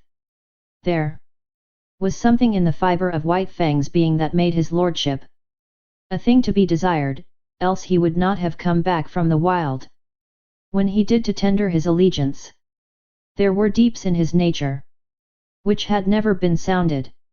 A kind word, a caressing touch of the hand, on the part of Grey Beaver, might have sounded these deeps, but Grey Beaver did not caress, nor speak kind words. It was not his way. His primacy was savage, and savagely he ruled, administering justice with a club, punishing transgression with the pain of a blow, and rewarding merit, not by kindness, but by withholding a blow. So White Fang knew nothing of the heaven a man's hand might contain for him. Besides, he did not like the hands of the man-animals. He was suspicious of them. It was true that they sometimes gave meat, but more often they gave hurt. Hands were things to keep away from. They hurled stones, wielded sticks and clubs and whips, administered slaps and clouts, and, when they touched him, were cunning to hurt with pinch and twist and wrench. In strange villages he had encountered the hands of the children and learned that they were cruel to hurt. Also, he had once nearly had an eye poked out by a toddling papoose. From these experiences he became suspicious of all children. He could not tolerate them. When they came near with their ominous hands, he got up. It was in a village at the Great Slave Lake, that, in the course of resenting the evil of the hands of the man-animals, he came to modify the law that he had learned from Grey Beaver, namely, that the unpardonable crime was to bite one of the gods. In this village, after the custom of all dogs in all villages, White Fang went foraging for food. A boy was chopping frozen moose meat with an axe, and the chips were flying in the snow. White Fang, sliding by in quest of meat, stopped and began to eat the chips. He observed the boy lay down the axe and take up a stout club. White Fang sprang clear, just in time to escape the descending blow. The boy pursued him, and he, a stranger in the village, fled between two teepees to find himself cornered against a high earth bank. There was no escape for White Fang. The only way out was between the two teepees, and this the boy guarded. Holding his club prepared to strike, he drew in on his cornered quarry. White Fang was furious. He faced the boy, bristling and snarling, his sense of justice outraged. He knew the law of forage. All the wastage of meat, such as the frozen chips, belonged to the dog that found it. He had done no wrong, broken no law, yet here was this boy preparing to give him a beating. White Fang scarcely knew what happened. He did it in a surge of rage. And he did it so quickly that the boy did not know either. All the boy knew was that he had in some unaccountable way been overturned into the snow, and that his club hand had been ripped wide open by White Fang's teeth. But White Fang knew that he had broken the law of the gods. He had driven his teeth into the sacred flesh of one of them, and could expect nothing but a most terrible punishment. He fled away to Grey Beaver, behind whose protecting legs he crouched when the bitten boy and the boy's family came, demanding vengeance. But they went away with vengeance unsatisfied. Grey Beaver defended White Fang. So did Mit Saw and Klooch. White Fang, listening to the wordy war and watching the angry gestures, knew that his act was justified. And so it came that he learned there were gods and gods. There were his gods, and there were other gods, and between them there was a difference. Justice or injustice, it was all the same, he must take all things from the hands of his own gods. But he was not compelled to take injustice from the other gods. It was his privilege to resent it with his teeth. And this also was a law of the gods. Before the day was out, White Fang was to learn more about this law. Mit Saw, alone, gathering firewood in the forest, encountered the boy that had been bitten. With him were other boys. Hot words passed. Then all the boys attacked Mit Saw. It was going hard with him. Blows were raining upon him from all sides. White Fang looked on at first. This was an affair of the gods, and no concern of his. Then he realized that this was Mit Saw, one of his own particular gods, who was being maltreated. It was no reasoned impulse that made White Fang do what he then did. A mad rush of anger sent him leaping in amongst the combatants. 5 minutes later the landscape was covered with fleeing boys, many of whom dripped blood upon the snow in token that White Fang's teeth had not been idle. When Mit Saw told the story in camp, Grey Beaver ordered meat to be given to White Fang.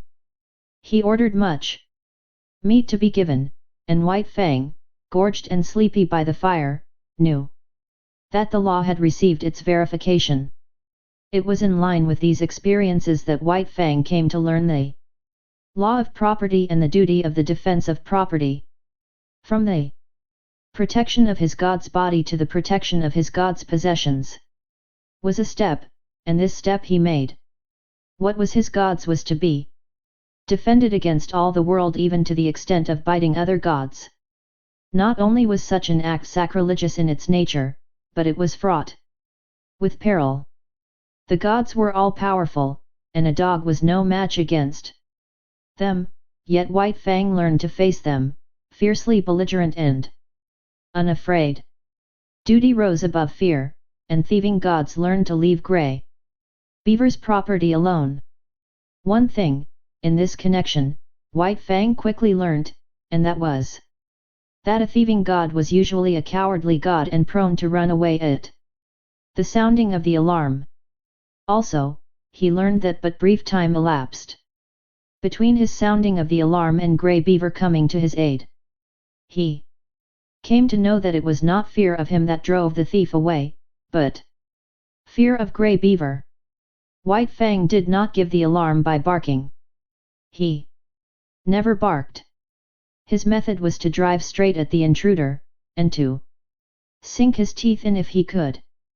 Because he was morose and solitary, having nothing to do with the other dogs, he was unusually fitted to guard his master's property, and in this he was encouraged and trained by Grey Beaver. One result of this was to make White Fang more ferocious and indomitable, and more solitary. The months went by, binding stronger and stronger the covenant between dog and man. This was the ancient covenant that the first wolf that came in from the wild entered into with man. And, like all succeeding wolves and wild dogs that had done likewise, White Fang worked the covenant out for himself. The terms were simple. For the possession of a flesh and blood god, he exchanged his own liberty.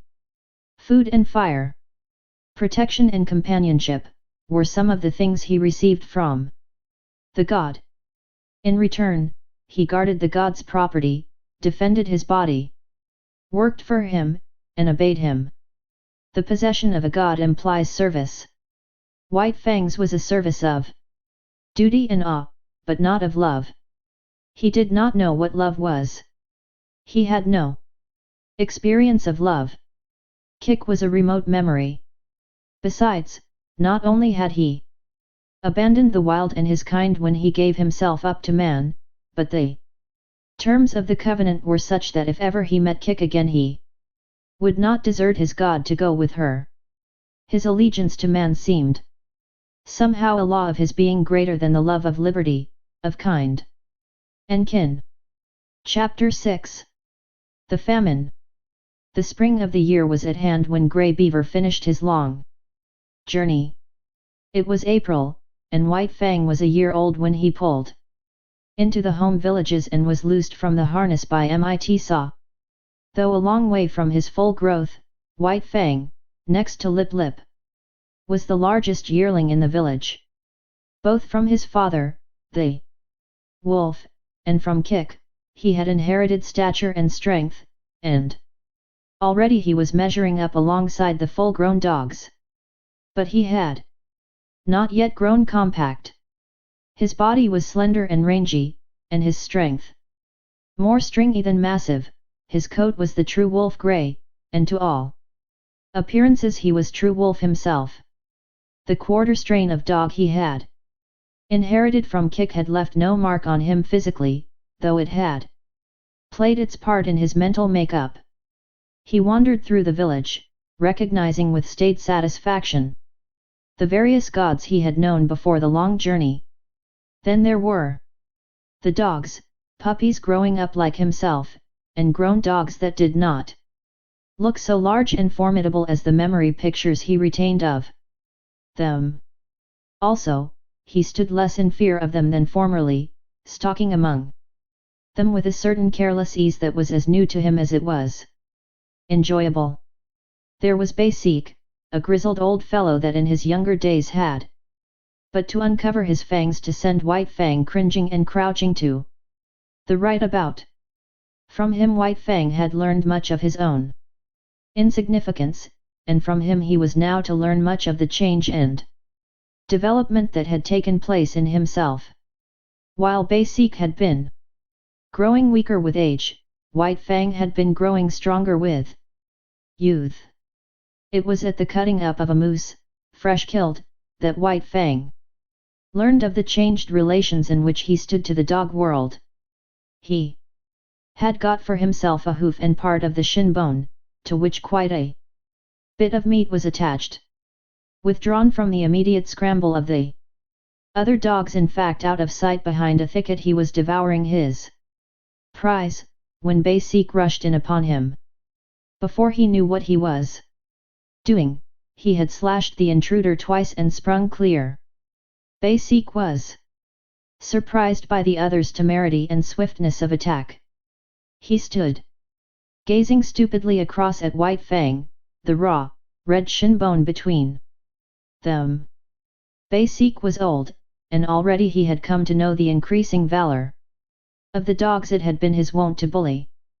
Bitter experiences these, which, perforce, he swallowed, calling upon all his wisdom to cope with them.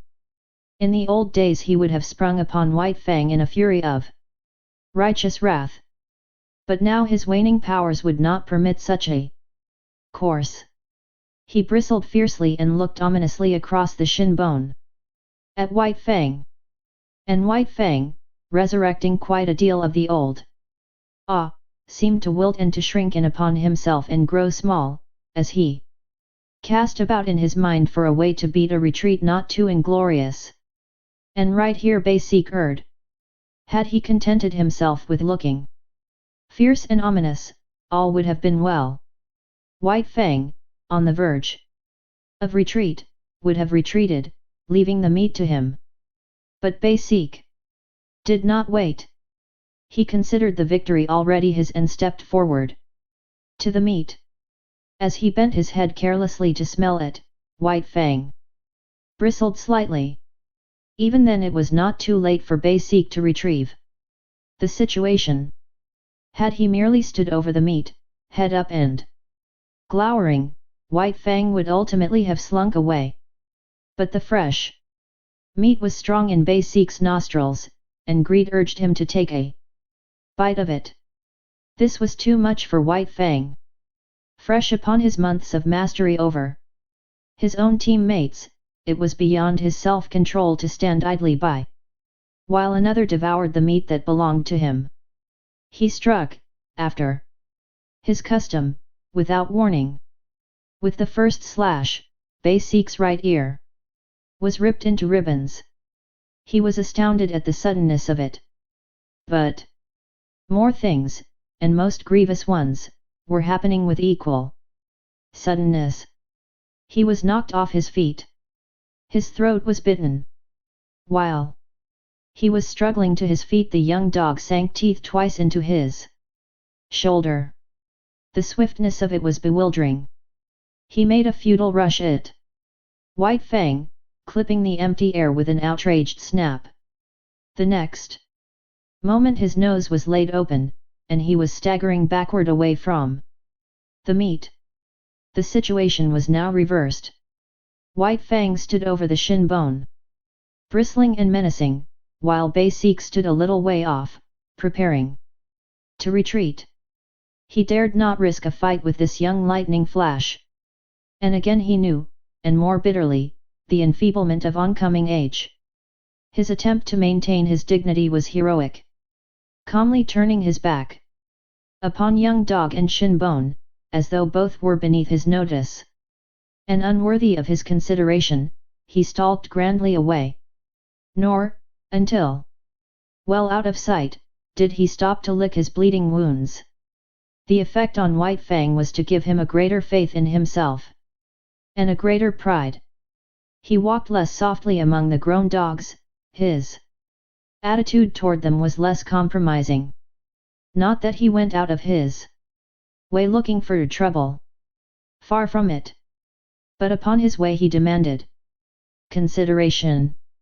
He stood upon his right to go his way unmolested and to give trail to no dog. He had to be taken into account, that was all. He was no longer to be disregarded and ignored, as was the lot of puppies. And as continued to be the lot of the puppies that were his teammates. They got out of the way, gave trail to the grown dogs, and gave up meat to them under compulsion. But White Fang, uncompanionable, solitary, morose, scarcely looking to right or left, redoubtable, forbidding of aspect, remote and alien, was accepted as an equal by his puzzled elders. They quickly learned to leave him alone, neither venturing hostile acts nor making overtures of friendliness. If they left him alone, he left them alone, a state of affairs that they found, after a few encounters, to be preeminently desirable. In midsummer White Fang had an experience trotting along in his silent way to investigate a new teepee which had been erected on the edge of the village while he was away with the hunters after moose. He came full upon Kik. He paused and looked at her. He remembered her vaguely, but he remembered her, and that was more than could be said for her. She lifted her lip at him in the old snarl of menace, and his memory became clear. His forgotten cubhood, all that was associated with that familiar snarl, rushed back to him. Before he had known the gods, she had been to him the centerpin of the universe. The old, familiar feelings of that time came back upon him, surged up within him. He bounded towards her joyously, and she met him with shrewd fangs that laid his cheek open to the bone. He did not understand. He backed away, bewildered and puzzled. But it was not Kik's fault. A wolf mother was not made to remember her cubs of a year or so before. So she did not remember White Fang. He was a strange animal, an intruder, and her present litter of puppies gave her the right to resent such intrusion. One of the puppies sprawled up to White Fang. They were half-brothers. Only they did not know it. White Fang sniffed the puppy curiously. Whereupon Kik rushed upon him, gashing his face a second time. He backed farther away. All the old memories and associations died down again and passed into the grave from which they had been resurrected. He looked at Kik licking her puppy and stopping now and then to snarl at him. She was without value to him. He had learned to get along without her. Her meaning was forgotten. There was no place for her in his scheme of things, as there was no place for him in hers. He was still standing, stupid and bewildered, the memories forgotten, wondering what it was all about, when Kik attacked him a third time, intent on driving him away altogether from the vicinity. And White Fang allowed himself to be driven away. This was a female of his kind, and it was a law of his kind that the males must not fight the females. He did not know anything about this law, for it was no generalization of the mind, not as something acquired by experience of the world. He knew it as a secret prompting, as an urge of instinct, of the same instinct that made him howl at the moon and stars of nights, and that made him fear death and the unknown. The months went by. White Fang grew stronger, heavier, and more compact, while his character was developing along the lines laid down by his heredity and his environment.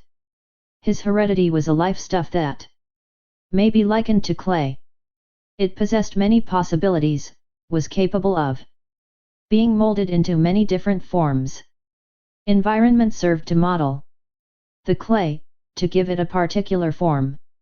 Thus, had White Fang never come into the fires of man, the wild would have molded him into a true wolf.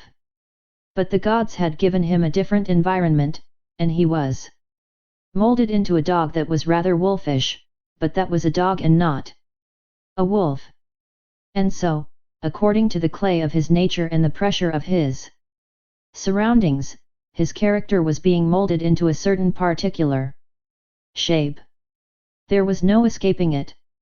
He was becoming more morose, more uncompanionable, more solitary, more ferocious, while the dogs were learning more and more that it was better to be at peace with him than at war, and Grey Beaver was coming to prize him more greatly with the passage of each day.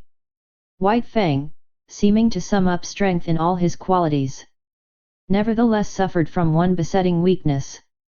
He could not stand being laughed at. The laughter of men was a hateful thing. They might laugh among themselves about anything they pleased except himself, and he did not mind. But the moment laughter was turned upon him he would fly into a most terrible rage. Grave, dignified, somber, a laugh made him frantic to ridiculousness. It so outraged him and upset him that for hours he would behave like a demon. And woe to the dog that at such times ran foul of him. He knew the law too well to take it out of Grey Beaver. Behind Grey Beaver were a club and Godhead. But behind the dogs there was nothing but space, and into this space they flew when White Fang came on the scene, made mad by laughter. In the 3rd year of his life there came a great famine to the Mackenzie Indians. In the summer the fish failed. In the winter the caribou forsook their accustomed track. Moose were scarce, the rabbits almost disappeared, hunting and preying animals perished. Denied their usual food supply, weakened by hunger, they fell upon and devoured one another. Only the strong survived. White Fang's gods were always hunting animals. The old and the weak of them died of hunger. There was wailing in the village, where the women and children went without in order that what little they had might go into the bellies of the lean and hollow-eyed hunters who trod the forest in the vain pursuit of meat. To such extremity were the gods driven that they ate the soft tanned leather of their moccasins and mittens, while the dogs ate the harnesses off their backs and the very whiplashes. Also, the dogs ate one another, and also the gods ate the dogs. The weakest and the more worthless were eaten first. The dogs that still lived, looked on and understood. A few of the boldest and wisest forsook the fires of the gods, which had now become a shambles, and fled into the forest, where, in the end, they starved to death or were eaten by wolves. In this time of misery, White Fang, too, stole away into the woods. He was better fitted for the life than the other dogs, for he had the training of his cubhood to guide him. Especially adept did he become in stalking small living things. He would lie concealed for hours, following every movement of a cautious tree squirrel, waiting, with a patience as huge as the hunger he suffered from, until the squirrel ventured out upon the ground. Even then, White Fang was not premature. He waited until he was sure of striking before the squirrel could gain a tree refuge. Then, and not until then, would he flash from his hiding place, a grey projectile, incredibly swift, never failing its mark the fleeing squirrel that fled not fast enough. Successful as he was with squirrels, there was one difficulty that prevented him from living and growing fat on them. There were not enough squirrels. So he was driven to hunt still smaller things. So acute did his hunger become at times that he was not above rooting out wood mice from their burrows in the ground. Nor did he scorn to do battle with a weasel as hungry as himself and many times more ferocious. In the worst pinches of the famine he stole back to the fires of the gods. But he did not go into the fires. He lurked in the forest, avoiding discovery and robbing the snares at the rare intervals when game was caught. He even robbed Grey Beaver's snare of a rabbit at a time when Grey Beaver staggered and tottered through the forest, sitting down often to rest, what of weakness and of shortness of breath. One day while Fang encountered a young wolf, gaunt and scrawny, loose-jointed with famine. Had he not been hungry himself, White Fang might have gone with him and eventually found his way into the pack amongst his wild brethren. As it was, he ran the young wolf down and killed and ate him. Fortune seemed to favor him. Always, when hardest pressed for food, he found something to kill. Again, when he was weak, it was his luck that none of the larger preying animals chanced upon him. Thus, he was strong from the 2 days eating a lynx had afforded him when the hungry wolf pack ran full tilt upon him. It was a long, cruel chase. But he was better nourished than they, and in the end outran them. And not only did he outrun them, but, circling widely back on his track, he gathered in one of his exhausted pursuers. After that he left that part of the country and journeyed over to the valley wherein he had been born. Here, in the old lair, he encountered Kick.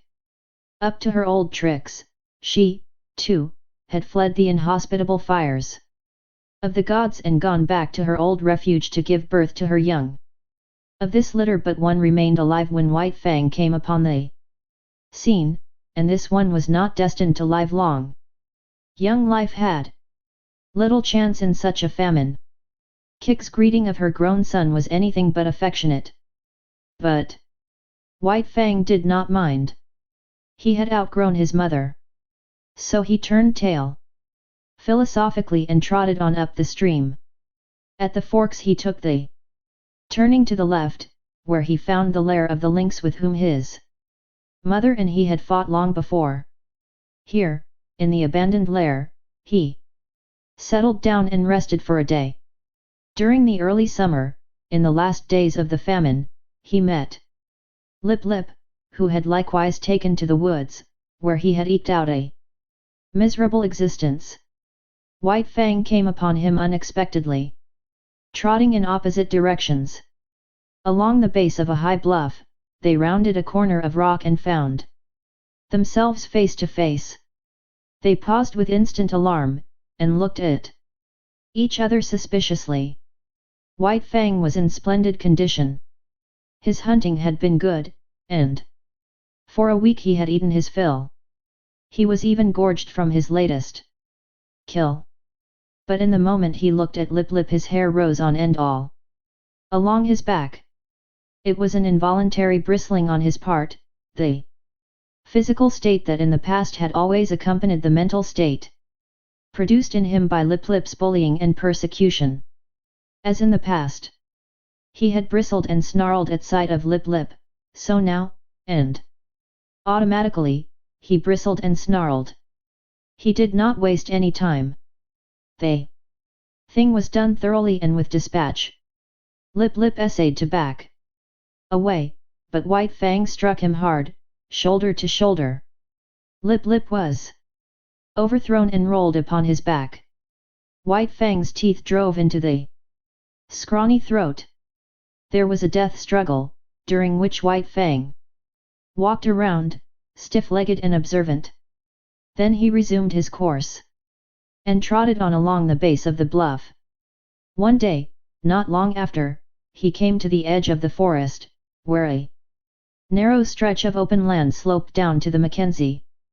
He had been over this ground before, when it was bare, but now a village occupied it. Still hidden amongst the trees, he paused to study the situation. Sights and sounds and scents were familiar to him. It was the old village changed to a new place. But sights and sounds and smells were different from those he had last had when he fled away from it. There was no whimpering nor wailing. Contented sounds saluted his ear, and when he heard the angry voice of a woman he knew it to be the anger that proceeds from a full stomach. And there was a smell in the air of fish. There was food. The famine was gone. He came out boldly from the forest and trotted into camp straight to Grey Beaver's teepee. Grey Beaver was not there, but Klakooch welcomed him with glad cries and the whole of a fresh caught fish, and he lay down to wait Grey Beaver's coming. Part 4. Chapter I. The enemy of his kind. Had there been in White Fang's nature any possibility, no matter how remote, of his ever coming to fraternize with his kind, such possibility was irretrievably destroyed when he was made leader of the sled team. For now the dogs hated him for the extra meat bestowed upon him by Mit Saw, hated him for all the real and fancied favors he received, hated him for that he fled always at the head of the team, his waving brush of a tail and his perpetually retreating hind quarters forever maddening their eyes. And White Fang just as bitterly hated them back. Being sled leader was anything but gratifying to him. to be compelled to run away before the yelling pack, every dog of which, for 3 years, he had thrashed and mastered, was almost more than he could endure. But endure it he must, or perish, and the life that was in him had no desire to perish out. The moment Mit gave his order for the start, that moment the whole team, with eager, savage cries, sprang forward at White Fang. There was no defense for him. If he turned upon them, Mit would throw the stinging lash of the whip into his face. Only remained to him to run away. He could not encounter that howling horde with his tail and hind quarters. These were scarcely fit weapons with which to meet the many merciless fangs. So run away he did, violating his own nature and pride with every leap he made, and leaping all day long. One cannot violate the promptings of one's nature without having that nature recoil upon itself. Such a recoil is like that of a hare, made to grow out from the body, turning unnaturally upon the direction of its growth and growing into the body a rankling, festering thing of hurt. And so with White Fang. Every urge of his being impelled him to spring upon the pack that cried at his heels, but it was the will of the gods that this should not be, and behind the will, to enforce it, was the whip of Caribou Gut with its biting 30-foot lash. So White Fang could only eat his heart in bitterness and develop a hatred and malice commensurate with the ferocity and indomitability of his nature. If ever a creature was the enemy of its kind, White Fang was that creature. He asked no quarter, gave none. He was continually marred and scarred by the teeth of the pack, and as continually he left his own marks upon the pack. Unlike most leaders, who, when camp was made and the dogs were unhitched, huddled near to the gods for protection, White Fang disdained such protection. He walked boldly about the camp, inflicting punishment in the night for what he had suffered in the day.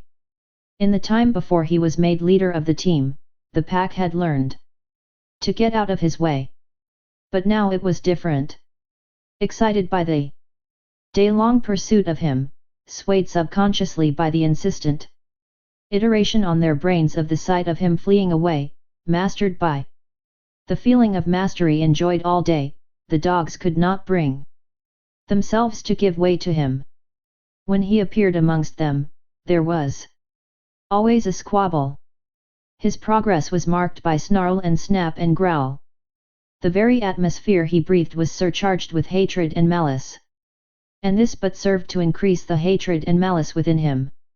When Mit cried out his command for the team to stop, White Fang obeyed. At first this caused trouble for the other dogs. All of them would spring upon the hated leader only to find the tables turned. Behind him would be Mit, the great whip singing in his hand. So the dogs came to understand that when the team stopped by order, White Fang was to be let alone. But when White Fang stopped without orders, then it was allowed them to spring upon him and destroy him if they could. After several experiences, White Fang never stopped without orders. He learned quickly. It was in the nature of things, that he must learn quickly if he were to survive the unusually severe conditions under which life was vouchsafed him. But the dogs could never learn the lesson to leave him alone in camp. Each day, pursuing him and crying defiance at him, the lesson of the previous night was erased, and that night would have to be learned over again, to be as immediately forgotten. Besides, there was a greater consistence in their dislike of him. They sensed between themselves and him a difference of kind cause sufficient in itself for hostility. Like him, they were domesticated wolves. But they had been domesticated for generations. Much of the wild had been lost, so that to them the wild was the unknown, the terrible, the ever menacing and ever warring.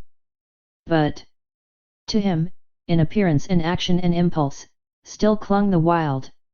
He symbolized it, was its personification, so that when they showed their teeth to him they were defending themselves against the powers of destruction that lurked in the shadows of the forest and in the dark beyond the campfire.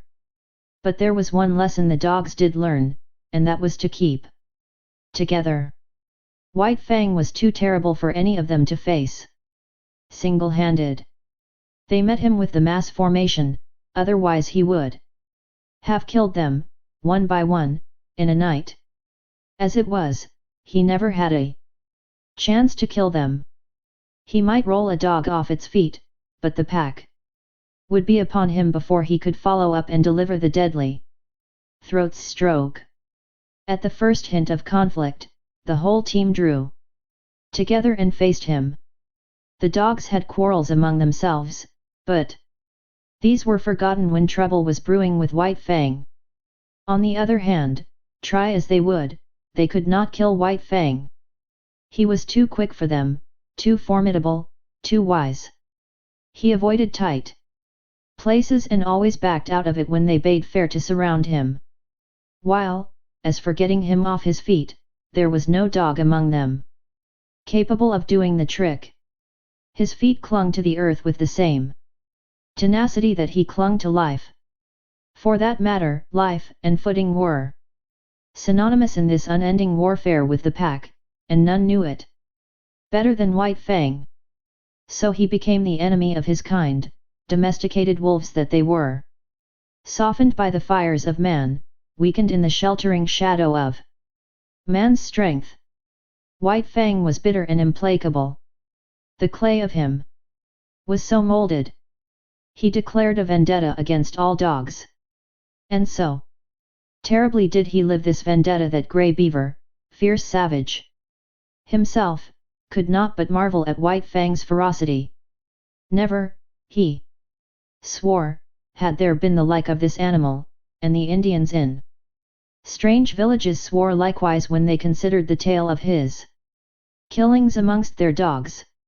When White Fang was nearly 5 years old, Grey Beaver took him on another great journey, and long remembered was the havoc he worked amongst the dogs of the many villages along the Mackenzie, across the Rockies, and down the Porcupine to the Yukon. He revelled in the vengeance he wreaked upon his kind. They were ordinary, unsuspecting dogs.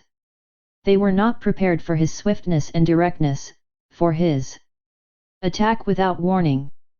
They did not know him for what he was, a lightning flash of slaughter. They bristled up to him, stiff-legged and challenging, while he, wasting no time on elaborate preliminaries, snapping into action like a steel spring, was at their throats' end, destroying them before they knew what was happening and while they were yet in the throes of surprise. He became an adept at fighting. He economized. He never wasted his strength, never tussled. He was in too quickly for that, and, if he missed, was out again too quickly. The dislike of the wolf for close quarters was his to an unusual degree. He could not endure a prolonged contact with another body. It smacked of danger. It made him frantic. He must be away, free, on his own legs, touching no living thing. It was the wild still clinging to him, asserting itself through him. This feeling had been accentuated by the Ishmaelite life he had led from his puppyhood. Danger lurked in contacts. It was the trap, ever the trap. The fear of it lurking deep in the life of him, woven into the fibre of him. In consequence, the strange dogs he encountered had no chance against him. He eluded their fangs. He got them, or got away, himself untouched. In either event, in the natural course of things there were exceptions to this. There were times when several dogs, pitching on to him, punished him before he could get away, and there were times when a single dog scored deeply on him. But these were accidents. In the main, So efficient a fighter had he become, he went his way unscathed. Another advantage he possessed was that of correctly judging time and distance. Not that he did this consciously, however. He did not calculate such things. It was all automatic. His eyes saw correctly, and the nerves carried the vision correctly to his brain. The parts of him were better adjusted than those of the average dog. They worked together more smoothly and steadily. His was a better, far better, nervous, mental, and muscular coordination. When his eyes conveyed to his brain the moving image of an action, his brain without conscious effort, knew the space that limited that action and the time required for its completion. Thus, he could avoid the leap of another dog, or the drive of its fangs, and at the same moment could seize the infinitesimal fraction of time in which to deliver his own attack. Body and brain, his was a more perfected mechanism. Not that he was to be praised for it. Nature had been more generous to him than to the average animal, that was all. It was in the summer that White Fang arrived at Fort Yukon. Grey Beaver had crossed the great watershed between Mackenzie and the Yukon in the late winter, and spent the spring in hunting among the western outlying spurs of the Rockies. Then, after the break-up of the ice on the Porcupine, he had built a canoe and paddled down that stream to where it effected its junction with the Yukon just under the Arctic Circle.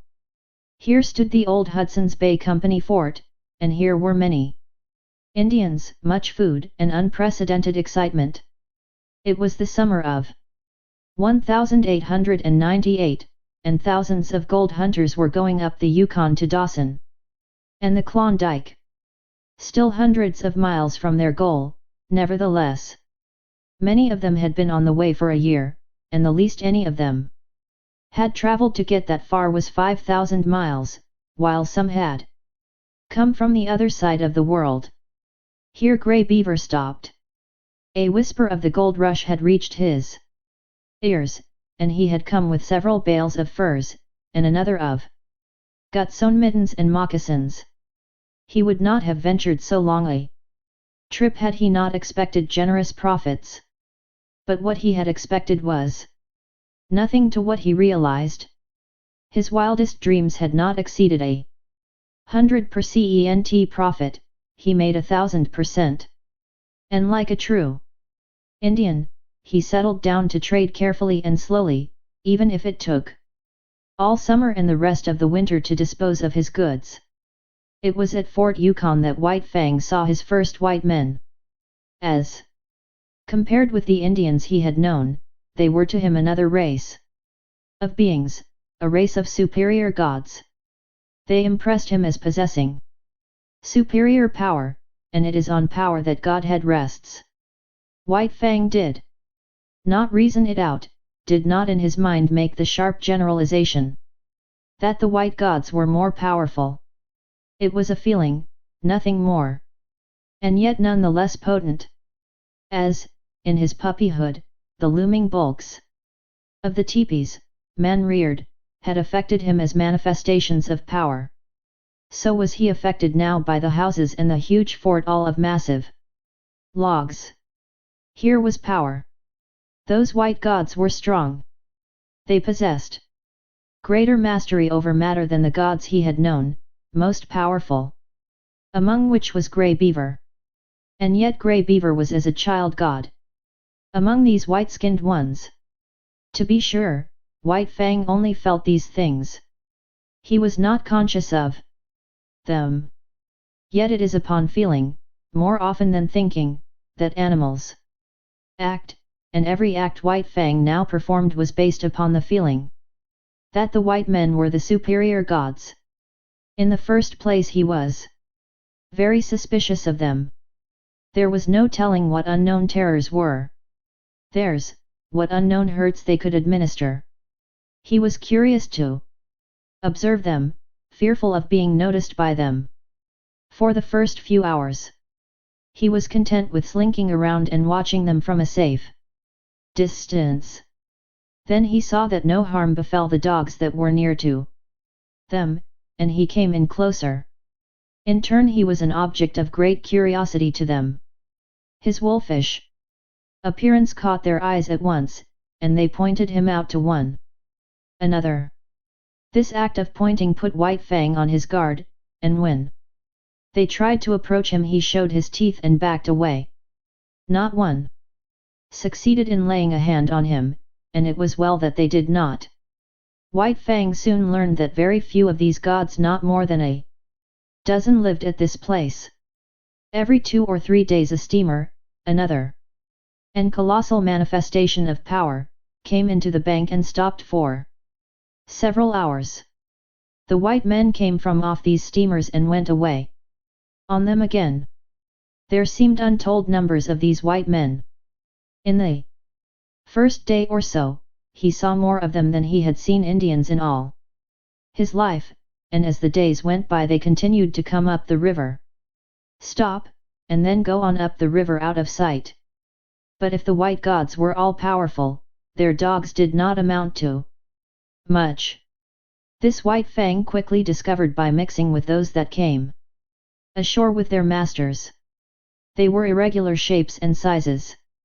Some were short-legged too short, others were long-legged too long.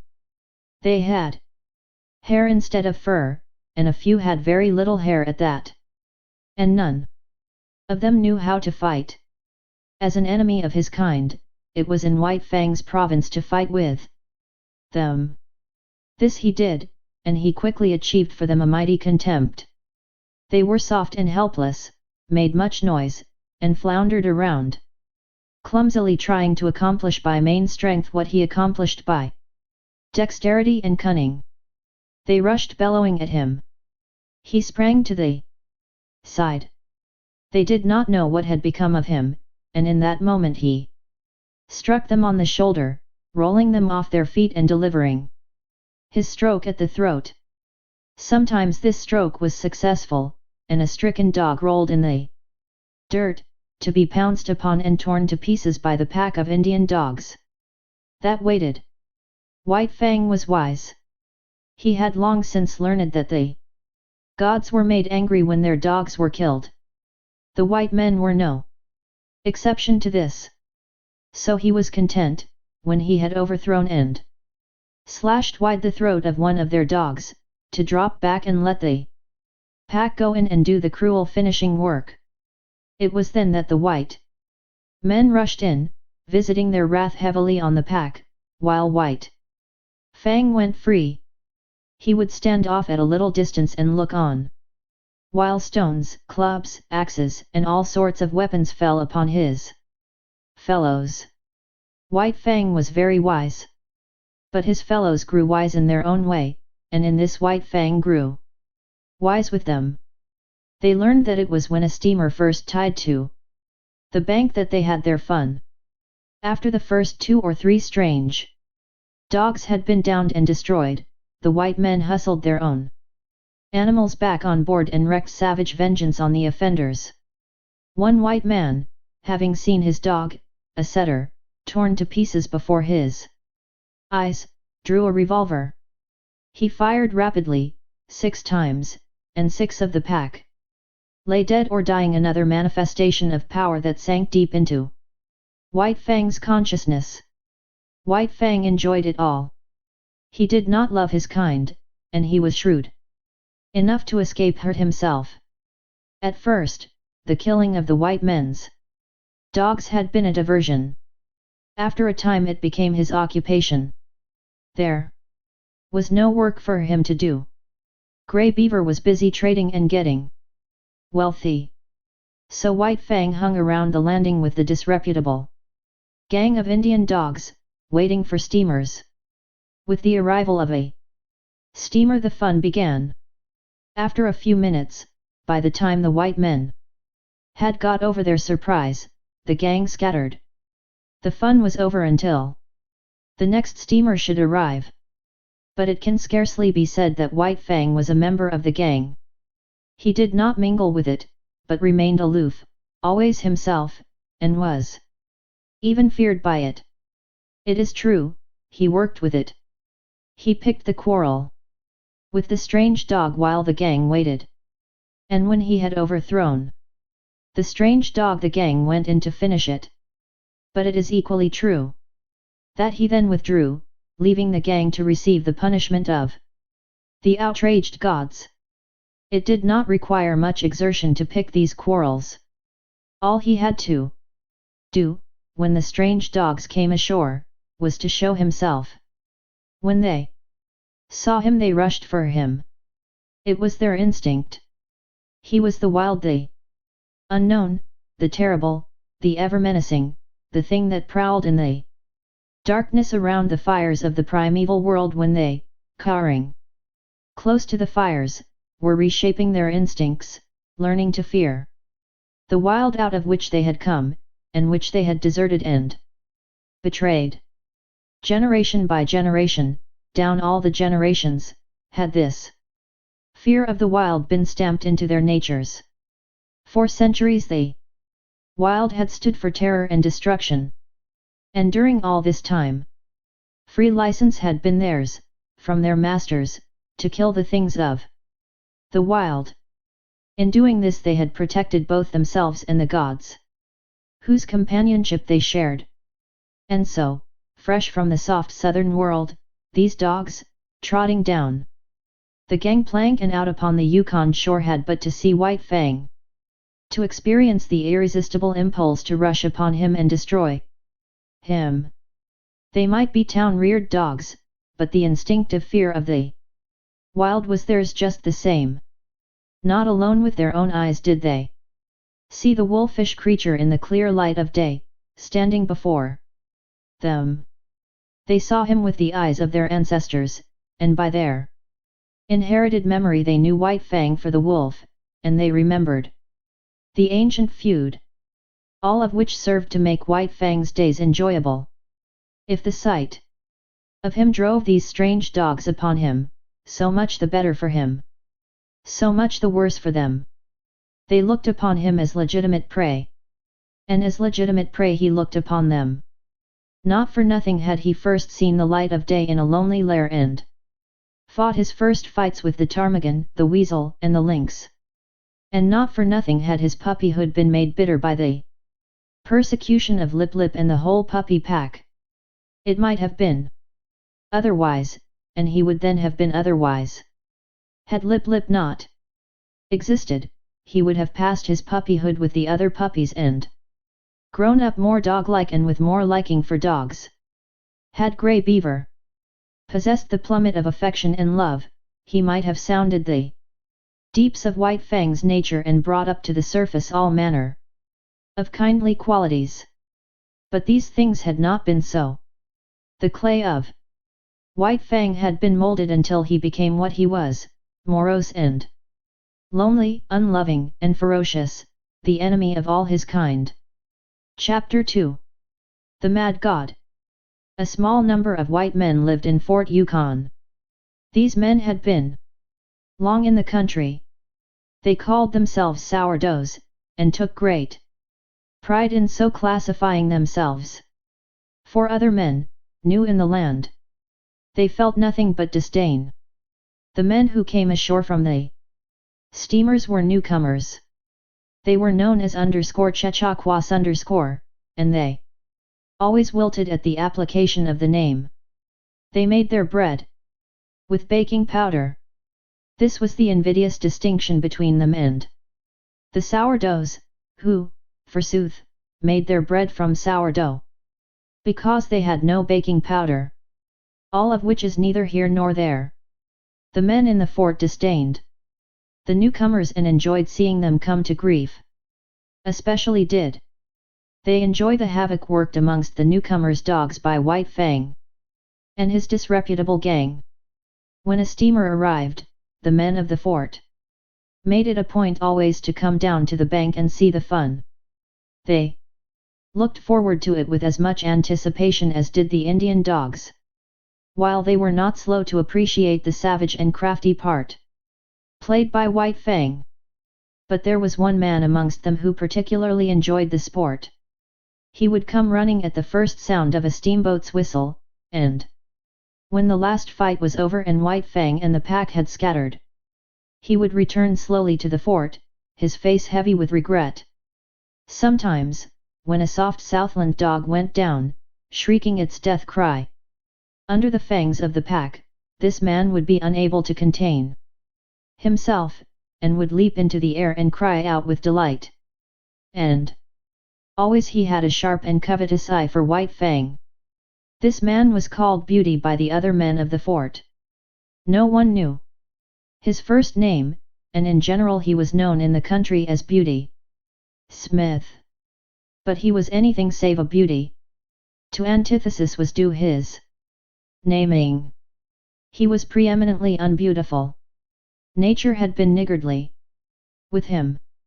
He was a small man to begin with, and upon his meagre frame was deposited an even more strikingly meagre head. Its apex might be likened to a point. In fact, in his boyhood, before he had been named Beauty by his fellows, he had been called Pinhead. Backward, from the apex, his head slanted down to his neck and forward. It slanted uncompromisingly to meet a low and remarkably wide forehead. Beginning here, as though regretting her parsimony, nature had spread his features with a lavish hand.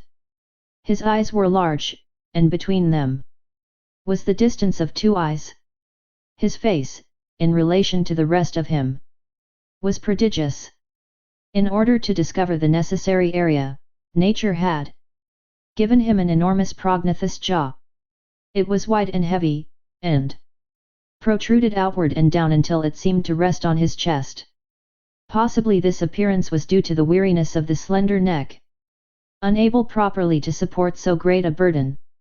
This jaw gave the impression of ferocious determination. But something lacked. Perhaps it was from excess. Perhaps the jaw was too large. At any rate, it was a lie.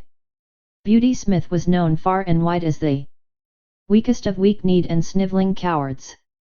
To complete his description, his teeth were large and yellow, while the 2 eye teeth, larger than their fellows, showed under his lean lips like fangs.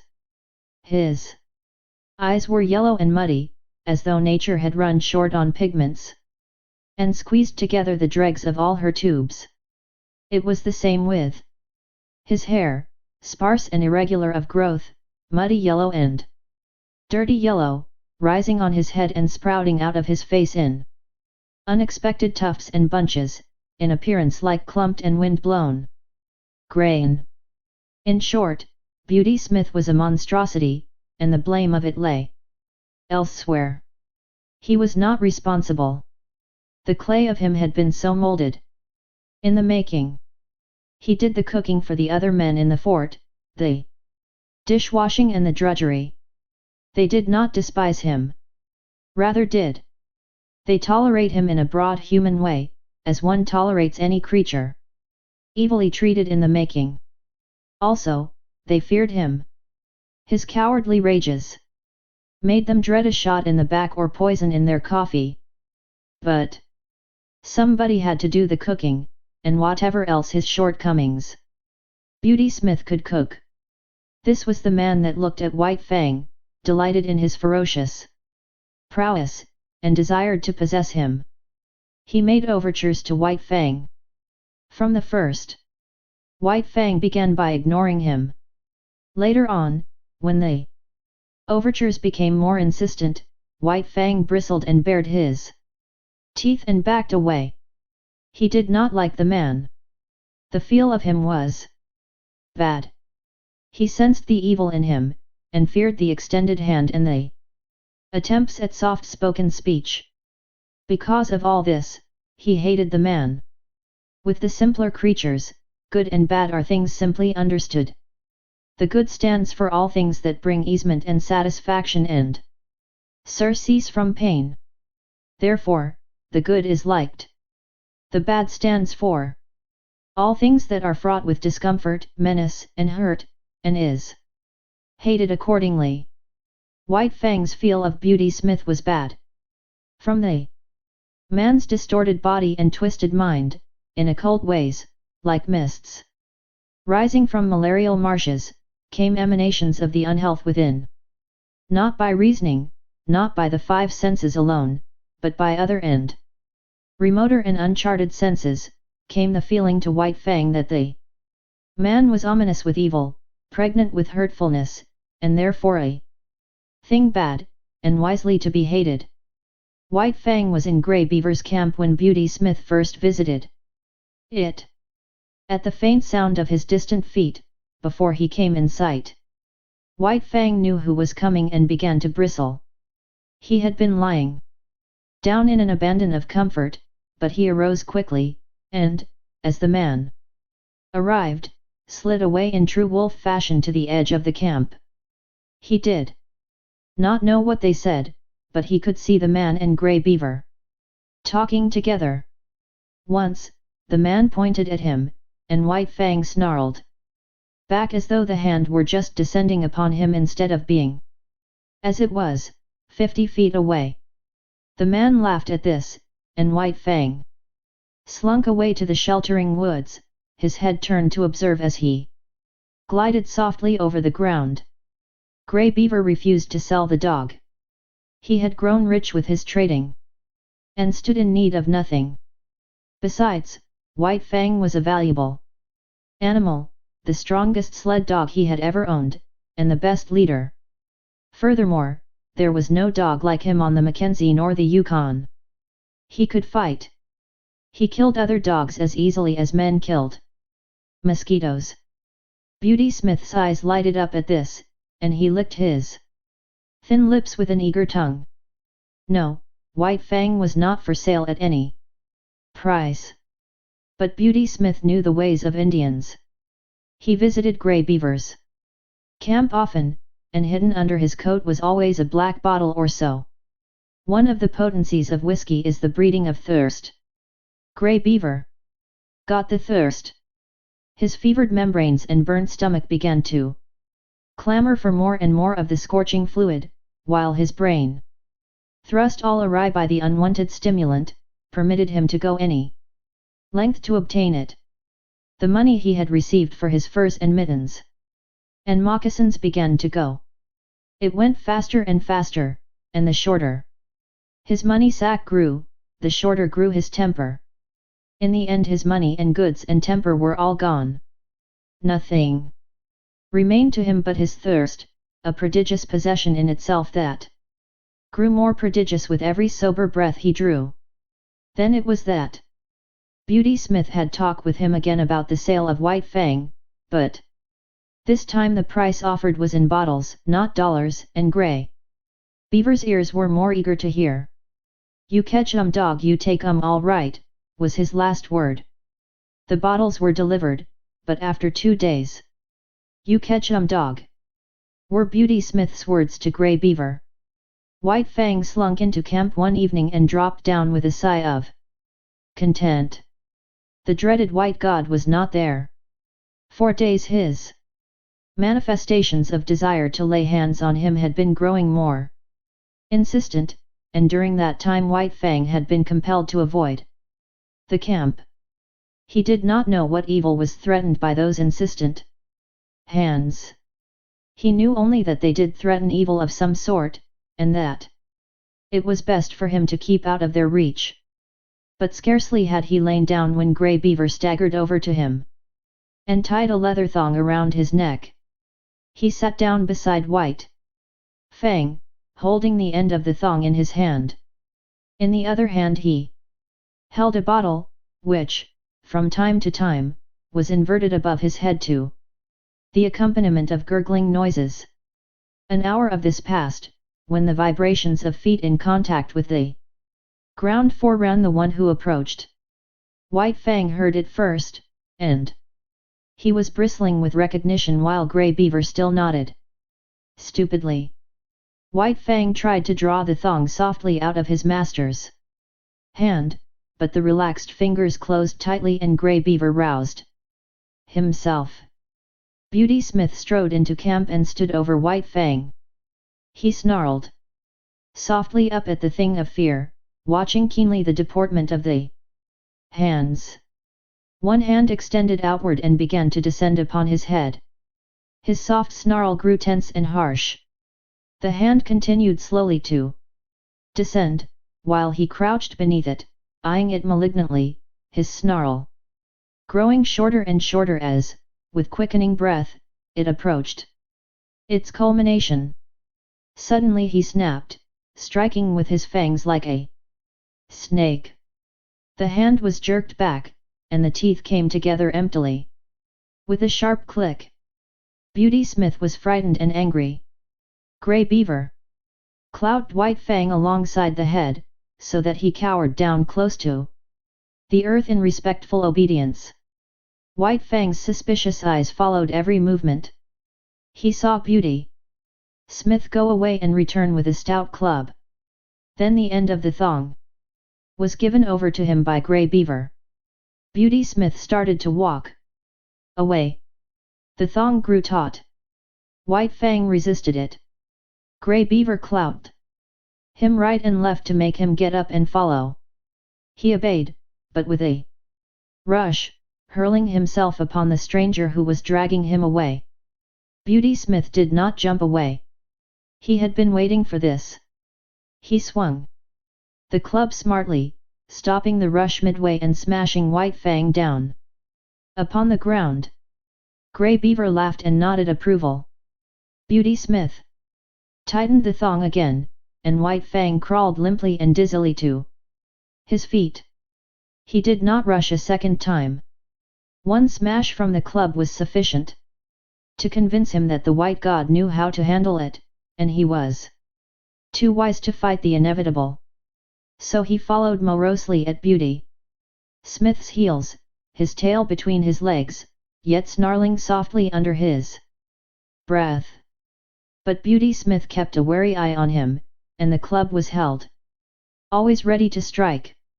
At the fort Beauty Smith left him securely tied and went into bed. White Fang waited an hour. Then he applied his teeth to the thong, and in the space of 10 seconds was free. He had wasted no time with his teeth. There had been no useless gnawing. The thong was cut across diagonally, almost as clean as though done by a knife. White Fang looked up at the fort, at the same time bristling and growling. Then he turned and trotted back to Grey Beaver's camp. He owed no allegiance to this strange and terrible god. He had given himself to Grey Beaver, and to Grey Beaver he considered he still belonged. But what had occurred before was repeated with a difference. Grey Beaver again made him fast with a thong, and in the morning turned him over to Beauty Smith. And here was where the difference came in. Beauty Smith gave him a beating. Tied securely, White Fang could only rage futilely and endure the punishment. Club and whip were both used upon him, and he experienced the worst beating he had ever received in his life. Even the big beating given him in his puppyhood by Grey Beaver was mild compared with this. Beauty Smith enjoyed the task. He delighted in it. He gloated over his victim, and his eyes flamed dully, as he swung the whip or club and listened to White Fang's cries of pain and to his helpless bellows and snarls. For Beauty Smith was cruel in the way that cowards are cruel.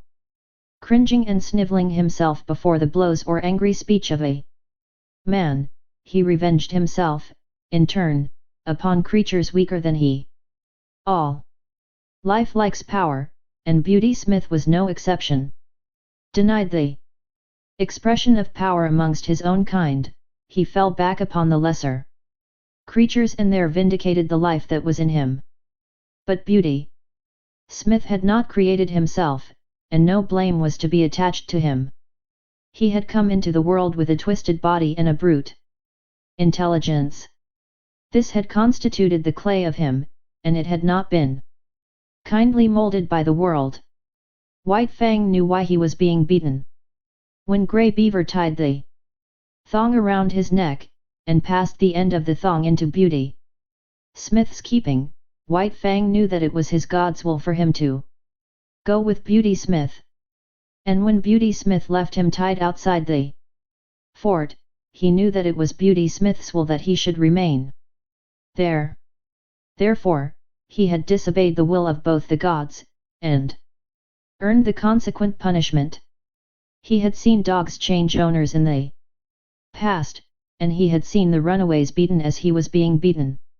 He was wise, and yet in the nature of him there were forces greater than wisdom. One of these was fidelity. He did not love Grey Beaver, yet, even in the face of his will and his anger, he was faithful to him. He could not help it. This faithfulness was a quality of the clay that composed him. It was the quality that was peculiarly the possession of his kind, the quality that set apart his species from all other species, the quality that has enabled the wolf and the wild dog to come in from the open and be the companions of man. After the beating, White Fang was dragged back to the fort. But this time Beauty Smith left him tied with a stick. One does not give up a god easily, and so with White Fang. Grey Beaver was his own particular god, and, in spite of Grey Beaver's will, White Fang still clung to him and would not give him up. Grey Beaver had betrayed and forsaken him, but that had no effect upon him. Not for nothing had he surrendered himself body and soul to Grey Beaver. There had been no reservation on White Fang's part, and the bond was not to be broken easily. So, in the night, when the men in the fort were asleep, White Fang applied his teeth to the stick that held him. The wood was seasoned and dry, and it was tied so closely to his neck that he could scarcely get his teeth to it. It was only by the severest muscular exertion and neck arching that he succeeded in getting the wood between his teeth. And barely between his teeth at that, and it was only by the exercise of an immense patience, extending through many hours, that he succeeded in gnawing through the stick. This was something that dogs were not supposed to do. It was unprecedented. But White Fang did it, trotting away from the fort in the early morning, with the end of the stick hanging to his neck. He was wise. But had he been merely wise he would not have gone back to Grey Beaver, who had already twice betrayed him. But there was his faithfulness, and he went back to be betrayed yet a third time. Again he yielded to the tying of a thong around his neck by Grey Beaver, and again Beauty Smith came to claim him. And this time he was beaten even more severely than before. Grey Beaver looked on stolidly while the white man wielded the whip. He gave no protection. It was no longer his dog. When the beating was over, White Fang was sick. A soft Southland dog would have died under it, but not he. His school of life had been sterner, and he was himself of sterner stuff. He had too great vitality. His clutch on life was too strong. But he was very sick. At first he was unable to drag himself along, and Beauty Smith had to wait half an hour for him. And then, blind and reeling, he followed at Beauty Smith's heels back to the fort. But now he was tied with a chain that defied his teeth, and he strove in vain, by lunging, to draw the staple from the timber into which it was driven. After a few days, sober and bankrupt, Grey Beaver departed up the Porcupine on his long journey to the Mackenzie. White Fang remained on the Yukon, the property of a man more than half mad and all brute. But what is a dog to know in its consciousness of madness? 2. White Fang, Beauty Smith was a veritable, if terrible, god. He was a mad god at best, but White Fang knew nothing of madness. He knew only that he must submit to the will of this new master, obey his every whim and fancy. Chapter 3.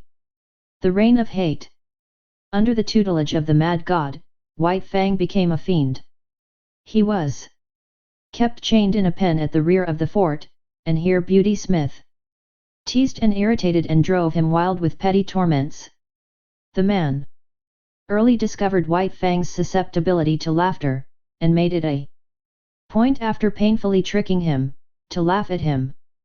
This laughter was uproarious and scornful, and at the same time the god pointed his finger derisively at White Fang.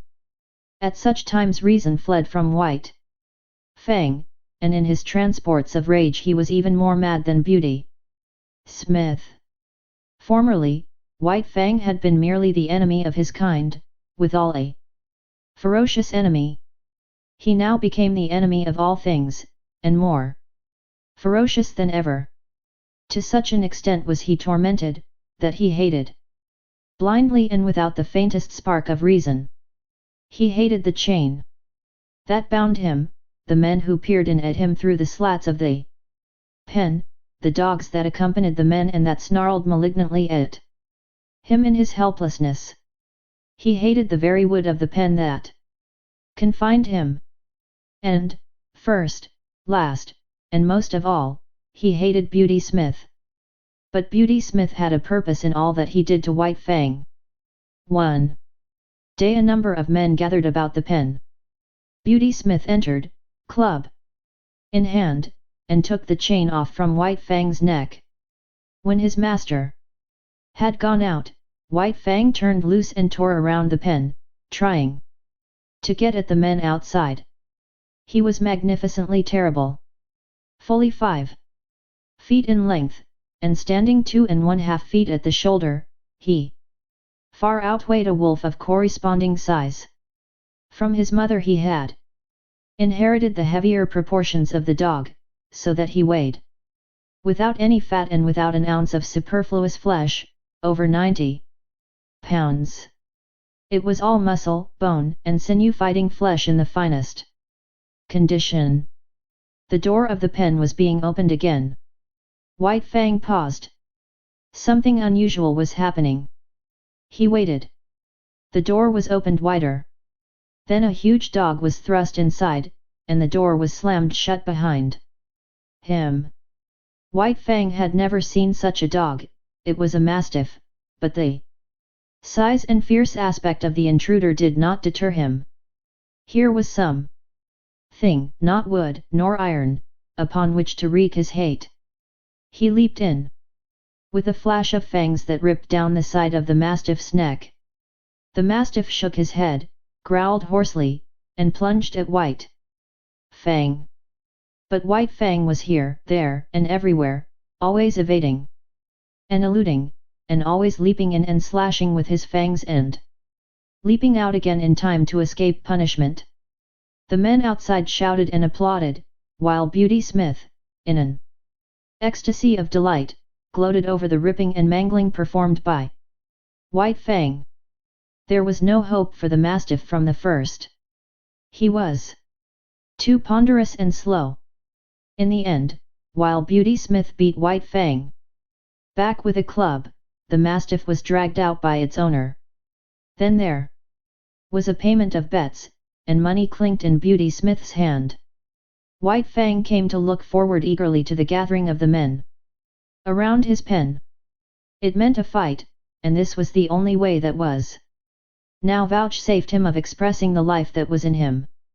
Tormented, incited to hate, he was kept a prisoner so that there was no way of satisfying that hate except at the times his master saw fit to put another dog against him.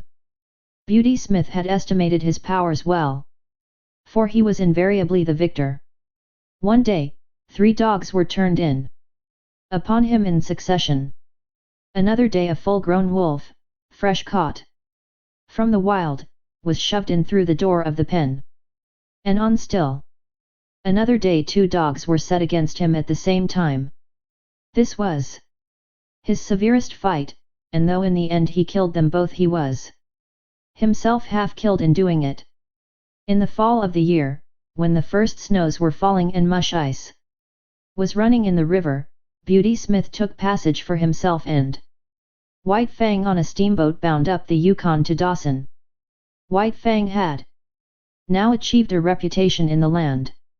As the fighting wolf he was known far and wide, and the cage in which he was kept on the steamboat's deck was usually surrounded by curious men. He raged and snarled at them, or lay quietly and studied them with cold hatred. Why should he not hate them? He never asked himself the question. He knew only hate and lost himself in the passion of it. Life had become a hell to him. He had not been made for the close confinement wild beasts endure at the hands of men. And yet it was in precisely this way that he was treated. Men stared at him, poked sticks between the bars to make him snarl, and then laughed at him. They were his environment, these men, and they were molding the clay of him into a more ferocious thing than had been intended by nature. Nevertheless, nature had given him plasticity. Where many another animal would have died or had its spirit broken, he adjusted himself and lived, and at no expense of the spirit. Possibly Beauty Smith, arch-fiend and tormentor, was capable of breaking White Fang's spirit. But as yet there were no signs of his succeeding. If Beauty Smith had in him a devil, White Fang had another, and the two of them raged against each other unceasingly. In the days before, White Fang had had the wisdom to cower down and submit to a man with a club in his hand, but this wisdom now left him. The mere sight of Beauty Smith was sufficient to send him into transports of fury. And when they came to close quarters, and he had been beaten back by the club, he went on growling and snarling, and showing his fangs. The last growl could never be extracted from him. No matter how terribly he was beaten, he had always another growl, and when Beauty Smith gave up and withdrew, the defiant growl followed after him, or White Fang sprang at the bars of the cage bellowing his hatred. When the steamboat arrived at Dawson, White Fang went ashore. But he still lived a public life, in a cage, surrounded by curious men.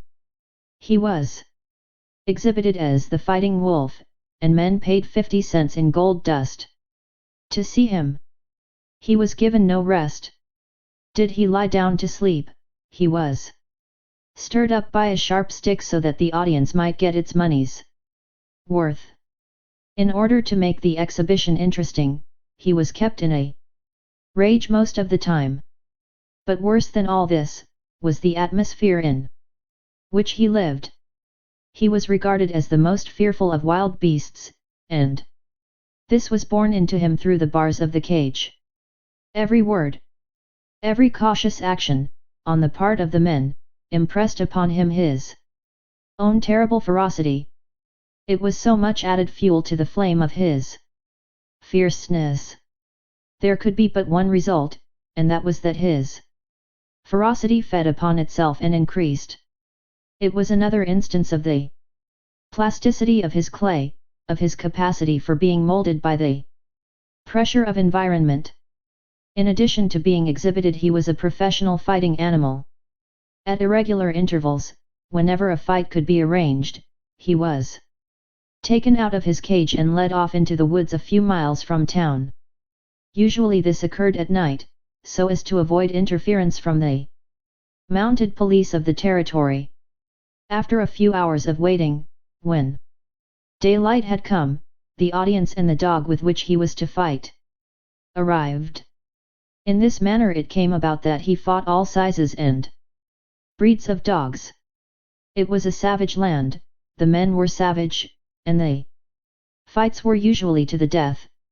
Since White Fang continued to fight, it is obvious that it was the other dogs that died. He never knew defeat. His early training, when he fought with Lip Lip and the whole puppy pack, stood him in good stead. There was the tenacity with which he clung to the earth. No dog could make him lose his footing. This was the favorite trick of the wolf breeds to rush in upon him, either directly or with an unexpected Swerve, in the hope of striking his shoulder and overthrowing him. Mackenzie hounds, Eskimo and Labrador dogs, Huskies and Malamutes all tried it on him, and all failed. He was never known to lose his footing. Men told this to one another, and looked each time to see it happen, but White Fang always disappointed them. Then there was his lightning quickness. It gave him a tremendous advantage over his antagonists. No matter what they're fighting experience, they had never encountered a dog that moved so swiftly as he. Also to be reckoned with, was the immediateness of his attack. The average dog was accustomed to the preliminaries of snarling and bristling and growling, and the average dog was knocked off his feet and finished before he had begun to fight or recovered from his surprise. So often did this happen, that it became the custom to hold White Fang until the other dog went through its preliminaries, was good and ready, and even made the first attack. But greatest of all the advantages in White Fang's favor, was his experience. He knew more about fighting than did any of the dogs that faced him. He had fought more fights, knew how to meet more tricks and methods, and had more tricks himself, while his own method was scarcely to be improved upon. As the time went by, he had fewer and fewer fights. Men despaired of matching him with an equal, and Beauty Smith was compelled to pit wolves against him. These were trapped by the Indians for the purpose, and a fight between White Fang and a wolf was always sure to draw a crowd. Once, a full-grown female lynx was secured, and this time White Fang fought for his life. Her quickness matched his, her ferocity equaled his, while he fought with his fangs alone, and she fought with her sharp-clawed feet as well. But after the lynx, all fighting ceased for White Fang. There were no more animals with which to fight, at least, there was none considered worthy of fighting with him. So he remained on exhibition until spring, when one Tim Keenan, a faro dealer, arrived in the land. With him came the first bulldog that had ever entered the Klondike. That this dog and White Fang should come together was inevitable, and for a week the anticipated fight was the mainspring of conversation in certain quarters of the town. Chapter 4. The Clinging Death. Beauty Smith slipped the chain from his neck and stepped back. For once White Fang did not make an immediate attack. He stood still, ears pricked forward, alert and curious, surveying the strange animal that faced him. He had never seen such a dog before. Tim Keenan shoved the bulldog forward with a muttered "Go to it." The animal waddled toward the center of the circle, short and squat and ungainly. He came to a stop and blinked across at White Fang. There were cries from the crowd of, "Go to him, Cherokee! Sick 'em! Cherokee! Eat 'em up!" But Cherokee did not seem anxious to fight. He turned his head and blinked at the men who shouted, at the same time wagging his stump of a tail good-naturedly. He was not afraid, but merely lazy. Besides, it did not seem to him that it was intended he should fight with the dog he saw before him. He was not used to fighting with that kind of dog, and he was waiting for them to bring on the real dog. Tim Keenan stepped in and bent over Cherokee, fondling him on both sides of the shoulders with hands that rubbed against the grain of the hair and that made slight, pushing forward movements. These were so many suggestions. Also, their effect was irritating, for Cherokee began to growl, very softly, deep down in his throat. There was a correspondence in rhythm between the growls and the movements of the man's hands. The growl rose in the throat with the culmination of each forward-pushing movement, and ebbed down to start up afresh with the beginning of the next movement. The end of each movement was the accent of the rhythm, the movement ending abruptly and the growling rising. With a jerk. This was not without its effect on White Fang. The hair began to rise. On his neck and across the shoulders. Tim Keenan gave a final shove. Forward and stepped back again. As the impetus that carried Cherokee forward died down, he continued to go forward of his own volition, in a swift, bow-legged run.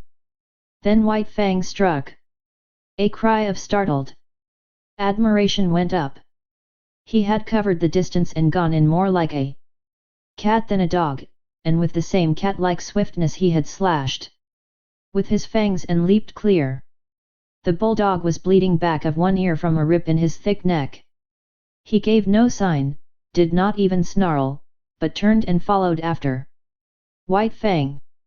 The display on both sides, the quickness of the one and the steadiness of the other, had excited the partisan spirit of the crowd. And the men were making new bets and increasing original bets. Again. And yet again, White Fang sprang in, slashed, and got away untouched. And still his strange foe followed after him, without too great haste. Not slowly, but deliberately and determinedly, in a business-like sort of way. There was purpose in his method, something for him to do that he was intent upon doing and from which nothing could distract him. His whole demeanor, every action, was stamped with this purpose. It puzzled White Fang. Never had he seen such a dog. It had no hair. Protection. It was soft, and bled easily. There was no thick mat of fur to baffle White Fang's teeth as they were often baffled by dogs of his own breed. Each time that his teeth struck they sank easily into the yielding flesh, while the animal did not seem able to defend itself. Another disconcerting thing was that it made no outcry, such as he had been accustomed to with the other dogs he had fought. Beyond a growl or a grunt, the dog took its punishment silently. And never did it flag in its pursuit of him. Not that Cherokee was slow. He could turn and whirl swiftly enough, but White Fang was never there. Cherokee was puzzled, too. He had never fought before with a dog with which he could not close. The desire to close had always been mutual. But here was a dog that kept at a distance, dancing and dodging here and there and all about. And when it did get its teeth into him, it did not hold on but let go instantly and darted away again. But White Fang could not get at the soft underside of the throat. The bulldog stood too short, while its massive jaws were an added protection. White Fang darted in and out unscathed, while Cherokee's wounds increased. Both sides of his neck and head were ripped and slashed. He bled freely, but showed no signs of being disconcerted. He continued his plodding pursuit, though once, for the moment baffled, he came to a full stop and blinked at the men who looked on, at the same time wagging his stump of a tail as an expression of his willingness to fight. In that moment White Fang was in upon him and out, in passing ripping his trimmed remnant of an ear. With a slight manifestation of anger, Cherokee took up the pursuit again, running on the inside of the circle White Fang was making, and striving to fasten his deadly grip on White Fang's throat. The bulldog missed by a hair's breadth, and cries of praise went up as White Fang doubled suddenly out of danger in the opposite direction. The time went by. White Fang still danced on, dodging and doubling, leaping in and out, and ever inflicting damage. And still the bulldog, with grim certitude, toiled after him. Sooner or later he would accomplish his purpose, get the grip that would win the battle. In the meantime, he accepted all the punishment the other could deal him. His tufts of ears had become tassels, his neck and shoulders were slashed in a score of places, and his very lips were cut and bleeding all from These lightning snaps that were beyond his foreseeing and guarding. Time and again White Fang had attempted to knock Cherokee off his feet. But the difference in their height was too great. Cherokee was too squat, too close to the ground. White Fang tried the trick once too often. The chance came in one of his quick doublings and counter-circlings. He caught Cherokee with head turned away as he whirled more slowly. His shoulder was exposed. White Fang drove in upon it, but his own shoulder was high above, while he struck with such force that his momentum carried him on across over the other's body. For the first time in his fighting history, men saw White Fang lose his footing. His body turned a half-somersault in the air, and he would have landed on his back had he not twisted, cat-like, still in the air, in the effort to bring his feet to the earth. As it was, he struck heavily on his side. The next instant he was on his feet, but in that instant Cherokee's teeth closed on his throat. It was not a good grip, being too low down toward the chest, but Cherokee held on. White Fang sprang to his feet and tore wildly around, trying to shake off the bulldog's body. It made him frantic, this clinging, dragging weight. It bound his movements, restricted his freedom.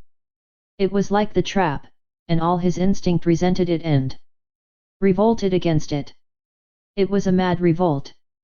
For several minutes he was to all intents insane.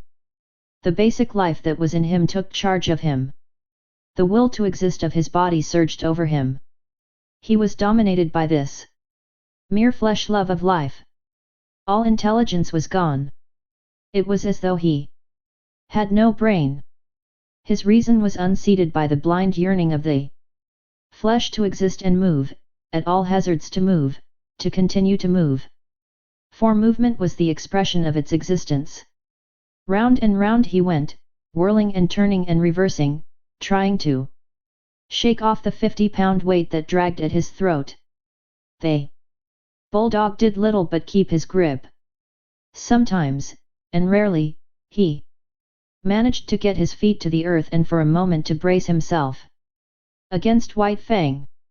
But the next moment his footing would be lost and he would be dragging around in the whirl of one of White Fang's mad gyrations. Cherokee identified himself with his instinct. He knew that he was doing the right thing by holding on, and there came to him certain blissful thrills of satisfaction. At such moments he even closed his eyes and allowed his body to be hurled hither and thither, willy-nilly, careless of any hurt that might thereby come to it. That did not count. The grip was the thing, and the grip he kept. White Fang ceased only when he had tired himself out. He could do nothing, and he could not understand. Never, in all his fighting, had this thing happened. The dogs he had fought with did not fight that way. With them it was snap and slash and get away, snap and slash and get away. He lay partly on his side, panting for breath. Cherokee still holding his grip, urged against him, trying to get him over entirely on his side. White Fang resisted, and he could feel the jaws shifting their grip, slightly relaxing and coming together again in a chewing movement. Each shift brought the grip closer to his throat. The bulldog's method was to hold what he had, and when opportunity favored to work in for more. Opportunity favored when White Fang remained quiet. When White Fang struggled, Cherokee was content merely to hold on.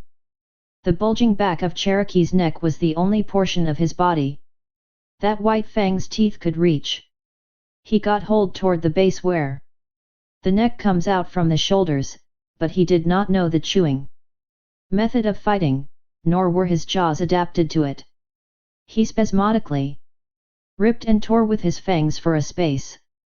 Then a change in their position diverted him. The bulldog had managed to roll him over on his back, and still hanging on to his throat, was on top of him. Like a cat, White Fang bowed his hind quarters in, and, with the feet digging into his enemy's abdomen above him, he began to claw with long, tearing strokes. Cherokee might well have been disemboweled had he not quickly pivoted on his grip and got his body off of White Fang's and at right angles to it. There was no escaping that grip. It was like fate itself, and as inexorable. Slowly it shifted up along the jugular. All that saved White Fang from death was the loose skin of his neck and the thick fur that covered it. This served to form a large roll in Cherokee's mouth, the fur of which well-nigh defied his teeth. But bit by bit, whenever the chance offered, he was getting more of the loose skin and fur in his mouth. The result was that he was slowly throttling White Fang. The latter's breath was drawn with greater and greater difficulty as the moments went by. It began to look as though the battle were over. The backers of Cherokee waxed jubilant and offered ridiculous odds. White Fang's backers were correspondingly depressed, and refused bets of 10 to 1 and 20 to 1, though one man was rash enough to close a wager of 50 to 1. This man was Beauty Smith. He took a step into the ring and pointed his finger at White Fang. Then he began to laugh derisively and scornfully. This produced the desired effect. White Fang went wild with rage. He called up his reserves of strength, and gained his feet. As he struggled around the ring, the 50 pounds of his foe ever dragging on his throat, his anger passed on into panic. The basic life of him dominated him again, and his intelligence fled before the will of his flesh to live. Round and back again, stumbling and falling and rising, even uprearing at times on his hind legs and lifting his foe clear of the earth, he struggled vainly to shake off the clinging death. At last he fell, toppling backward, exhausted, and the bulldog promptly shifted his grip, getting in closer, mangling more and more of the fur-folded flesh, throttling White Fang more severely than ever. Shouts of applause went up for the victor, and there were many cries of "Cherokee! Cherokee!" To this Cherokee responded by vigorous wagging of the stump of his tail. But the clamor of approval did not distract him. There was no sympathetic relation between his tail and his massive jaws. The one might wag, but the others held their terrible grip on White Fang's throat. It was at this time that a diversion came to the spectators. There was a jingle of bells. Dog mushers' cries were heard. Everybody, save Beauty Smith, looked apprehensively, the fear of the police strong upon them. But they saw, up the trail, and not down, 2 men running with sled and dogs. They were evidently coming down the creek from some prospecting trip. At sight of the crowd they stopped their dogs and came over and joined it, curious to see the cause of the excitement.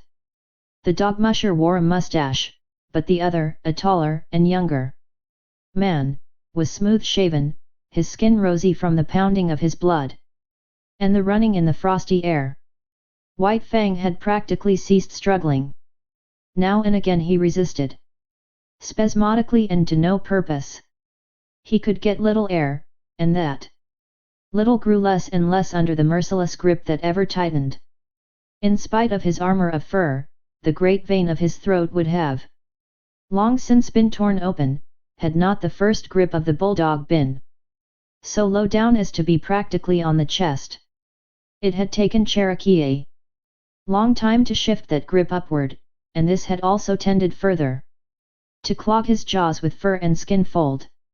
In the meantime, the abysmal brute in Beauty Smith had been rising into his brain and mastering the small bit of sanity that he possessed at best. When he saw White Fang's eyes beginning to glaze, he knew beyond doubt that the fight was lost. Then he broke loose. He sprang upon White Fang and began savagely to kick him. There were hisses from the crowd and cries of protest, but that was all. While this went on, and Beauty Smith continued to kick White Fang, there was a commotion in the crowd. The tall young newcomer was forcing his way through, shouldering men right and left without ceremony or gentleness. When he broke through into the ring, Beauty Smith was just in the act of delivering another kick. All his weight was on one foot, and he was in a state of unstable equilibrium. At that moment the newcomer's fist landed a smashing blow full in his face. Beauty Smith's remaining leg left the ground, and his whole body seemed to lift into the air as he turned over backward and struck the snow.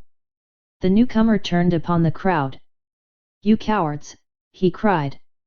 "You beasts!" He was in a rage himself, a sane rage.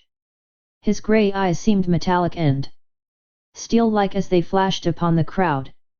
Beauty Smith regained his feet and came toward him, sniffling and cowardly.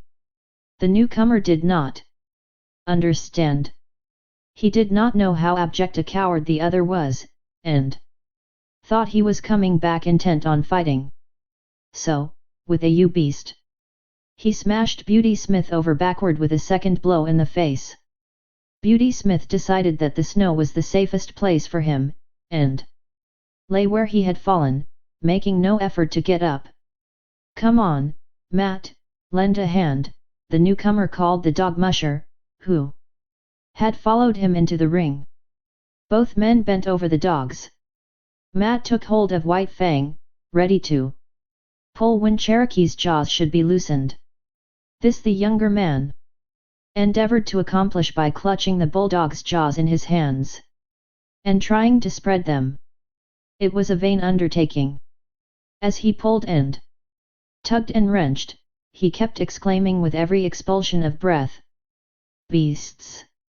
The crowd began to grow unruly, and some of the men were protesting against the spoiling of the sport, but they were silenced when the newcomer lifted his head from his work for a moment and glared at them. "You damn beasts," he finally exploded, and went back to his task. "It's no use, Mr. Scott, you can't break 'em apart that way," Matt said. At last, the pair paused and surveyed the locked dogs. "Ain't bleedin' much," Matt announced. "Ain't got all the way in yet. But he's liable to any moment," Scott answered. "There, did you see that?" He shifted his grip in a bit. The younger man's excitement and apprehension for White Fang was growing. He struck Cherokee about the head savagely again and again. But that did not loosen the jaws. Cherokee wagged the stump of his tail in advertisement that he understood the meaning of the blows, but that he knew he was himself in the right and only doing his duty by keeping his grip. "Won't some of you help?" Scott cried desperately at the crowd. But no help was offered. Instead, the crowd began sarcastically to cheer him on and showered him with facetious advice. "You'll have to get a pry," Matt counseled.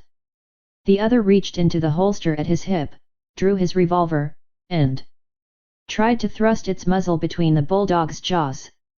He shoved, and shoved hard, till the grating of the steel against the locked teeth could be distinctly heard. Both men were on their knees, bending over the dogs. Tim Keenan strode into the ring. He paused beside Scott and touched him on the shoulder, saying ominously, "Don't break them teeth, stranger." "Then I'll break his neck," Scott retorted, continuing his shoving and wedging with the revolver muzzle. "I said don't break them teeth," the faro dealer repeated more ominously than before. But if it was a bluff he intended, it did not work. Scott never desisted from his efforts, though he looked up coolly and asked, "Your dog?" The faro dealer grunted. "Then get in here and break this grip." Well, stranger, the other drawled irritatingly, I don't mind telling you that's something I ain't worked out for myself. I don't know how to turn the trick. Then get out of the way, was the reply, and don't bother me. I'm busy. Tim Keenan continued standing over him, but Scott took no further notice of his presence. He had managed to get the muzzle in between the jaws on one side, and was trying to get it out between the jaws on the other side. This accomplished, he pried gently and carefully, loosening the jaws a bit at a time, while Matt, a bit at a time, extricated White Fang's mangled neck. Stand by to receive your dog, was Scott's peremptory order to Cherokee's owner. The faro dealer stooped down obediently and got a firm hold on Cherokee. Now, Scott warned, giving the final pry. The dogs were drawn apart, the bulldog struggling vigorously. Take him away, Scott commanded, and Tim Keenan dragged Cherokee back into the crowd. White Fang made several ineffectual efforts to get up. Once he gained his feet, but his legs were too weak to sustain him, and he slowly wilted and sank back into the snow. His eyes were half closed, and the surface of them was glassy.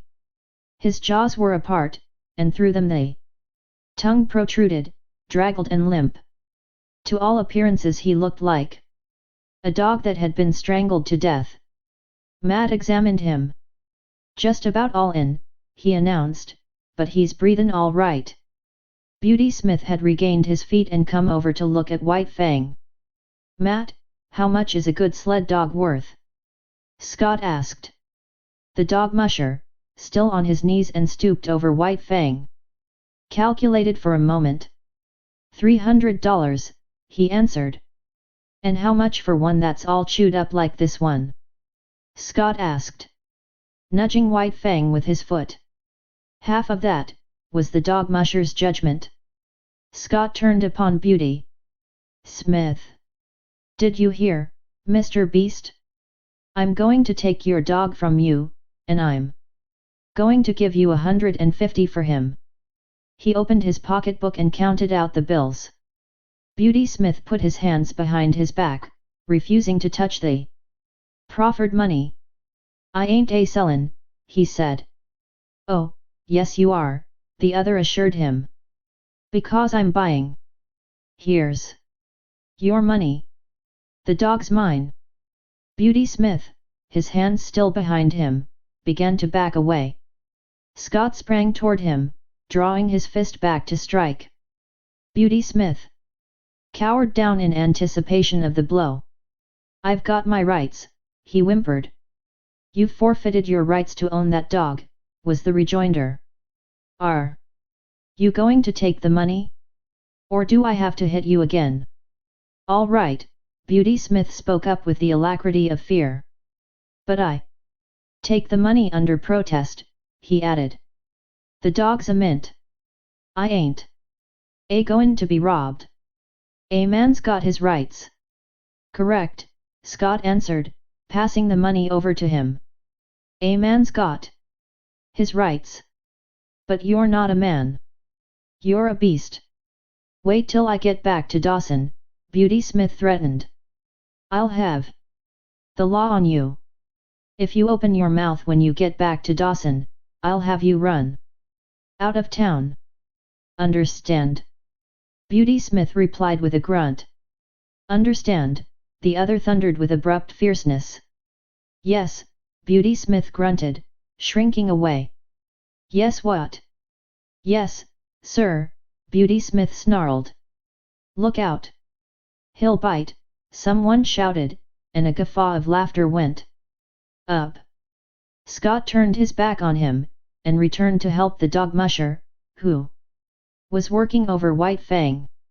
Some of the men were already departing, others stood in groups, looking on and talking. Tim Keenan joined one of the groups. Who's that mug? He asked. Weedon Scott, someone answered. And who in hell is Weedon Scott? The faro dealer demanded. Oh, one of them crackerjack minin experts. He's in with all the big bugs. If you want to keep out of trouble, you'll steer clear of him. That's my talk. He's all hunky with the officials. The gold commissioner's a special pal of his. I thought he must be somebody, was the faro dealer's comment. That's why I kept my hands off on him at the start. Chapter V. The Indomitable. It's hopeless, Whedon Scott confessed.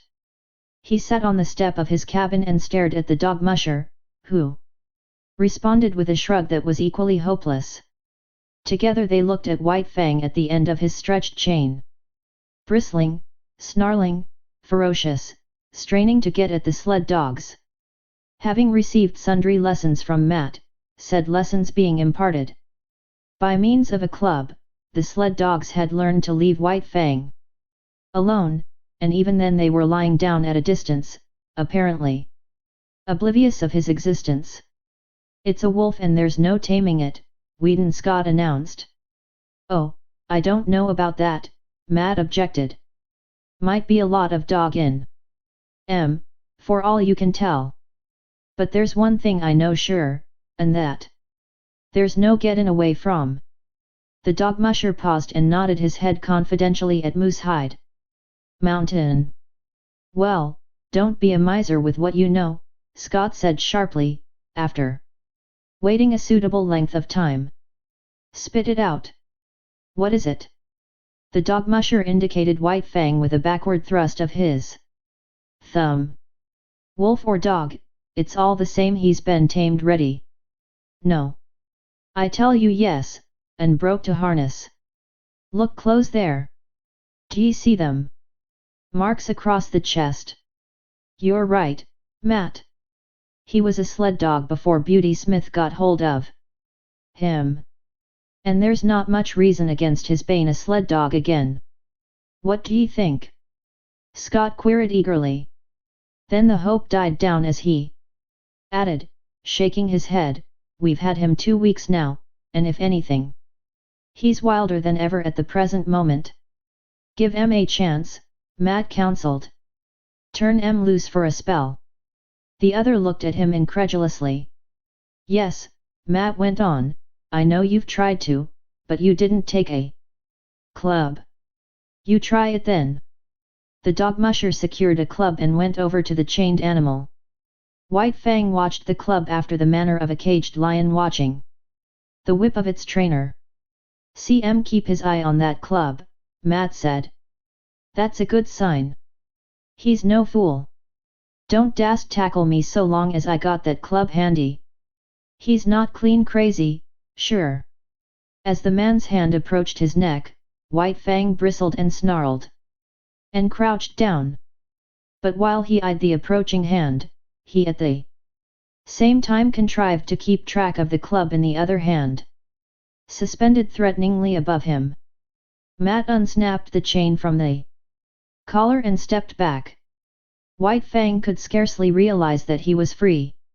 Many months had gone by since he passed into the possession of Beauty Smith, and in all that period he had never known a moment of freedom except at the times he had been loosed to fight with other dogs. Immediately after such fights he had always been imprisoned again. He did not know what to make of it. Perhaps some new devilry of the gods was about to be perpetrated on him. He walked slowly and cautiously, prepared to be assailed at any moment.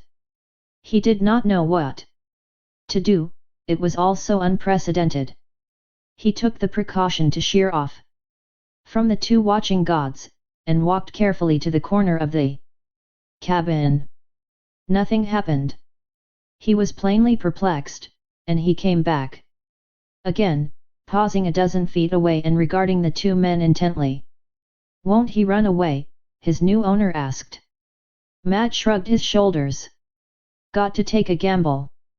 Only way to find out is to find out. Poor devil, Scott murmured pityingly. What he needs is some show of human kindness, he added, turning and going into the cabin. He came out with a piece of meat, which he tossed to White Fang. He sprang away from it, and from a distance studied it suspiciously. "Hi you, Major!" Matt shouted warningly, but too late. Major had made a spring for the meat. At the instant his jaws closed on it, White Fang struck him. He was overthrown. Matt rushed in, but quicker than he was White Fang. Major staggered to his feet, but the blood spouting from his throat reddened the snow in a widening path. "It's too bad, but it served him right," Scott said hastily. But Matt's foot had already started on its way to kick White Fang. There was a leap, a flash of teeth, a sharp exclamation. White Fang, snarling fiercely, scrambled backward for several yards, while Matt stooped and investigated his leg. "He got me all right," he announced, pointing to the torn trousers and undercloths, and the growing stain of red. "I told you it was hopeless, Matt," Scott said in a discouraged voice. "I've thought about it off and on, while not wanting to think of it. But we've come to it now. It's the only thing to do." As he talked, with reluctant movements he drew his revolver, threw open the cylinder, and assured himself of its contents. "Look here, Mr. Scott," Matt objected, "that dog's been through hell. You can't expect 'em to come out a white and shinin' angel. Give 'em time." "Look at Major," the other rejoined. The dog musher surveyed the stricken dog. He had sunk down on the snow, in the circle of his blood, and was plainly in the last gasp. "Served 'em right. You said so yourself, Mr. Scott. He tried to take White Fang's meat, and he's dead. Oh, that was to be expected. I wouldn't give two whoops in hell for a dog that wouldn't fight for his own meat. But look at yourself, Matt. It's all right about the dogs, but we must draw the line somewhere." "Served me right," Matt argued stubbornly. "What did I want to kick 'em for? You said yourself that he'd done right. Then I had no right to kick 'em. It would be a mercy to kill him," Scott insisted. "He's untamable. Now look here, Mr. Scott, give the poor devil a fightin' chance. He ain't had no chance yet. He's just come through hell, and this is the first time he's been loose. Give 'em a fair chance, and if he don't deliver the goods, I'll kill 'em myself." "There. God knows I don't want to kill him or have him killed," Scott answered, putting away the revolver. "We'll let him run loose and see what kindness can do for him. And here's a try at it." He walked over to White Fang and began talking to him gently and soothingly. "Better have a club handy," Matt warned. Scott shook his head and went on trying to win White Fang's confidence. White Fang was suspicious. Something was impending. He had killed this God's dog, bitten his companion God, and what else was to be expected? Then some terrible punishment? But in the face of it he was indomitable. He bristled and showed his teeth, his eyes vigilant, his whole body wary and prepared for anything. The god had no club, so he suffered him to approach quite near. The god's hand had come out and was descending upon his head. White Fang shrank together and grew tense as he crouched under it. Here was danger, some treachery or something. He knew the hands of the gods, their proved mastery, their cunning to hurt. Besides, there was his old antipathy to being touched. He snarled more menacingly, crouched still lower, and still the hand descended. He did not want to bite the hand, and he endured the peril of it until his instinct surged up in him, mastering him with its insatiable yearning for life. Weedon Scott had believed that he was quick enough to avoid any snap or slash. But he had yet to learn the remarkable quickness of White Fang, who struck with the certainty and swiftness of a coiled snake. Scott cried out sharply with surprise, catching his torn hand and holding it tightly in his other hand. Matt uttered a great oath and sprang to his side. White Fang crouched down, and backed away. Bristling, showing his fangs, his eyes malignant with menace. Now he could expect a beating as fearful as any he had received from Beauty. Smith! Here! What are you doing? Scott cried suddenly. Matt had dashed into the cabin and come out with a rifle. Nothin', he said slowly, with a careless calmness that was assumed. Only goin' to keep that promise I made. I reckon it's up to me to kill. As I said I'd do. No you don't. Yes I do. Watch me. As Matt had pleaded for White Fang when he had been bitten, it was now Weedon Scott's turn to plead. You said to give him a chance. Well, give it to him. We've only just started, and we can't quit at the beginning. It served me right, this time. And look at him. White Fang, near the corner of the cabin and 40 feet away, was snarling with blood-curdling viciousness, not at Scott, but at the dogmusher. Well, I'll be everlastingly gosh swoggled, was the dogmusher's expression of astonishment. Look at the intelligence of him, Scott went on hastily. He knows the meaning of firearms as well as you do. He's got intelligence and we've got to give that intelligence a chance. Put up the gun. All right, I'm willin', Matt agreed, leaning the rifle against the woodpile. But will you look at that, he exclaimed the next moment. White Fang had quieted down and ceased snarling. This is worth investigatin'. Watch. Matt reached for the rifle, and at the same moment White Fang snarled. He stepped away from the rifle, and White Fang's lifted lips descended, covering his teeth. Now, just for fun. Matt took the rifle and began slowly to raise it to his shoulder. White Fang's snarling began with the movement, and increased as the movement approached its culmination. But the moment before the rifle came to a level on him, he leaped sidewise behind the corner of the cabin.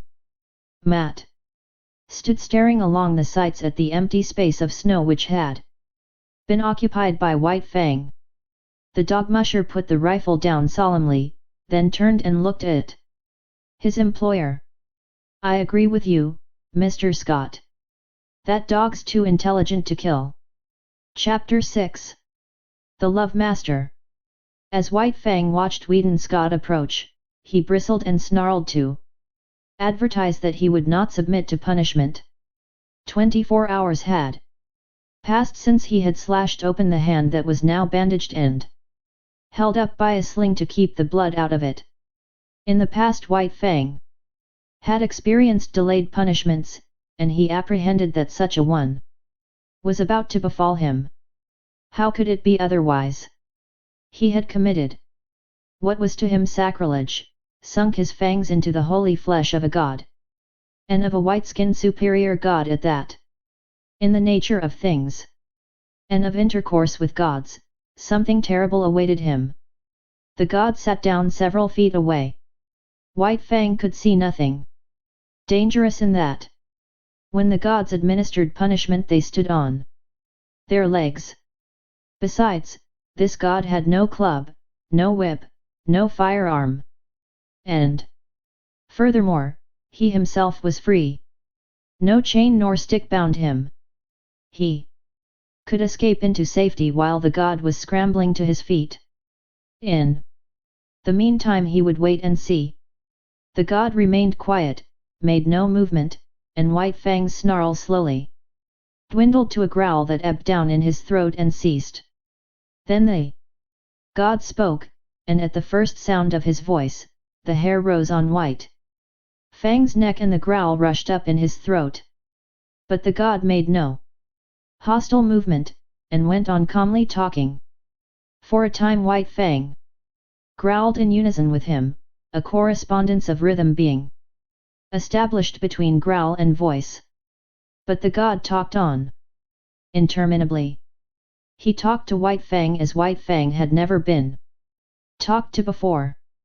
He talked softly and soothingly, with a gentleness that somehow, somewhere, touched White Fang. In spite of himself and all the pricking warnings of his instinct, White Fang began to have confidence in this god. He had a feeling of security that was belied by all his experience with men. After a long time, the god got up and went into the cabin. White Fang scanned him apprehensively when he came out. He had neither whip nor club nor weapon. Nor was his uninjured hand behind his back hiding something. He sat down as before, in the same spot, several feet away. He held out a small piece of meat. White Fang pricked his ears and investigated it suspiciously, managing to look at the same time both at the meat and the god, alert for any overt act, his body tense and ready to spring away at the first sign of hostility. Still the punishment delayed. The god merely held near to his nose a piece of meat. And about the meat there seemed nothing wrong. Still, White Fang suspected, and though the meat was proffered to him with short inviting thrusts of the hand, he refused to touch it. The gods were all wise, and there was no telling what masterful treachery lurked behind that apparently harmless piece of meat. In past experience, especially in dealing with squaws, meat and punishment had often been disastrously related. In the end, the god tossed the meat on the snow at White Fang's feet. He smelled the meat carefully, but he did not look at it. While he smelled it, he kept his eyes on the god. Nothing happened. He took the meat into his mouth and swallowed it. Still nothing happened. The god was actually offering him another piece of meat. Again he refused to take it from the hand, and again it was tossed to him. This was repeated a number of times. But there came a time when the god refused to toss it. He kept it in his hand and steadfastly proffered it. The meat was good meat, and White Fang was hungry. Bit by bit, infinitely cautious, he approached the hand. At last the time came that he decided to eat the meat from the hand. He never took his eyes from the god, thrusting his head forward with ears flattened back and hair involuntarily rising and cresting on his neck. Also a low growl rumbled in his throat as warning that he was not to be trifled with. He ate the meat, and nothing happened. Piece by piece, he ate all the meat, and nothing happened.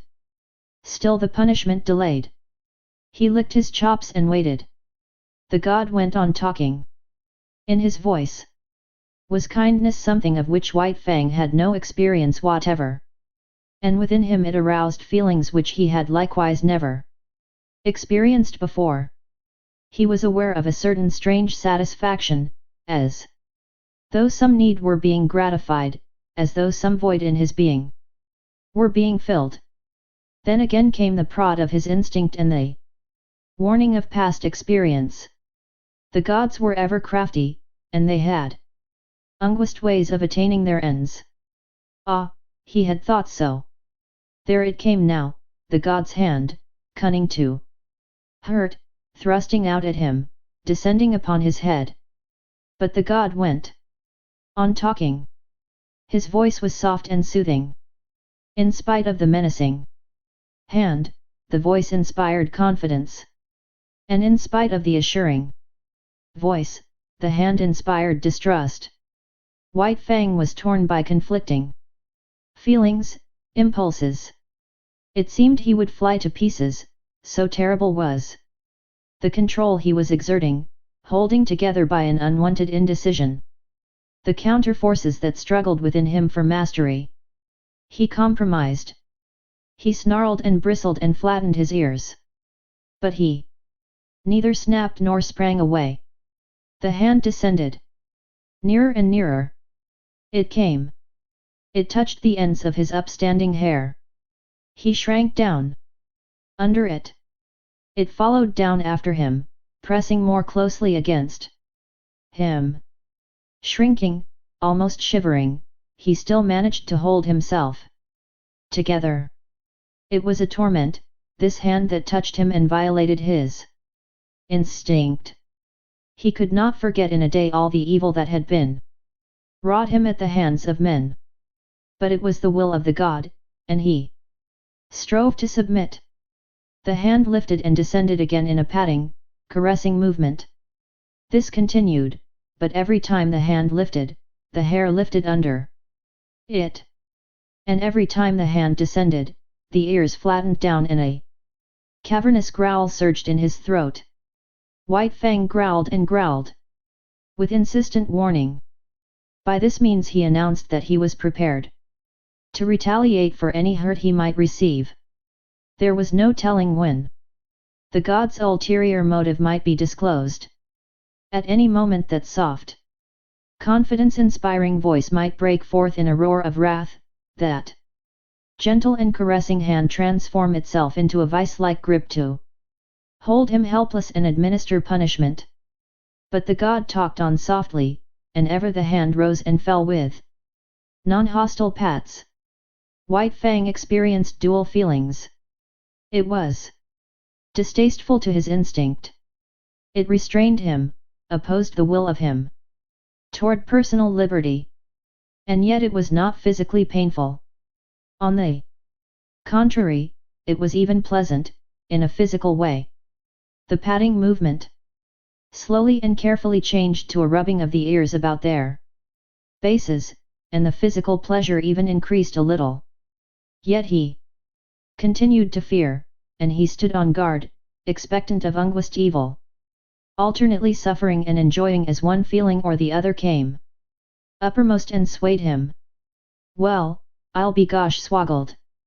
So spoke Matt, coming out of the cabin, his sleeves rolled up, a pan of dirty dish water in his hands, arrested in the act of emptying the pan. By the sight of Weedon Scott patting White Fang. At the instant his voice broke the silence, White Fang leaped back, snarling savagely at him. Matt regarded his employer with grieved disapproval. "If you don't mind my expressin' my feelin's, Mr. Scott, I'll make free to say you're 17 kinds of a damn fool and all of 'em different. And then some." Weedon Scott smiled with a superior air, gained his feet, and walked over to White Fang. He talked soothingly to him, but not for long, then slowly put out his hand, rested it on White Fang's head, and resumed the interrupted patting. White Fang endured it, keeping his eyes fixed suspiciously, not upon the man that patted him, but upon the man that stood in the doorway. "You may be a number 1, tip-top minin expert, all right. The dog musher delivered himself oracularly, but you missed the chance of your life when you was a boy and didn't run off and join a circus." White Fang snarled at the sound of his voice, but this time did not leap away from under the hand that was caressing his head and the back of his neck with long, soothing strokes. It was the beginning of the end for White Fang, the ending of the old life and the reign of hate. A new and incomprehensibly fairer life was dawning. It required much thinking and endless patience on the part of Weedon Scott to accomplish this. And on the part of White Fang it required nothing less than a revolution. He had to ignore the urges and promptings of instinct and reason, defy experience, give the lie to life itself. Life, as he had known it, not only had had no place in it for much that he now did, but all the currents had gone counter to those to which he now abandoned himself. In short, when all things were considered, he had to achieve an orientation far vaster than the one he had achieved at the time he came voluntarily in from the wild and accepted Grey Beaver as his lord. At that time he was a mere puppy, soft from the making, without form, ready for the thumb of circumstance to begin its work upon him. But now it was different. The thumb of circumstance had done its work only too well. By it he had been formed and hardened into the fighting wolf, fierce and implacable, unloving and unlovable. To accomplish the change was like a reflux of being, and this when the plasticity of youth was no longer his, when the fiber of him had become tough and knotty, when the warp and the woof of him had made of him an adamantine texture, harsh and unyielding, when the face of his spirit had become iron and all his instincts and axioms had crystallized into set rules, cautions, dislikes, and desires.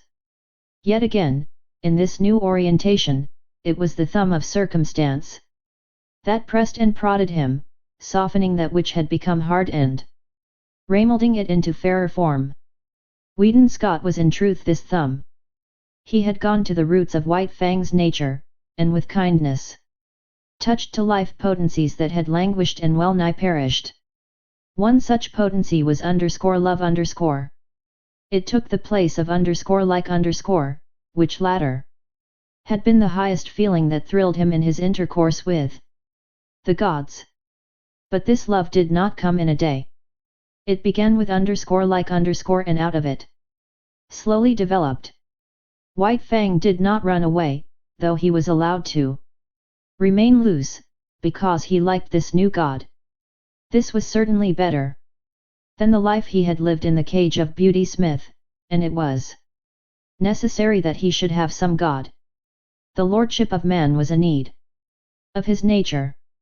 The seal of his dependence on man had been set upon him in that early day when he turned his back on the wild and crawled to Grey Beaver's feet to receive the expected beating.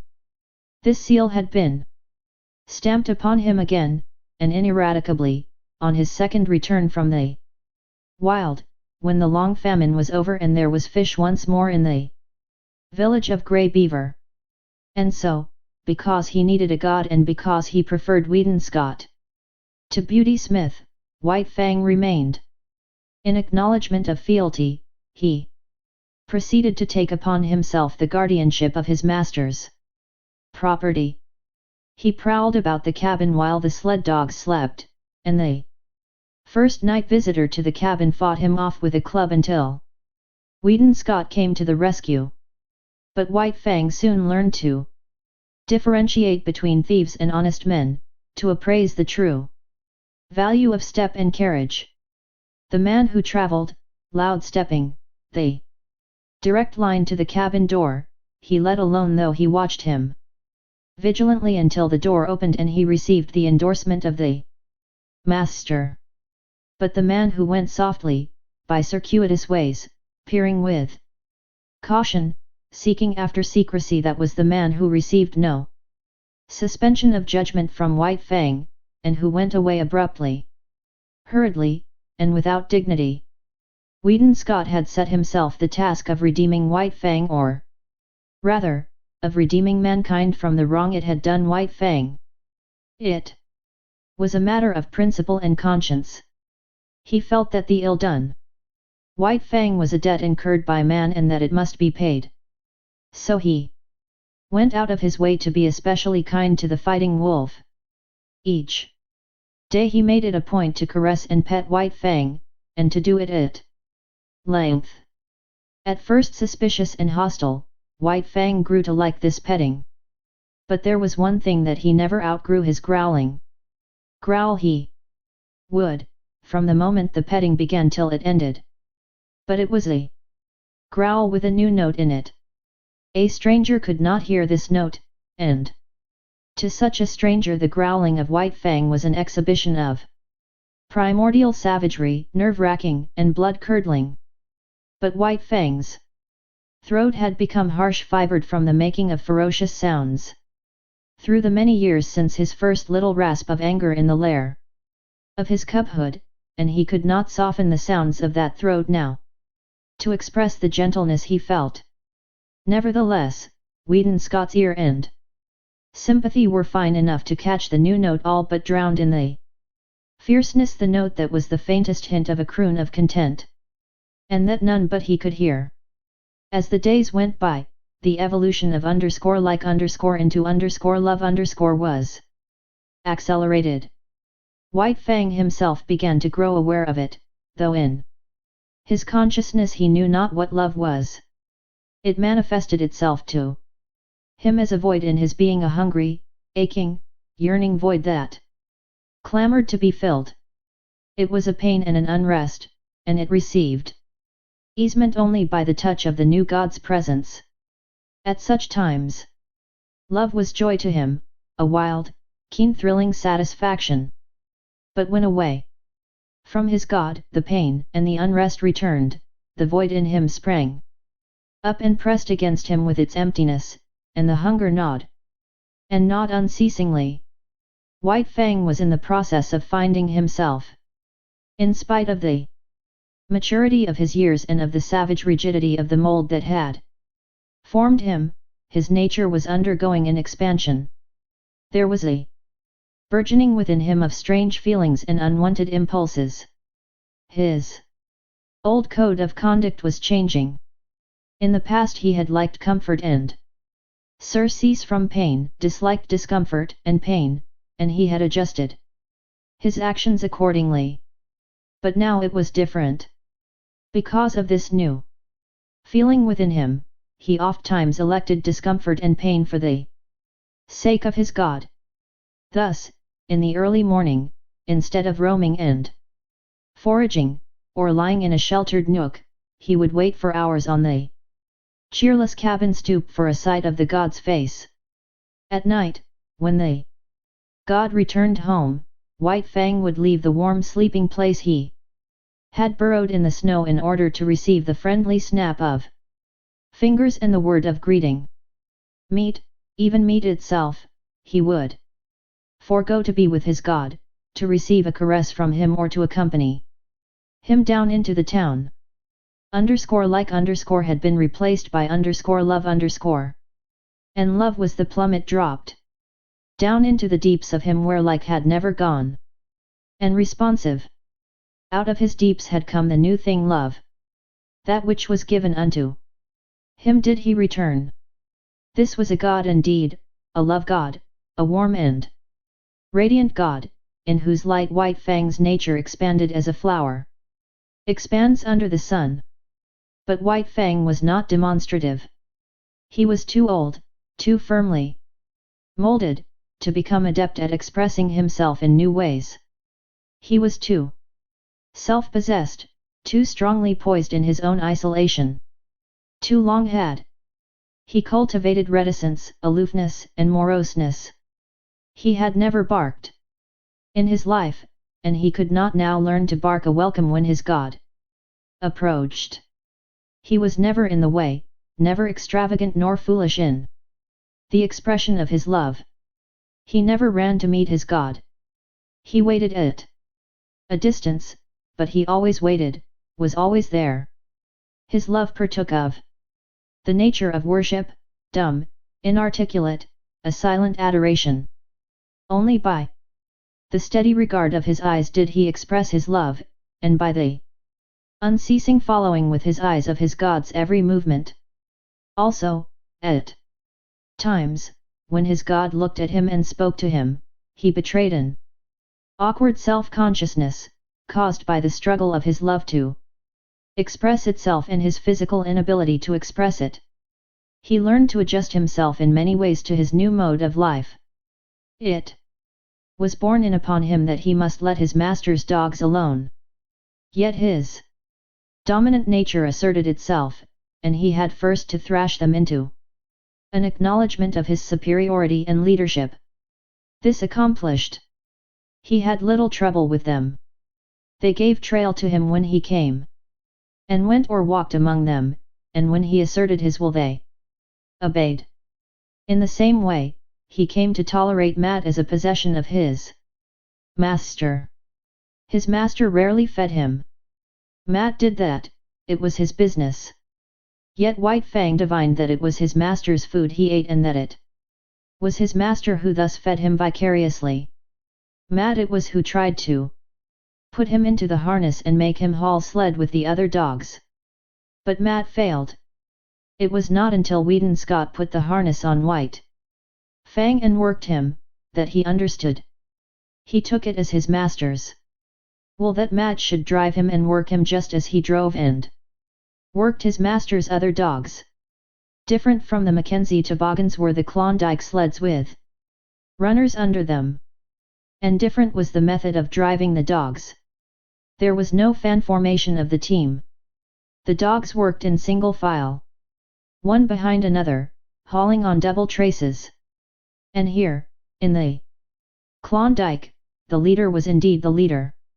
The wisest as well as strongest dog was the leader, and the team obeyed him and feared him. That White Fang should quickly gain this post was inevitable.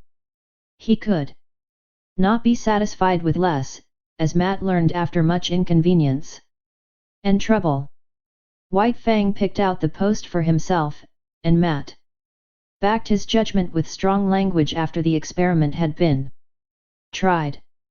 But, though he worked in the sled in the day, White Fang did not forego the guarding of his master's property in the night. Thus he was on duty all the time, ever vigilant and faithful, the most valuable of all the dogs. "Makin' free to spit out what's in me," Matt said one day. "I beg to state that you was a wise guy all right when you paid the price you did for that dog. You clean swindled Beauty Smith on top of pushin' his face in with your fist." A recrudescence of anger glinted in Weedon Scott's grey eyes, and he muttered savagely, "The beast." In the late spring a great trouble came to White Fang. Without warning, the Love Master disappeared. There had been warning, but White Fang was unversed in such things and did not understand the packing of a grip. He remembered afterwards that his packing had preceded the Master's disappearance, but at the time he suspected nothing. That night he waited for the Master to return. At midnight the chill wind that blew drove him to shelter at the rear of the cabin. There he drowsed, only half asleep, his ears keyed for the first sound of the familiar step. But, at 2 in the morning, his anxiety drove him out to the cold front stoop, where he crouched, and waited. But no Master came. In the morning the door opened and Matt stepped outside. White Fang gazed at him wistfully. There was no common speech by which he might learn what he wanted to know. The days came and went, but never the Master. White Fang, who had never known sickness in his life, became sick. He became very sick, so sick that Matt was finally compelled to bring him inside the cabin. Also, in writing to his employer, Matt devoted a postscript to White Fang. Weedon Scott, reading the letter down in Circle City, came upon the following: "That damn wolf won't work. Won't eat. Ain't got no spunk left. All the dogs is licking him. Wants to know what has become of you, and I don't know how to tell him. Maybe he is going to die." It was as Matt had said. White Fang had ceased eating, lost heart, and allowed every dog of the team to thrash him. In the cabin he lay on the floor near the stove, without interest in food, in Matt, nor in life. Matt might talk gently to him or swear at him, it was all the same. He never did more than turn his dull eyes upon the man, then drop his head back to its customary position on his forepaws. And then, one night, Matt, reading to himself with moving lips and mumbled sounds, was startled by a low whine from White Fang. He had got upon his feet, his ears cocked towards the door, and he was listening intently. A moment later, Matt heard a footstep. The door opened, and Weedon Scott stepped in. The two men shook hands. Then Scott looked around the room. "Where's the wolf?" he asked. Then he discovered him, standing where he had been lying, near to the stove. He had not rushed forward after the manner of other dogs. He stood, watching and waiting. Holy smoke! Matt exclaimed. Look at him wag his tail. Whedon Scott strode half across the room toward him, at the same time calling him. White Fang came to him, not with a great bound, yet quickly. He was awakened from self-consciousness, but as he drew near, his eyes took on a strange expression. Something, an incommunicable vastness of feeling, rose up into his eyes as a light and shone forth. He never looked at me that way all the time you was gone, Matt commented. Whedon Scott did not hear. He was squatting down on his heels, face to face with White Fang and petting him, rubbing at the roots of the ears, making long caressing strokes down the neck to the shoulders, tapping the spine gently with the balls of his fingers. And White Fang was growling responsively, the crooning note of the growl more pronounced than ever. But that was not all. What of his joy, the great love in him, ever surging and struggling to express itself, succeeded in finding a new mode of expression. He suddenly thrust his head forward and nudged his way in between the master's arm and body. And here, confined, hidden from view all except his ears, no longer growling, he continued to nudge and snuggle. The two men looked at each other. Scott's eyes were shining.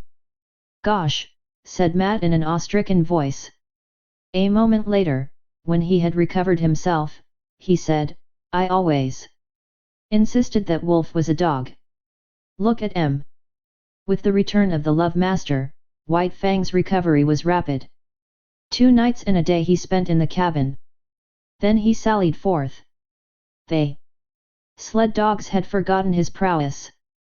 They remembered only the latest, which was his weakness and sickness. At the sight of him as he came out of the cabin, they sprang upon him.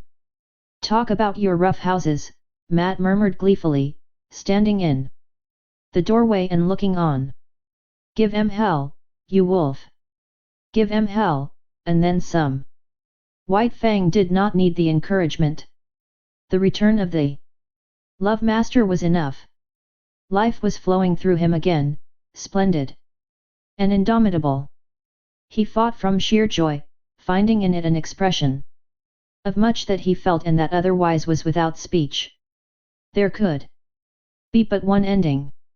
The team dispersed in ignominious defeat, and it was not until after dark that the dogs came sneaking back, one, by meekness and humility signifying their fealty to White Fang. Having learned to snuggle, White Fang was guilty of it often. It was the final word. He could not go beyond it. The one thing of which he had always been particularly jealous was his head. He had always disliked to have it touched. It was the wild in him, the fear of hurt and of the trap, that had given rise to the panicky impulses to avoid contacts. It was the mandate of his instinct that that head must be free. And now, with the Love Master, his snuggling was the deliberate act of putting himself into a position of hopeless helplessness. It was an expression of perfect confidence, of absolute self-surrender, as though he said, I put myself into thy hands. Work thou thy will with me. One night, not long after the return, Scott and Matt sat at a game of cribbage preliminary to going to bed. 15-2, 15-4 and a pair makes 6, Matt was pegging up, when there was an outcry and sound of snarling without. They looked at each other as they started to rise to their feet. The wolves nailed somebody, Matt said. A wild scream of fear and anguish hastened them.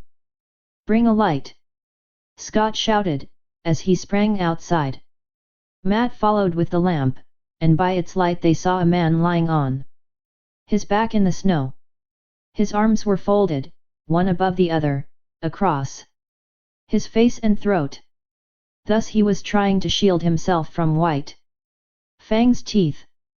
And there was need for it. White Fang was in a rage. wickedly making his attack on the most vulnerable spot. From shoulder to wrist of the crossed arms, the coat sleeve, blue flannel shirt and undershirt were ripped in rags, while the arms themselves were terribly slashed and streaming blood. All this the two men saw in the first instant. The next instant Scott had White Fang by the throat and was dragging him clear. White Fang struggled and snarled, but made no attempt to bite, while he quickly quieted down at a sharp word from the master. Matt helped the man to his feet. As he arose he lowered his crossed arms, exposing the bestial face of Beauty Smith. The dog musher let go of him precipitately, with action similar to that of a man who has picked up live fire. Beauty Smith blinked in the lamplight and looked about him. He caught sight of White Fang and terror rushed into his face. At the same moment Matt noticed two objects lying in the snow. He held the lamp close to them, indicating them with his toe for his employer's benefit: a steel dog chain and a stout club. Scott saw and nodded. Not a word was spoken. The dog musher laid his hand on Beauty Smith's shoulder and faced him to the right about. No word needed to be spoken. Beauty Smith started. In the meantime the love master was patting White Fang and talking to him. Tried to steal you, eh? And you wouldn't have it. Well, he made a mistake, didn't he? Must a thought he had hold of 17 devils, the dog musher sniggered. White Fang, still wrought up and bristling, growled and growled, the hair slowly lying down, the crooning note remote and dim, but growing in his throat. Part V. Chapter I. The Long Trail. It was in the air. White Fang sensed the coming calamity, even before there was tangible evidence of it. In vague ways it was borne in upon him that a change was impending. He knew not how nor why, yet he got his feel of the oncoming event from the gods themselves.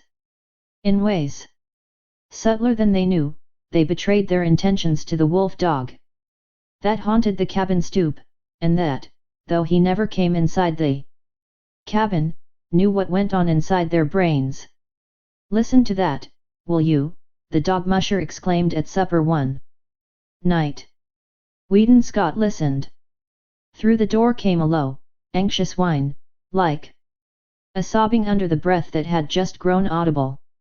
Then came the long sniff, as White Fang reassured himself that his god was still inside and had not yet taken himself off in mysterious and solitary flight. I do believe that wolf's on to you, the dog musher said. Scott looked across at his companion with eyes that almost pleaded, though this was given the lie by his words. What the devil can I do with a wolf in California? He demanded. That's what I say, Matt answered. What the devil can you do with a wolf in California? But this did not satisfy Scott. The other seemed to be judging him in a non-committal sort of way. White man's dogs would have no show against him, Scott went on. He'd kill them on sight. If he didn't bankrupt me with damaged suits, the authorities would take him away from me and electrocute him. He's a downright murderer, I know, was the dog musher's comment. Scott looked at him suspiciously. It would never do, he said decisively. It would never do. Matt concurred. Why, you'd have to hire a man specially to take care of him. The other's suspicion was allayed. He nodded cheerfully. In the silence that followed, the low, half-sobbing whine was heard at the door end. Then the long, questing sniff. There's no denyin' he thinks a hell of a lot of you, Matt said. The other glared at him in sudden wrath. Damn it all, man! I know my own mind and what's best. I'm agreein' with you, only what? Scott snapped out. Only. The dog musher began softly, then changed his mind and betrayed a rising anger of his own. Well, you needn't get so all fired. Head up about it. Judgin' by your actions, 1D think you didn't know your own mind. Whedon Scott debated with himself for a while, and then said more gently, you are right, Matt. I don't know my own mind, and that's what's the trouble. Why, it would be rank ridiculousness for me to take that dog along. He broke out after another pause. I'm agreein' with you, was Matt's answer, and again his employer was not quite satisfied with him. But how in the name of the great Sardanapalus he knows you're goin' is what gets me, the dog musher continued innocently. It's beyond me, Matt, Scott answered, with a mournful shake of the head. Then came the day when, through the open cabin door, White Fang saw the fatal grip on the floor and the love master packing things into it. Also, there were comings and goings, and the erstwhile placid atmosphere of the cabin was vexed with strange perturbations and unrest. Here was indubitable evidence. White Fang had already scented it. He now reasoned it. His god was preparing for another flight. And since he had not taken him with him before, so, now, he could look to be left behind. That night he lifted the long wolf howl. As he had howled, in his puppy days, when he fled back from the wild to the village to find it vanished and naught but a rubbish heap to mark the site of Grey Beaver's teepee, so now he pointed his muzzle to the cold stars and told to them his woe. Inside the cabin the two men had just gone to bed. He's gone off his food again, Matt remarked from his bunk. There was a grunt from Whedon Scott's bunk, and a stir of blankets. From the way he cut up the other time you went away, I wouldn't wonder. This time but what he died.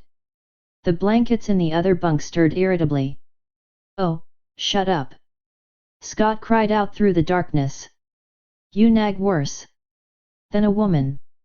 I'm agreein' with you, the dog musher answered, and Whedon Scott was not quite sure whether or not the other had snickered.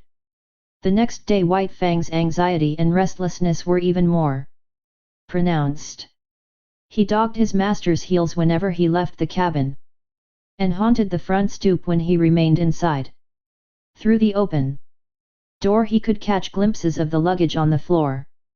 The grip had been joined by two large canvas bags and a box.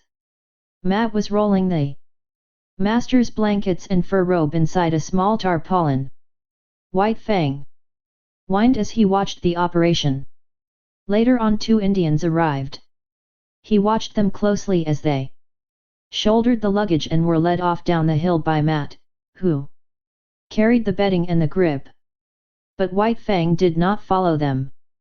The master was still in the cabin. After a time, Matt returned. The master came to the door and called White Fang inside.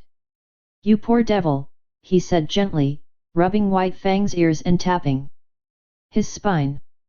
I'm hitting the long trail, old man, where you cannot follow. Now give me a growl, the last, goodbye growl. But White Fang refused to growl. Instead, and after a wistful, searching look, he snuggled in, burrowing his head out of sight between the master's arm and body. There she blows! Matt cried. From the Yukon arose the hoarse bellowing of a river steamboat. You've got to cut it short. Be sure and lock the front door. I'll go out the back. Get a move on. The 2 doors slammed at the same moment, and Whedon Scott waited for Matt to come around to the front. From inside the door came a low whining and sobbing. Then there were long, deep-drawn sniffs. You must take good care of him, Matt, Scott said, as they started down the hill. Right, and let me know how he gets along. Sure, the dog musher answered. But listen to that, will you? Both men stopped. White Fang was howling as dogs howl when their masters lie dead. He was voicing in utter woe, his cry bursting upward. In great heart-breaking rushes, dying down into quavering misery, and bursting upward again with a rush upon rush of grief. The Aurora was the first steamboat of the year for the outside, and her decks were jammed with prosperous adventurers and broken gold seekers, all equally as mad to get to the outside as they had been originally to get to the inside. Near the gangplank, Scott was shaking hands with Matt, who was preparing to go ashore. But Matt's hand went limp in the other's grasp as his gaze shot past and remained fixed on something behind him. Scott turned to see. Sitting on the deck several feet away and watching wistfully was White Fang. The dog musher swore softly, in awe-stricken accents. Scott could only look in wonder. "Did you lock the front door?" Matt demanded. The other nodded, and asked, "How about the back?" "You just bet I did," was the fervent reply. White Fang flattened his ears ingratiatingly, but remained where he was, making no attempt to approach. "I'll have to take Em ashore with me." Matt made a couple of steps toward White Fang, but the latter slid away from him. The dog musher made a rush of it, and White Fang dodged between the legs of a group of men. Ducking, turning, doubling, he slid about the deck, eluding the other's efforts to capture him. But when the Love Master spoke, White Fang came to him with prompt obedience. "Won't come to the hand that's fed Em all these months," the dog musher muttered resentfully. "And you ain't never fed Em after them first days of gettin' acquainted. I'm blamed if I can see how he works it out. That you're the boss." Scott, who had been patting White Fang, suddenly bent closer and pointed out fresh-made cuts on his muzzle, and a gash between the eyes. Matt bent over and passed his hand along White Fang's belly. "We plumb forgot the window. He's all cut and gouged underneath. Must a butted clean through it, bagosh." But Whedon Scott was not listening. He was thinking rapidly. They Aurora's whistle hooted a final announcement of departure. Men were scurrying down the gangplank to the shore. Matt loosened the bandana from his own neck and started to put it around White Fang's. Scott grasped the dog musher's hand. "Goodbye, Matt, old man. About the wolf you needn't write. You see, I've..." "What?" the dog musher exploded. "You don't mean to say..." "The very thing I mean. Here's your bandana. I'll write to you about him." Matt paused halfway down the gangplank. "He'll never stand the climate," he shouted back. "Unless you clip him. In warm weather." The gangplank was hauled in, and the Aurora swung out from the bank. Whedon Scott waved a last goodbye. Then he turned and bent over White Fang, standing by his side. "Now growl, damn you, growl," he said, as he patted the responsive head and rubbed the flattening ears. Chapter 2. The Southland. White Fang landed from the steamer in San Francisco. He was appalled. Deep in him, below any reasoning process or act of consciousness, he had associated power with Godhead. And never had the white men seemed such marvelous gods as now, when he trod the slimy pavement of San Francisco. The log cabins he had known were replaced by towering buildings. The streets were crowded with Peral's wagons, carts, automobiles, great, straining horses pulling huge trucks, and monstrous cable and electric cars hooting and clanging through the midst, screeching their insistent menace after the manner of the lynxes he had known in the northern woods. All this was the manifestation of power. Through it all, behind it all, was man, governing and controlling, expressing himself, as of old, by his mastery over matter. It was colossal, stunning. White Fang was awed. Fear sat upon him. As in his cubhood he had been made to feel his smallness and puniness on the day he first came in from the wild to the village of Grey Beaver, so now, in his full-grown stature and pride of strength, he was made to feel small and puny. And there were so many gods. He was made dizzy by the swarming of them. The thunder of the streets smote upon his ears. He was bewildered by the tremendous and endless rush and movement of things. As never before, he felt his dependence on the love master, close at whose heels he followed, no matter what happened, never losing sight of him. But White Fang was to have no more than a nightmare vision of the city, an experience that was like a bad dream, unreal and terrible, that haunted him for long after in his dreams. He was put into a baggage car by the master, chained in a corner in the midst of heaped trunks and valises. Here a squat and brawny god held sway, with much noise, hurling trunks and boxes about, dragging them in through the door and tossing them into the piles, or flinging them out of the door, smashing and crashing, to other gods who awaited them. And here, in this inferno of luggage, was White Fang deserted by the master. Or at least White Fang thought he was deserted, until he smelled out the master's canvas clothes bags alongside of him, and proceeded to mount guard over them. "'Bout time you come," growled the god of the car, an hour later, when Weedon Scott appeared at the door. "That dog of yourn won't let me lay a finger on your stuff." White Fang emerged from the car. He was astonished. The nightmare city was gone. The car had been to him no more than a room in a house, and when he had entered it the city had been all around him. In the interval the city had disappeared. The roar of it no longer dinned upon his ears. Before him was smiling country, streaming with sunshine, lazy with quietude. But he had little time to marvel at the transformation. He accepted it as he accepted all the unaccountable doings and manifestations of the gods. It was their way. There was a carriage waiting. A man and a woman approached the master. The woman's arms went out and clutched the master around the neck, a hostile act. The next moment Weedon Scott had torn loose from the embrace and closed with White Fang, who had become a snarling, raging demon. "It's all right, mother," Scott was saying as he kept tight hold of White Fang and placated him. "He thought you were going to injure me. And he wouldn't stand for it. It's all right. It's all right. He'll learn soon enough.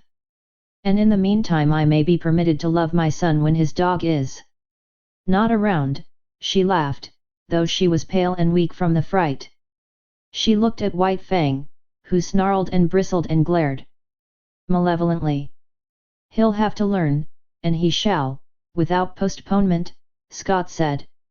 He spoke softly to White Fang until he had quieted him, then his voice became firm. "Down, sir! Down with you!" This had been one of the things taught him by the master, and White Fang obeyed, though he lay down reluctantly and sullenly. "Now, mother!" Scott opened his arms to her, but kept his eyes on White Fang. "Down," he warned. "Down!" White Fang, bristling silently, half crouching as he rose, sank back and watched the hostile act repeated. But no harm came of it, nor of the embrace from the strange man-god that followed. Then the clothes bags were taken into the carriage, the strange gods and the love master followed, and White Fang pursued, now running vigilantly behind, now bristling up to the running horses and warning them that he was there to see that no harm befell the god they dragged so swiftly across the earth. At the end of 15 minutes, the carriage swung in through a stone gateway and on between a double row of arched and interlacing walnut trees. On either side stretched lawns, their broad sweep broken here and there by great sturdy-limbed oaks. In the near distance, in contrast with the young green of the tended grass, sunburnt hay fields showed tan and gold, while beyond were the tawny hills and upland pastures. From the head of the lawn, on the first soft swell from the valley level, looked down the deep porched, many-windowed house. Little opportunity was given White Fang to see all this. Hardly had the carriage entered the grounds, when he was set upon by a sheep-dog. Bright-eyed, sharp-muzzled, righteously indignant and angry. It was between him and the master, cutting him off. White Fang snarled no warning, but his hair bristled as he made his silent and deadly rush. This rush was never completed. He halted with awkward abruptness, with stiff forelegs bracing himself against his momentum, almost sitting down on his haunches, so desirous was he of avoiding contact with the dog he was in the act of attacking. It was a female, and the law of his kind thrust a barrier between. For him to attack her would require nothing less than a violation of his instinct. But with the sheepdog it was otherwise. Being a female, she possessed no such instinct. On the other hand, being a sheepdog, her instinctive fear of the wild, and especially of the wolf, was unusually keen. White Fang was to her a wolf, the hereditary marauder who had preyed upon her flocks from the time sheep were first herded and guarded by some dim ancestor of hers. And so, as he abandoned his rush at her and braced himself to avoid the contact, she sprang upon him. He snarled involuntarily as he felt her teeth in his shoulder, but beyond this, made no offer to hurt her. He backed away, stiff-legged with self-consciousness, and tried to go around her. He dodged this way and that, and curved and turned, but to no purpose. She remained always between him and the way he wanted to go. "Here, collie," called the strange man in the carriage. Weedon Scott laughed. "Never mind, father. It is good discipline. White Fang will have to learn many things, and it's just as well that he begins now. He'll adjust himself all right." The carriage drove on, and still Collie blocked White Fang's way. He tried to outrun her by leaving the drive and circling across the lawn. But she ran on the inner and smaller circle, and was always there, facing him with her 2 rows of gleaming teeth. Back he circled, across the drive to the other lawn, and again she headed him off. The carriage was bearing the master away. White Fang caught glimpses of it disappearing amongst the trees. The situation was desperate. He essayed another circle. She followed, running swiftly. And then, suddenly, he turned upon her. It was his old fighting trick. Shoulder to shoulder, he struck her squarely. Not only was she overthrown, so fast had she been running that she rolled along, now on her back, now on her side, as she struggled to stop, clawing gravel with her feet and crying shrilly her hurt pride and indignation. White Fang did not wait. The way was clear, and that was all he had wanted. She took after him, never ceasing her outcry. It was the straight away now, and when it came to real running, White Fang could teach her things.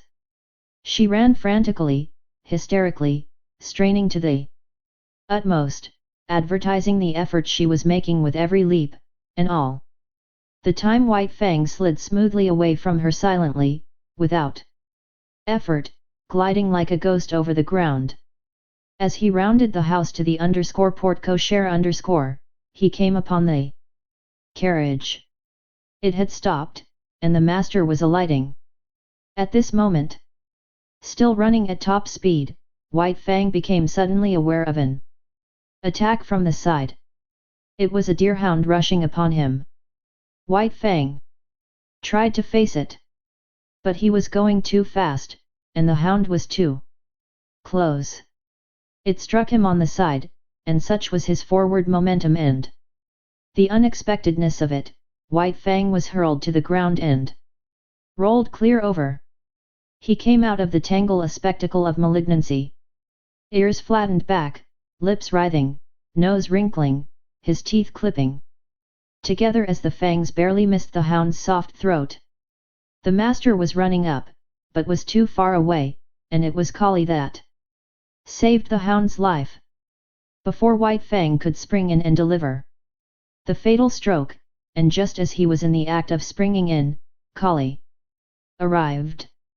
She had been outmaneuvered and outrun, to say nothing of her having been unceremoniously tumbled in the gravel, and her arrival was like that of a tornado made up of offended dignity, justifiable wrath, and instinctive hatred for this marauder from the wild. She struck White Fang at right angles in the midst of his spring, and again he was knocked off his feet and rolled over. The next moment the master arrived, and with one hand held White Fang, while the father called off the dogs. "I say, this is a pretty warm reception for a poor lone wolf from the Arctic," the master said, while White Fang calmed down under his caressing hand. "In all his life he's only been known once to go off his feet, and here he's been rolled twice in 30 seconds. The carriage had driven away, and other strange gods had appeared from out the house. Some of these stood respectfully at a distance, but two of them, women, perpetrated the hostile act of clutching the master around the neck. White Fang, however, was beginning to tolerate this act. No harm seemed to come of it, while the noises the gods made were certainly not threatening. These gods also made overtures to White Fang, but he warned them off with a snarl, and the master did likewise with word of mouth. At such times White Fang leaned in close against the master's legs and received reassuring pats on the head. The hound, under the command, "Dick, lie down, sir," had gone up the steps and lain down to one side of the porch, still growling and keeping a sullen watch on the intruder. Kali had been taken in charge by one of the woman gods, who held arms around her neck and petted and caressed her, but Kali was very much perplexed and worried, whining and restless, outraged by the permitted presence of this wolf and confident that the gods were making a mistake. All the gods started up the steps to enter the house. White Fang followed closely at the master's heels. Dick, on the porch, growled, and White Fang, on the steps, bristled and growled back. "Take Kali inside and leave the two of them to fight it out," suggested Scott's father. "After that they'll be friends. Then White Fang, to show his friendship, will have to be chief mourner at the funeral," laughed the master. The elder Scott looked incredulously, first at White Fang, then at Dick, and finally at his son. "You mean?" Whedon nodded his head. "I mean just that. You'd have a dead Dick inside 1 minute, 2 minutes at the farthest." He turned to White Fang. "Come on, you wolf. It's you that'll have to come inside." White Fang walked stiff-legged up the steps and across the porch, with tail rigidly erect, keeping his eyes on Dick to guard against a flank attack, and at the same time prepared for whatever fierce manifestation of the unknown that might pounce out upon him from the interior of the house. But no thing of fear pounced out, and when he had gained the inside he scouted carefully around, looking at it and finding it not. Then he lay down with a contented grunt at the master's feet, observing all that went on, ever ready to spring to his feet and fight for life, with the terrors he felt must lurk under the trap roof of the dwelling. Chapter 3. The God's Domain. Not only was White Fang adaptable by nature, but he had travelled much, and knew the meaning and necessity of adjustment. Here, in Sierra Vista, which was the name of Judge Scott's place, White Fang quickly began to make himself at home. He had no further serious trouble with the dogs. They knew more about the ways of the Southland gods than did he, and in their eyes he had qualified when he accompanied the gods. Inside the house, wolf that he was, and unprecedented as it was, the gods had sanctioned his presence, and they, the dogs of the gods, could only recognize this sanction. Dick, perforce, had to go through a few stiff formalities at first, after which he calmly accepted White Fang as an addition to the premises. Had Dick had his way, they would have been good friends. All. But White Fang was averse to friendship. All he asked of other dogs was to be let alone. His whole life he had kept aloof from his kind, and he still desired to keep aloof. Dick's overtures bothered him, so he snarled Dick away. In the north he had learned the lesson that he must let the master's dogs alone, and he did not forget that lesson now. But he insisted on his own privacy and self-seclusion, and so thoroughly ignored Dick that good-natured creature finally gave him up and scarcely took as much interest in him as in the hitching post near the stable. Not so with Kali. While she accepted him because it was the mandate of the gods, that was no reason that she should leave him in peace. Woven into her being was the memory of countless crimes he and his had perpetrated against her ancestry. Not in a day nor a generation were the ravaged sheepfolds to be forgotten. All this was a spur to her, pricking her to retaliation. She could not fly in the face of the gods, who permitted him, but that did not prevent her from making life miserable for him in petty ways. A feud, ages old, was between them. And she, for one, would see to it that he was reminded. So Kali took advantage of her sex to pick upon White Fang and maltreat him. His instinct would not permit him to attack her, while her persistence would not permit him to ignore her. When she rushed at him, he turned his fur-protected shoulder to her sharp teeth and walked away stiff-legged and stately. When she forced him too hard, he was compelled to go about in a circle, his shoulder presented to her, his head turned from her, and on his face and in his eyes a patient and bored expression. Sometimes, however, a nip on his hind quarters hastened his retreat and made it anything but stately. But as a rule he managed to maintain a dignity that was almost solemnity. He ignored her existence whenever it was possible, and made it a point to keep out of her way. When he saw or heard her coming, he got up and walked off. There was much in other matters for White Fang to learn. Life in the Northland was simplicity itself when compared with the complicated affairs of Sierra Vista. First of all, he had to learn the family of the master. In a way he was prepared to do this. As Mit saw and Klukooch had belonged to Grey Beaver, sharing his food, his fire, and his blankets, so now, at Sierra Vista, belonged to the Love Master all the denizens of the house. But in this matter there was a difference, and many differences. Sierra Vista was a far vaster affair than the teepee of Grey Beaver. There were many persons to be considered. There was Judge Scott, and there was his wife. There were the master's two sisters, Beth and Mary. There was his wife, Alice, and then there were his children, Whedon and Maud. Toddlers of 4 and 6. There was no way for anybody to tell him about all these people, and of blood ties and relationship he knew nothing whatever and never would be capable of knowing. Yet he quickly worked it out that all of them belonged to the master. Then, by observation, whenever opportunity offered, by study of action, speech, and the very intonations of the voice, he slowly learned the intimacy and the degree of favor they enjoyed with the master. And by this ascertained standard, White Fang treated them accordingly. What was of value to the master he valued, what was dear to the master was to be cherished by White Fang and guarded carefully. Thus it was with the two children. All his life he had disliked children. He hated and feared their hands. The lessons were not tender that he had learned of their tyranny and cruelty in the days of the Indian villages.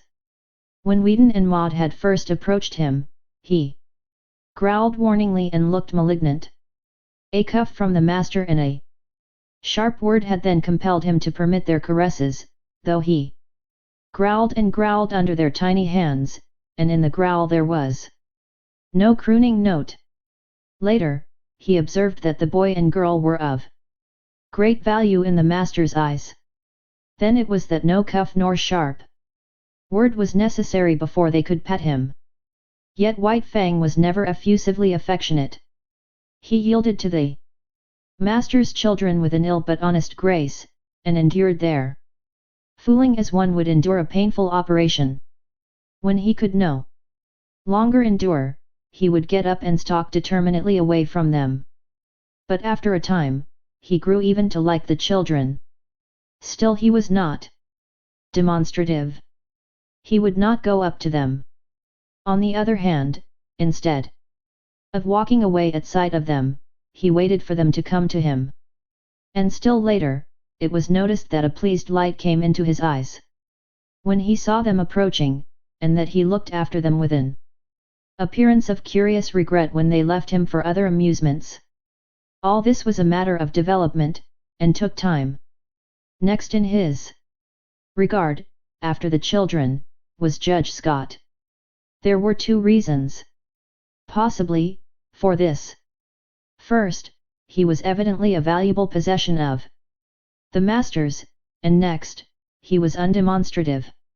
White Fang liked to lie at his feet on the wide porch when he read the newspaper, from time to time favoring White Fang with a look or a word, untroublesome tokens that he recognized White Fang's presence and existence. But this was only when the master was not around. When the master appeared, all other beings ceased to exist so far as White Fang was concerned. White Fang allowed all the members of the family to pet him and make much of him, but he never gave to them what he gave to the master. No caress of theirs could put the love croon into his throat, and, try as they would, they could never persuade him into snuggling against them. This expression of abandon and surrender, of absolute trust, he reserved for the master alone. In fact, he never regarded the members of the family in any other light than possessions of the love master. Also White Fang had early come to differentiate between the family and the servants of the household. The latter were afraid of him, while he merely refrained from attacking them. This because he considered that they were likewise possessions of the master. Between White Fang and them existed a neutrality and no more. They cooked for the master and washed the dishes and did other things just as Matt had done up in the Klondike. They were, in short, appurtenances of the household. Outside the household there was even more for White Fang to learn. The master's domain was wide and complex, yet it had its metes and bounds. The land itself ceased at the county road. Outside was the common domain of all gods, the roads and streets. Then inside other fences were the particular domains of other gods. A myriad laws governed all these things and determined conduct, yet he did not know the speech of the gods, nor was there any way for him to learn save by experience. He obeyed his natural impulses until they ran him counter to some law. When this had been done a few times, he learned the law and after that observed it. But most potent in his education was the cuff of the master's hand, the censure of the master's voice. Because of White Fang's very great love, a cuff from the master hurt him far more than any beating grey beaver. or beauty Smith had ever given him. They had hurt only the flesh of him, beneath the flesh the spirit had still raged, splendid and invincible. But with the master the cuff was always too light to hurt the flesh. Yet it went deeper. It was an expression of the master's disapproval, and White Fang's spirit wilted under it. In point of fact, the cuff was rarely administered. The master's voice was sufficient. By it White Fang knew whether he did right or not. By it he trimmed his conduct and adjusted his actions. It was the compass by which he steered and learned to chart the manners of a new land and life. In the Northland, the only domesticated animal was the dog. All other animals lived in the wild, and were, when not too formidable, lawful spoil for any dog. All his days White Fang had foraged among the live things for food. It did not enter his head that in the Southland it was otherwise. But this he was to learn early in his residence in Santa Clara Valley. Sauntering around the corner of the house in the early morning, he came upon a chicken that had escaped from the chicken yard. White Fang's natural impulse was to eat it. A couple of bounds, a flash of teeth and a frightened squawk, and he had scooped in the adventurous fowl. It was farm-bred and fat and tender, and White Fang licked his chops and decided that such fare was good. Later in the day, he chanced upon another stray chicken near the stables. One of the grooms ran to the rescue. He did not know White Fang's breed, so for weapon he took a light buggy whip. At the first cut of the whip, White Fang left the chicken for the man. A club might have stopped White Fang, but not a whip. Silently, without flinching, he took a second cut in his forward rush, and as he leaped for the throat the groom cried out, "My God!" and staggered backward. He dropped the whip and shielded his throat with his arms. In consequence, his forearm was ripped open to the bone. The man was badly frightened. It was not so much White Fang's ferocity as it was his silence that unnerved the groom. Still protecting his throat and face with his torn and bleeding arm, he tried to retreat to the barn. And it would have gone hard with him had not Collie appeared on the scene. As she had saved Dick's life, she now saved the groom's. She rushed upon White Fang in frenzied wrath. She had been right. She had known better than the blundering gods. All her suspicions were justified. Here was the ancient marauder up to his old tricks again. The groom escaped into the stables, and White Fang backed away before Collie's wicked teeth, or presented his shoulder to them and circled round and round. But Collie did not give over, as was her wont, after a decent interval of chastisement. On the contrary, she grew more excited and angry every moment, until, in the end, White Fang flung dignity to the winds and frankly fled away from her across the fields. "He'll learn to leave chickens alone," the master said. "But I can't give him the lesson until I catch him in the act." 2 nights later came the act, but on a more generous scale than the master had anticipated. White Fang had observed closely the chicken yards and the habits of the chickens. In the night time, after they had gone to roost, he climbed to the top of a pile of newly hauled lumber. From there he gained the roof of a chicken house, passed over the ridgepole and dropped to the ground inside. A moment later he was inside the house, and the slaughter began.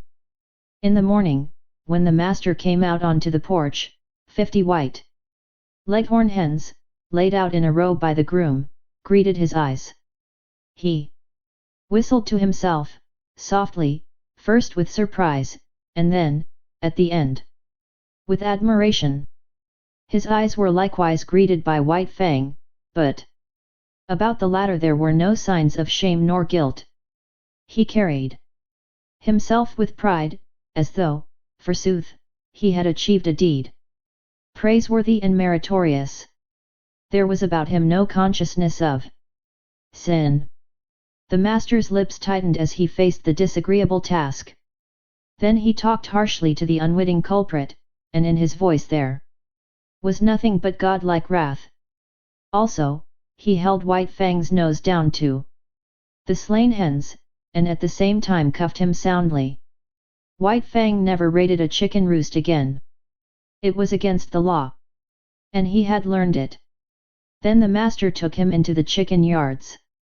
White Fang's natural impulse, when he saw the live food fluttering about him and under his very nose, was to spring upon it. He obeyed the impulse, but was checked by the master's voice. They continued in the yards for half an hour. Time and again the impulse surged over White Fang, and each time, as he yielded to it, he was checked by the master's voice. Thus it was he learned the law, and ere he left the domain of the chickens, he had learned to ignore their existence. You can never cure a chicken killer. Judge Scott shook his head sadly. At luncheon table, when his son narrated the lesson he had given White Fang. Once they've got the habit and the taste of blood. Again. He shook his head sadly. But Whedon Scott did not agree with his father. I'll tell you what I'll do, he challenged finally. I'll lock White Fang in with the chickens all afternoon. But think of the chickens, objected the judge. And furthermore, the son went on, for every chicken he kills, I'll pay you $1 gold coin of the realm. But you should penalize father, too, interposed Beth. Her sister seconded her, and a chorus of approval arose from around the table. Judge Scott nodded his head in agreement. All right. Whedon Scott pondered for a moment. And if, at the end of the afternoon White Fang hasn't harmed a chicken, for every 10 minutes of the time he has spent in the yard, you will have to say to him, gravely and with deliberation, just as if you were sitting on the bench, and solemnly passing judgment, White Fang, you are smarter than I thought. From hidden points of vantage the family watched the performance. But it was a fizzle. Locked in the yard and there deserted by the master, White Fang lay down and went to sleep. Once he got up and walked over to the trough for a drink of water. The chickens he calmly ignored. So far as he was concerned they did not exist. At 4 o'clock he executed a running jump, gained the roof of the chicken house and leaped to the ground outside, whence he sauntered gravely to the house. He had learned the law. And on the porch, before the delighted family, Judge Scott, face to face with White Fang, said slowly and solemnly, 16 times, White Fang, you are smarter than I thought. But it was the multiplicity of laws that befuddled White Fang and often brought him into disgrace. He had to learn that he must not touch the chickens that belonged to other gods. Then there were cats, and rabbits, and turkeys, all these he must let alone. In fact, when he had but partly learned the law, his impression was that he must leave all live things alone. Out in the back pasture, a quail could flutter up under his nose unharmed. All tense and trembling with eagerness and desire, he mastered his instinct and stood still. He was obeying the will of the gods. And then, one day, again out in the back pasture, he saw Dick start a jackrabbit and run it. The master himself was looking on and did not interfere. Nay, he encouraged White Fang to join in the chase. And thus he learned that there was no taboo on jackrabbits. In the end he worked out the complete law. Between him and all domestic animals there must be no hostilities. If not amity, at least neutrality must obtain. But the other animals, the squirrels and quail and cottontails, were creatures of the wild who had never yielded allegiance to man. They were the lawful prey of any dog. It was only the tame that the gods protected, and between the tame deadly strife was not permitted. They gods held the power of life and death over their subjects, and the gods were jealous of their power. Life was complex in the Santa Clara Valley after the simplicities of the Northland. And the chief thing demanded by these intricacies of civilization was control, restraint, a poise of self that was as delicate as the fluttering of gossamer wings and at the same time as rigid as steel. Life had 1,000 faces, and White Fang found he must meet them all thus, when he went to town, into San Jose, running behind the carriage or loafing about the streets when the carriage stopped. Life flowed past him, deep and wide and varied, continually impinging upon his senses, demanding of him instant and endless adjustments and correspondences, and compelling him, almost always, to suppress his natural impulses. There were butcher shops where meat hung within reach. This meat he must not touch. There were cats at the houses the master visited that must be let alone. And there were dogs everywhere that snarled at him, and that he must not attack. And then, on the crowded sidewalks there were persons innumerable whose attention he attracted. They would stop and look at him, point him out to one another, examine him, talk of him, and, worst of all, pat him. And these perilous contacts from all these strange hands he must endure. Yet this endurance he achieved. Furthermore, he got over being awkward and self-conscious. In a lofty way he received the attentions of the multitudes of strange gods. With condescension he accepted their condescension. On the other hand, there was something about him that prevented great familiarity. They patted him on the head and passed on, contented and pleased with their own daring. But it was not all easy for White Fang. Running behind the carriage in the outskirts of San Jose, he encountered certain small boys who made a practice of flinging stones at him. Yet he knew that it was not permitted him to pursue and drag them down. Here he was compelled to violate his instinct of self-preservation, and violate it he did, for he was becoming tame and qualifying himself for civilization. Nevertheless, White Fang was not quite satisfied with the arrangement. He had no abstract ideas about justice and fair play. But there is a certain sense of equity that resides in life, and it was this sense in him that resented the unfairness of his being permitted no defense against the stone throwers. He forgot that in the covenant entered into between him and the gods they were pledged to care for him and defend him. But one day the master sprang from the carriage, whip in hand, and gave the stone throwers a thrashing. After that they threw stones no more, and White Fang understood and was satisfied. One other experience of similar nature was his. On the way to town, hanging around the saloon at the crossroads, were 3 dogs that made a practice of rushing out upon him when he went by. Knowing his deadly method of fighting, the master had never ceased impressing upon White Fang the law that he must not fight. As a result, having learned the lesson well, White Fang was hard put whenever he passed the crossroads saloon.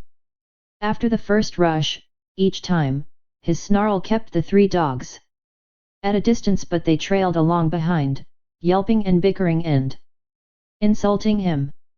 This endured for some time. The men at the saloon even urged the dogs on to attack White Fang. One day they openly sicked the dogs on him. The master stopped the carriage. "Go to it," he said to White Fang. But White Fang could not believe. He looked at the master, and he looked at the dogs. Then he looked back eagerly and questioningly at the master. The master nodded his head. "Go to them," Old fellow! Eat them up! White Fang no longer hesitated. He turned and leaped silently among his enemies. All three faced him. There was a great snarling and growling. A clashing of teeth and a flurry of bodies. The dust of the road arose in a cloud and screened the battle. But at the end of several minutes, 2 dogs were struggling in the dirt and the third was in full flight. He leaped a ditch, went through a rail fence, and fled across a field. White Fang followed, sliding over the ground in wolf fashion and with wolf speed, swiftly and without noise, and in the center of the field. He dragged down and slew the dog. With this triple killing his main troubles with dogs ceased. The word went up and down the valley, and men saw to it that their dogs did not molest the fighting wolf. Chapter 4. The Call of Kind. The months came and went. There was plenty of food and no work in the Southland, and White Fang lived fat and prosperous and happy. Not alone was he in the geographical Southland, for he was in the Southland of life. Human kindness was like a sun shining upon him, and he flourished like a flower planted in good soil. And yet he remained somehow different from other dogs. He knew the law even better than did the dogs that had known no other life, and he observed the law more punctiliously, but still there was about him a suggestion of lurking ferocity, as though the wild still lingered in him and the wolf in him merely slept. He never chummed with other dogs. Lonely he had lived, so far as his kind was concerned, and lonely he would continue to live.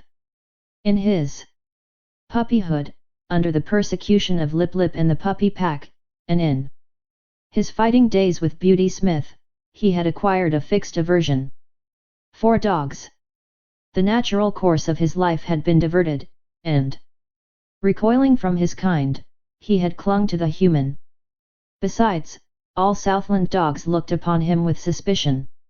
He aroused in them their instinctive fear of the wild, and they greeted him always with snarl and growl and belligerent hatred. He, on the other hand, learned that it was not necessary to use his teeth upon them. His naked fangs and writhing lips were uniformly efficacious, rarely failing to send a bellowing onrushing dog back on its haunches. But there was one trial in White Fang's life: Collie. She never gave him a moment's peace. She was not so amenable to the law as he. She defied all efforts of the master to make her become friends with White Fang. Ever in his ears was sounding her sharp and nervous snarl. She had never forgiven him the chicken-killing episode, and persistently held to the belief that his intentions were bad. She found him guilty before the act, and treated him accordingly. She became a pest to him, like a policeman following him around the stable and the hounds, and, if he even so much as glanced curiously at a pigeon or chicken, bursting into an outcry of indignation and wrath. His favorite way of ignoring her was to lie down, with his head on his forepaws, and pretend sleep. This always dumbfounded and silenced her. With the exception of Collie, all things went well with White Fang. He had learned control and poise, and he knew the law. He achieved a staidness and calmness and philosophic tolerance. He no longer lived in a hostile environment. Danger and hurt and death did not lurk everywhere about him. In time, the unknown, as a thing of terror and menace ever impending, faded away. Life was soft and easy. It flowed along smoothly, and neither fear nor foe lurked by the way. He missed the snow without being aware of it. An unduly long summer would have been his thought had he thought about it. As it was, he merely missed the snow in a vague, subconscious way. In the same fashion, especially in the heat of summer when he suffered from the sun, he experienced faint longings for the Northland. Their only effect upon him, however, was to make him uneasy and restless without his knowing what was the matter. White Fang had never been very demonstrative. Beyond his snuggling and the throwing of a crooning note into his love growl, he had no way of expressing his love.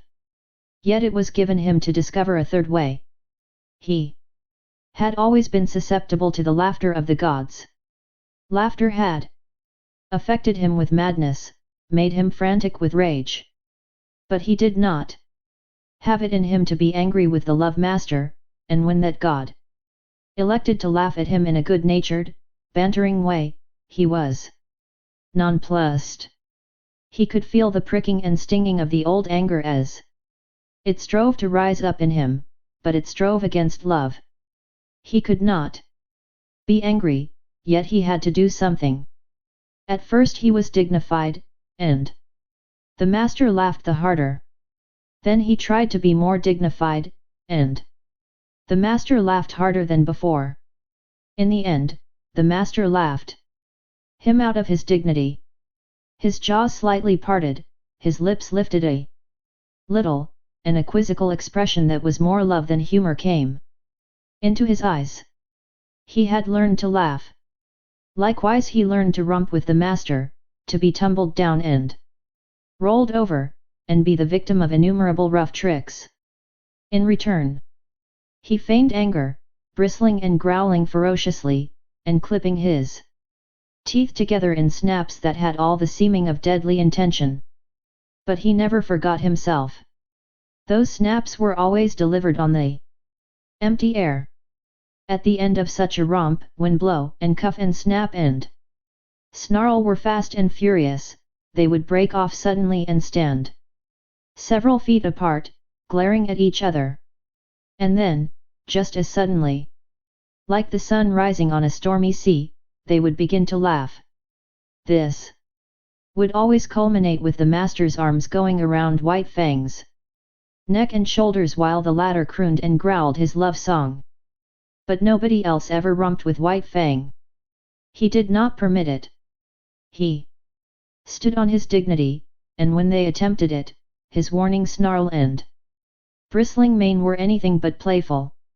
That he allowed the master these liberties was no reason that he should be a common dog, loving here and loving there, everybody's property for a romp and good time. He loved with single heart and refused to cheapen himself or his love. The master went out on horseback a great deal, and to accompany him was one of White Fang's chief duties in life. In the Northland he had evidenced his fealty by toiling in the harness, but there were no sleds in the Southland, nor did dogs pack burdens on their backs. So he rendered fealty in the new way, by running with the master's horse. The longest day never played White Fang out. His was the gait of the wolf. Smooth, tireless, and effortless, and at the end of 50 miles he would come in jauntily ahead of the horse. It was in connection with the riding that White Fang achieved one other mode of expression remarkable in that he did it but twice in all his life. The first time occurred when the master was trying to teach a spirited thoroughbred the method of opening and closing gates without the riders dismounting. Time and again and many times he ranged the horse up to the gate in the effort to close it, and each time the horse became frightened and backed and plunged away. It grew more nervous and excited every moment. When it reared, the master put the spurs to it and made it drop its forelegs back to earth, whereupon it would begin kicking with its hind legs. White Fang watched the performance with increasing anxiety until he could contain himself no longer, when he sprang in front of the horse and barked savagely and warningly. Though he often tried to bark thereafter, and the master encouraged him, he succeeded only once, and then it was not in the master's presence. A scamper across the pasture, a jackrabbit rising suddenly under the horse's feet, a violent shear, a stumble, a fall to earth, and a broken leg for the master, was the cause of it. White Fang sprang in a rage at the throat of the offending horse, but was checked by the master's voice. Home! Go home, the master commanded when he had ascertained his injury.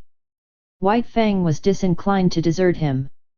The master thought of writing a note, but searched his pockets vainly for pencil and paper. Again he commanded White Fang to go home. The latter regarded him wistfully, started away, then returned and whined softly. The master talked to him gently but seriously, and he cocked his ears, and listened with painful intentness. "That's all right, old fellow, you just run along home," ran the talk. "Go on home and tell them what's happened to me. Home with you, you wolf! Get along home!" White Fang knew the meaning of home, and though he did not understand the remainder of the master's language, he knew it was his will that he should go home. He turned and trotted reluctantly away. Then he stopped, undecided, and looked back over his shoulder. "Go home," came the sharp command, and this time he obeyed. The family was on the porch, taking the cool of the afternoon, when White Fang arrived. He came in among them, panting, covered with dust. "Whedon's back," Whedon's mother announced. The children welcomed White Fang with glad cries and ran to meet him. He avoided them and passed down the porch, but they cornered him against a rocking chair and the railing. He growled and tried to push by them. Their mother looked apprehensively in their direction. "I confess, he makes me nervous around the children," she said. "I have a dread that he will turn upon them unexpectedly someday." Growling savagely, White Fang sprang out of the corner, overturning the boy and the girl. The mother called them to her and comforted them, telling them not to bother White Fang. "A wolf is a wolf," commented Judge Scott. "There is no trusting one." "But he is not all wolf," interposed Beth, standing for her brother in his absence. "You have only Whedon's opinion for that," rejoined the judge. "He merely surmises that there is some strain of dog in White Fang, but as he will tell you himself, he knows nothing about it. As for his appearance..." He did not finish his sentence. White Fang stood before him, growling fiercely. "Go away! Lie down, sir!" Judge Scott commanded. White Fang turned to the love master's wife. She screamed with fright as he seized her dress in his teeth and dragged on it till the frail fabric tore away. By this time he had become the center of interest. He had ceased from his growling and stood, head up, looking into their faces.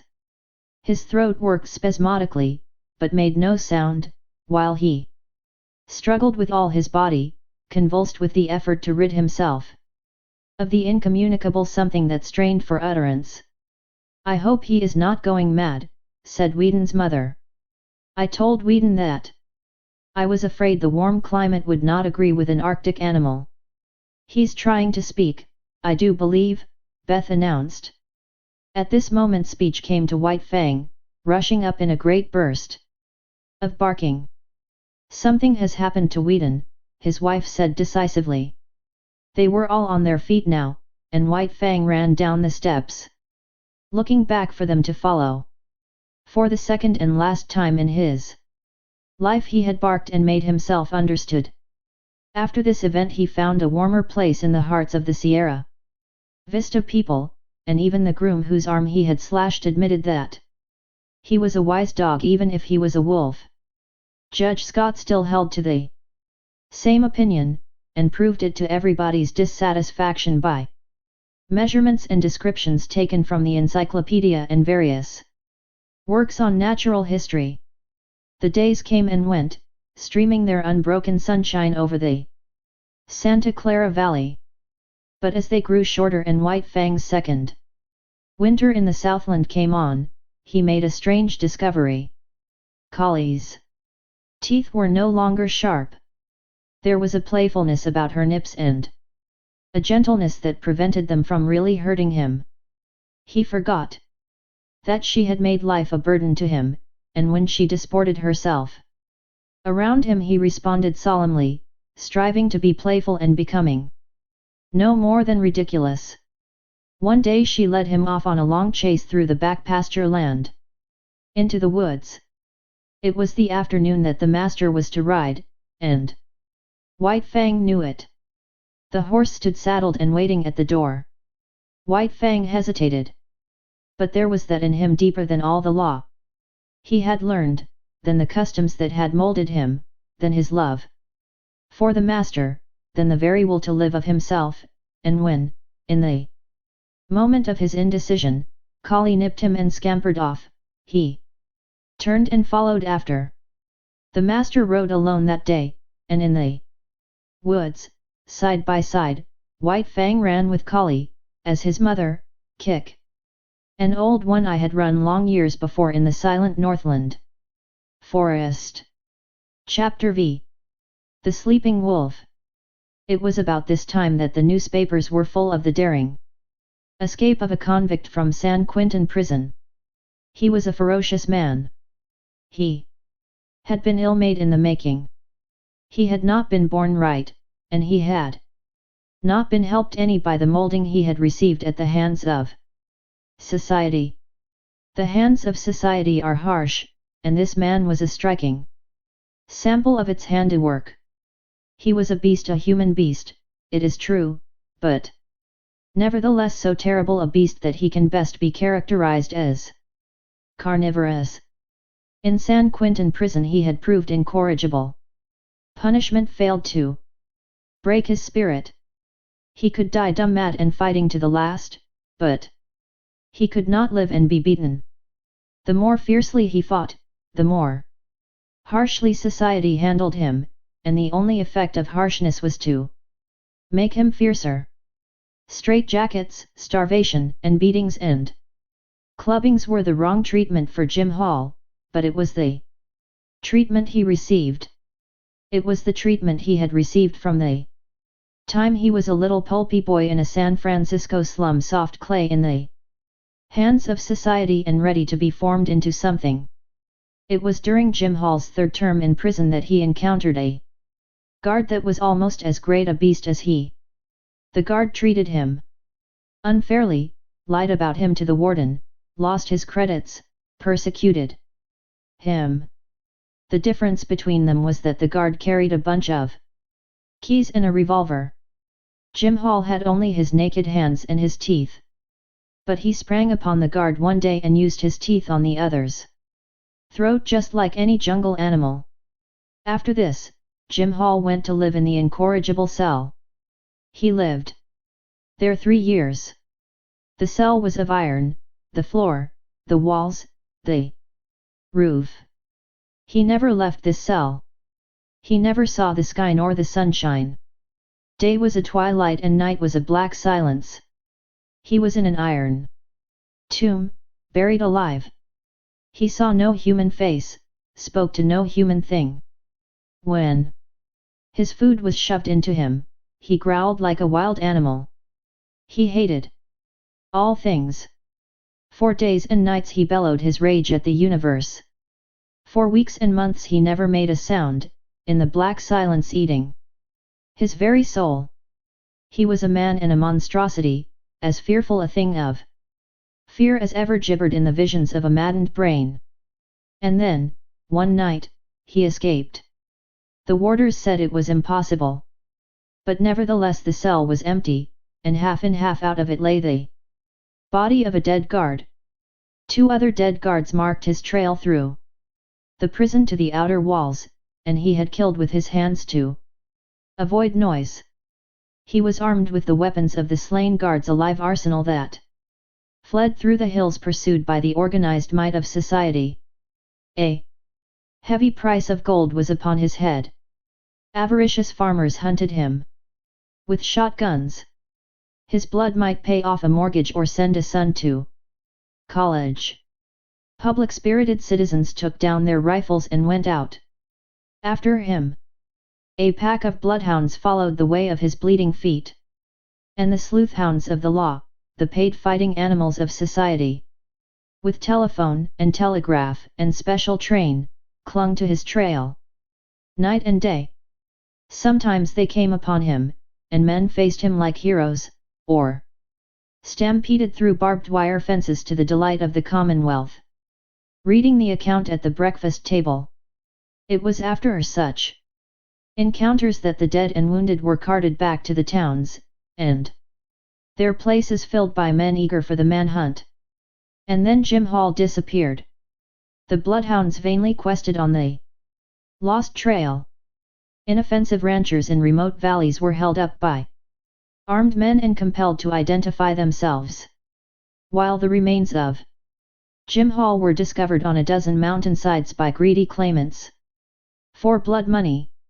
In the meantime the newspapers were read at Sierra Vista, not so much with interest as with anxiety. The women were afraid. Judge Scott pooh-poohed and laughed, but not with reason, for it was in his last days on the bench that Jim Hall had stood before him and received sentence. And in open courtroom, before all men, Jim Hall had proclaimed that the day would come when he would wreak vengeance on the judge that sentenced him. For once, Jim Hall was right. He was innocent of the crime for which he was sentenced. It was a case, in the parlance of thieves and police, of railroading. Jim Hall was being railroaded to prison for a crime he had not committed, because of the 2 prior convictions against him. Judge Scott imposed upon him a sentence of 50 years. Judge Scott did not know all things, and he did not know that he was party to a police conspiracy, that the evidence was hatched and perjured, that Jim Hall was guiltless of the crime charged. And Jim Hall, on the other hand, did not know that Judge Scott was merely ignorant. Jim Hall believed that the judge knew all about it and was hand in glove with the police in the perpetration of the monstrous injustice. So it was, when the doom of 50 years of living death was uttered by Judge Scott, that Jim Hall, hating all things in the society that misused him, rose up and raged in the courtroom until dragged down by half a dozen of his blue-coated enemies. To him, Judge Scott was the keystone in the arch of injustice, and upon Judge Scott he emptied the vials of his wrath and hurled the threats of his revenge yet to come. Then Jim Hall went to his living death and escaped. Of all this White Fang knew nothing. But between him and Alice, the master's wife, there existed a secret. Each night, after Sierra Vista had gone to bed, she rose and let in White Fang to sleep in the big hall. Now White Fang was not a house dog, nor was he permitted to sleep in the house, so each morning, early, she slipped down and let him out before the family was awake.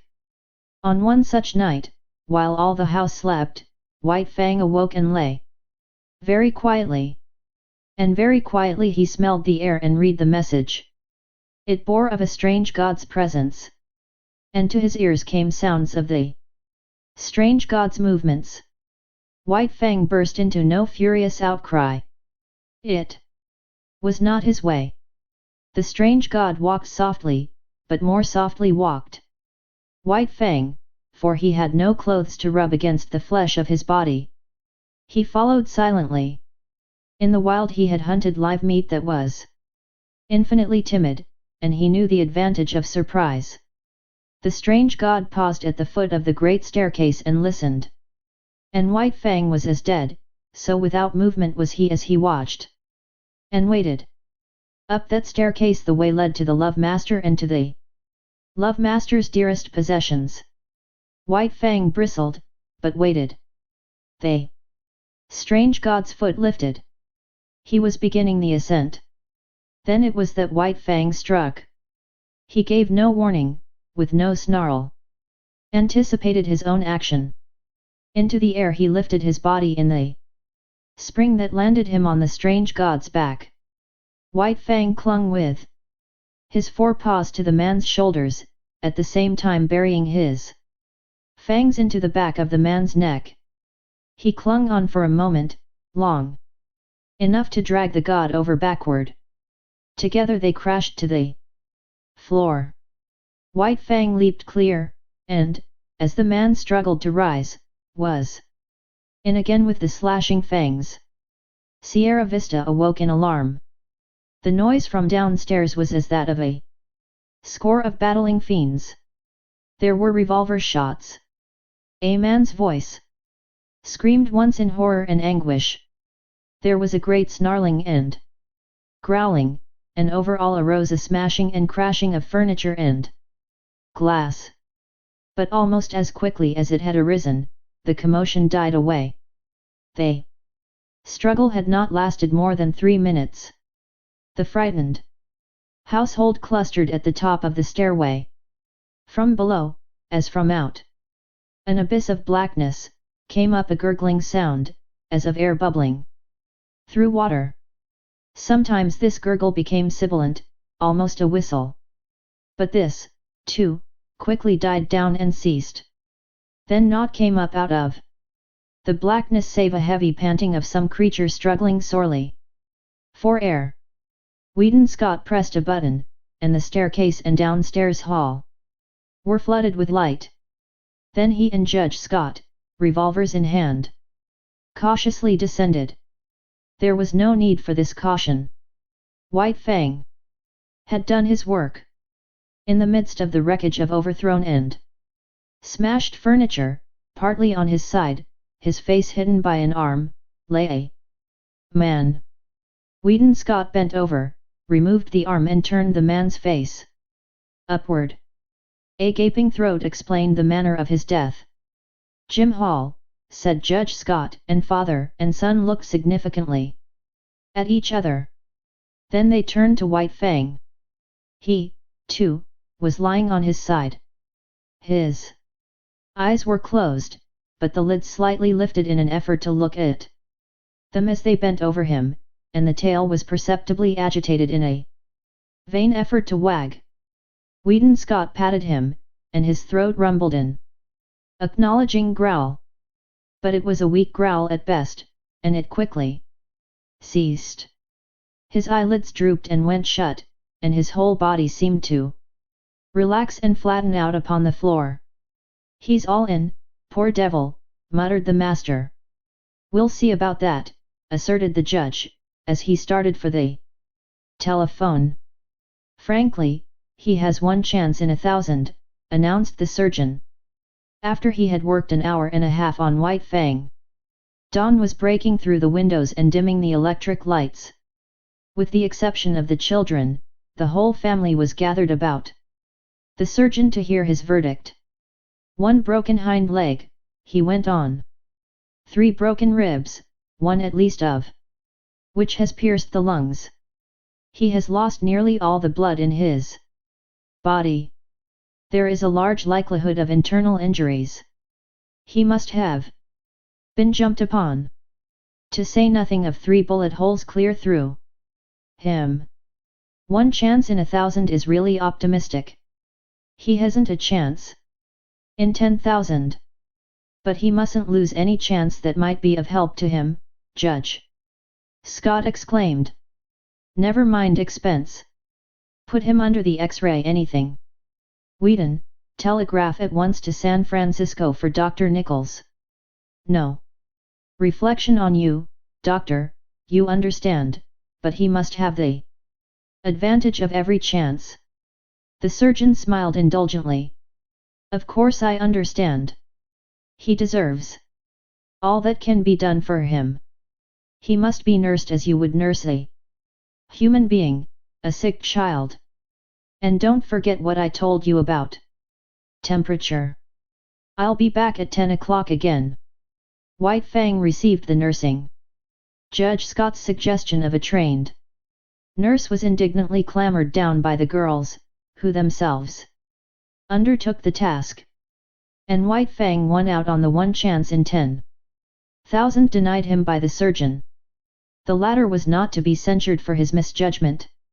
All his life he had tended and operated on the soft humans of civilization, who lived sheltered lives and had descended out of many sheltered generations. Compared with White Fang, they were frail and flabby, and clutched life without any strength in their grip. White Fang had come straight from the wild, where the weak perish early and shelter is vouchsafed to none. In neither his father nor his mother was there any weakness, nor in the generations before them a constitution of iron, and the vitality of the wild were White Fang's inheritance, and he clung to life, the whole of him and every part of him, in spirit and in flesh, with the tenacity that of old belonged to all creatures. Bound down a prisoner, denied even movement by the plaster casts and bandages, White Fang lingered out the weeks. He slept long hours and dreamed much, and through his mind passed an unending pageant of Northland visions. All the ghosts of the past arose and were with him. Once again he lived in the lair with Kick, crept trembling to the knees of Grey Beaver to tender his allegiance, ran for his life before Lip Lip and all the howling bedlam of the puppy pack. He ran again through the silence, hunting his living food through the months of famine, and again he ran at the head of the team, the gut whips of Mit Saw and Grey Beaver snapping behind, their voices crying "Ra! Ra!" when they came to a narrow passage and the team closed together like a fan to go through. He lived again all his days with Beauty Smith and the fights he had fought. At such times he whimpered and snarled in his sleep, and they that looked on said that his dreams were bad. But there was one particular nightmare from which he suffered, the clanging monsters of electric cars that were to him colossal, screaming lynxes. He would lie in a screen of bushes, watching for a squirrel to venture far enough out on the ground from its tree refuge. Then, when he sprang out upon it, it would transform itself into an electric car, menacing and terrible, towering over him like a mountain, screaming and clanging and spitting fire at him. It was the same when he challenged the hawk down out of the sky. Down out of the blue it would rush, as it dropped upon him, changing itself into the ubiquitous electric car. Or again, he would be in the pen of Beauty Smith. Outside the pen, men would be gathering, and he knew that a fight was on. He watched the door for his antagonist to enter.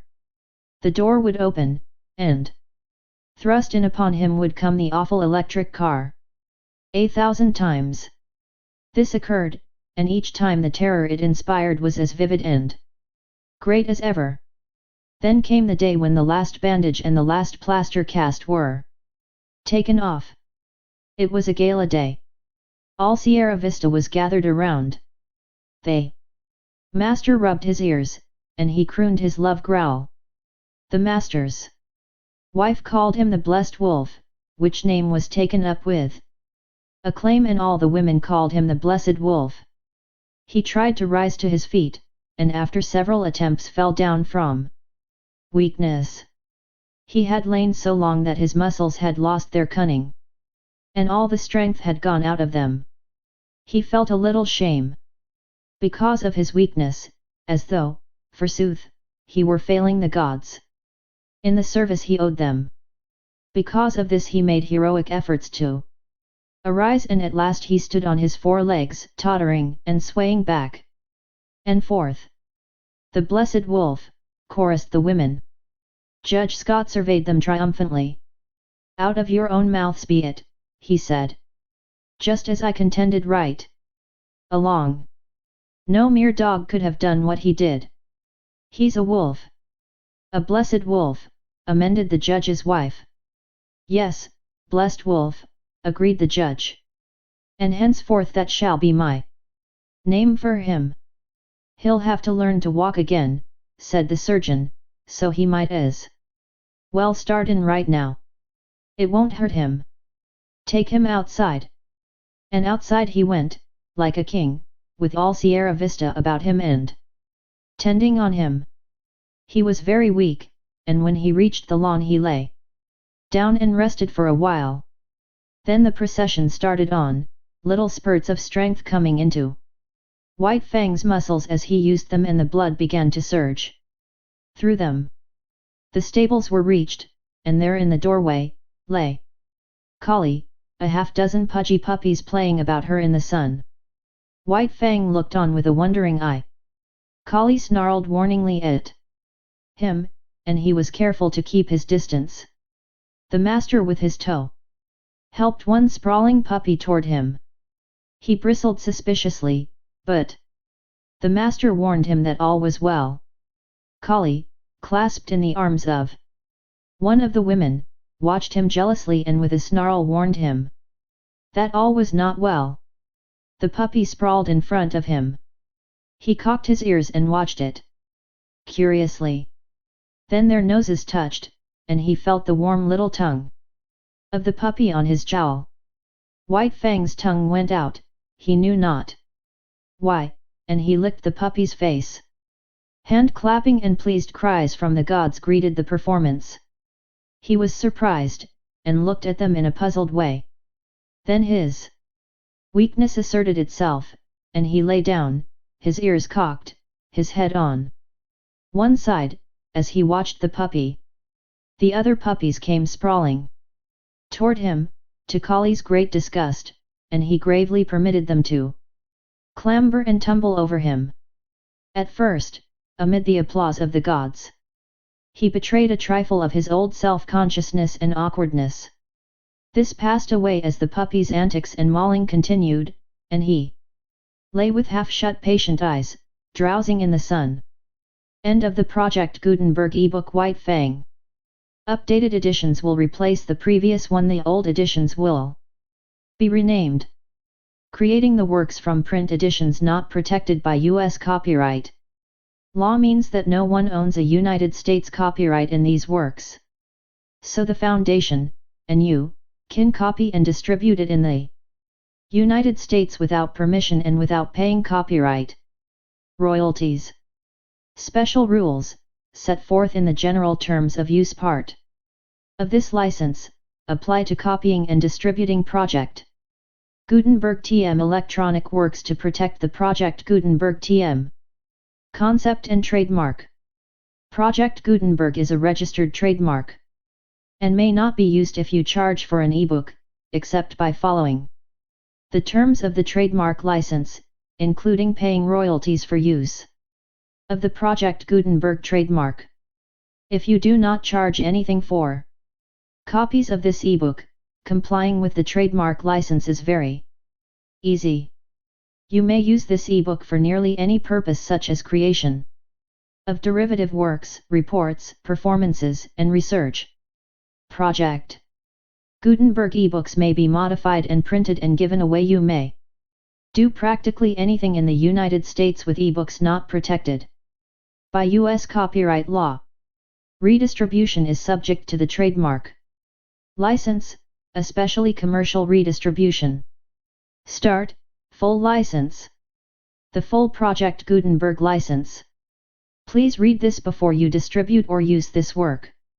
To protect the Project Gutenberg TM mission of promoting the free distribution of electronic works, by using or distributing this work, or any other work associated in any way with the phrase Project Gutenberg, you agree to comply with all the terms of the full Project Gutenberg TM license available with this file or online at www.gutenberg.org/license. Section 1. General Terms of Use and Redistributing Project Gutenberg TM Electronic Works. 1.a.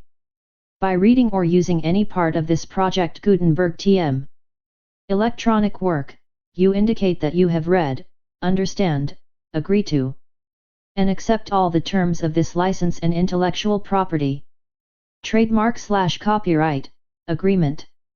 If you do not agree to abide by all the terms of this agreement, you must cease using and return or destroy all copies of Project Gutenberg TM electronic works in your possession.